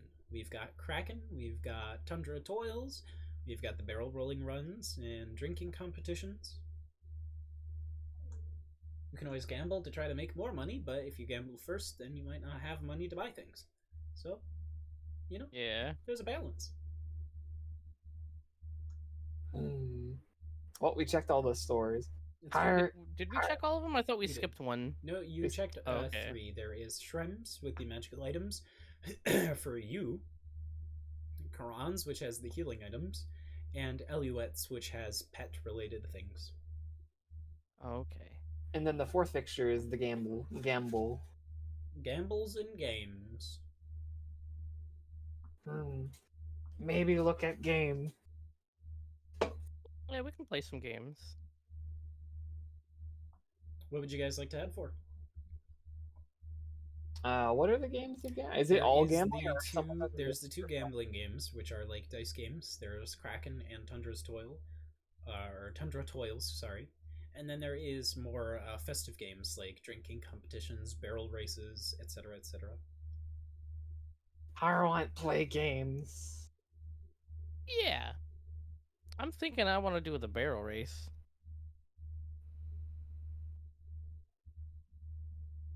Okay. You want to head over for the barrel race? Yeah. Okay. Uh, the entry cost is 5 gold pieces. Oh, okay. I thought the gambling ones were the only ones that were gonna be money wise. Ones are They all cost expensive. money. They all If you're cost at a money. carnival, everything costs money. Yeah. In a All lot. of the stuff costs the money. Okay, is the barrel race thing the cheapest game? Oh yes. Okay. I don't know. Can I watch other people play? Yeah, it's very I want to entertaining. watch. I'm gonna sit down and watch watch the next barrel race just to There's see actually how things go. in the next one there's there's normally 6 entrants, like there's 6 people in each race, but this time there's a Goliath man, and he's so big that he takes 2 barrels, one for each foot. So you see like gnomes, halflings, humans, half elf, whatever, and then there's just one Goliath that's on 2 barrels, and you can see the barrels just kind of cracking under him. He's like, "Oh, I've got this." Yeah. He takes one step, it falls right on his ass. Oh, I also forgot there is gecko racing. Gecko Ray.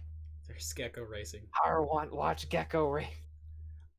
You can see everything from salamanders to bearded dragons to geckos to things that probably shouldn't be here because it's cheating. One of them could be a baby dragon. You don't know. Basically, you place money on one to make a bet that it's going to win, and if it wins the race, you win money. I want to bet 5 gold on on Gix. Entry bet is 50 gold pieces. Oh gosh. Gix is not in the race. Yeah, Gix would be We cheating. could Gix would kill the competition. Yeah, literally. Exactly. Keep Gix away from It's all part of the beauty of Gix. Besides those two, though, Barius, Warder, would you guys like to buy anything before either of you fall asleep? I'm already mostly the way there, to be honest. Har wants before Har plays the game he wants to play. Har is gonna head over back to the pet shop. Okay. I'm not tired, but like, I think I'm good. I'm not really sure. I'm just following Har to the back of the pet shop. Har knows what he wants to do, but Har also thinks that he should spend his money before he does the thing he wants to Yes, do. and considering Yeah. your group loves pets, Warder, It might be a good idea to buy stuff at Eliwet's to keep your pets alive and make them combat efficient. Okay, that's probably a good idea. Also, might want to start using your pets in combat. Well, That horse Fair might be point. good. the puppy, for instance, is a puppy, so it's not gonna be very useful in killing things yet, but it can teleport, so that does stuff. Yep. It can be a distraction. Yeah, let the dog die so you don't have to, of course. Oh no. I mean, the dog's gonna die anyway and starve to death at this point. I guess the dog. I guess the blink puppy could use an assist action to like bark and then blink away or something. Yeah, of course. You know, it wouldn't be in danger or anything at all. No, of course. Also, Zoltar, what are you doing with the egg right now? Just curious. I'm keeping it in its little carrier thingy that came with it, and I'm just kind of holding like it. backpack straps on it. By the way, you can Yeah, just, I'm wear just it. I'm just wearing it backpack style. Okay. Also, the enclosure things you mentioned. What exactly are the? I don't exactly understand what you mean by like they're like Well, what actually, are they like? So we don't take up too much stream time, and we just have the festival ahead of us. Let's end stream here, and then we can do the beauty of shopping and gambling and stuff off of stream. That's a good idea. That way, we're not sitting around having everybody wait on silly little dice rolls and shop calculations. So, and also people that are tired don't have to stick around because it's just money and money. Sleep good. Yeah, everybody that came around for stream, especially from Kaz's channel, thank you for stopping by. I hope you all had a good time. Woot woot. This was a very fun session to me, I think, personally. I had a lot of fun. I got to introduce Bucky. I am very excited for Bucky to be around. I just thought of Bucky randomly at 3 a.m. last night. And Bucky is going to be a party member from now on. Yay. There's a lot you have to learn about her, but she's wonderful. I still don't know what accent to use. I really want to do Australian, but I can't quite get it, and it doesn't make sense with where she's from. But yeah, she has a boomerang. She has a boomerang, and she does a lot of damage with the boomerang. She does as a ranger. She has her hunter class ability, so if she's attacking a creature that has under maximum HP, she automatically deals a bonus D8. All of her spells deal bonus damage. She gets flat +2 from her fighting style and all kinds of shit. She's just got good stats for a boomerang, and she's just Bucky's great. She's an ex-pirate and all kinds of stuff. It's wonderful. Yeah, we accomplished a lot. First boss fight, level 4. We didn't die. Yay! The Syatar arc is temporarily wrapped up. You finished the first chapter. Woo! Definitely won't ever see from them again. Ha ha ha. Gaunt won't be haunting your dreams for the rest of your life. Yeah, I hope you all enjoyed stream. I hope you all had a comfy and fun time. Anybody who missed parts or didn't get to be here today, of course, this will be uploaded to YouTube Sunday or Monday, on my YouTube channel specifically. And I just hope you all have a great night. Thank you for hanging out. Thank you for all the follows and the subs today. That was crazy. But yeah, I hope you all have a good night. Great rest of your day, whatever time it is for you. And we will see you all next Friday for episode 6 and wherever that may take us on our new path. Bye-bye. Bye-bye.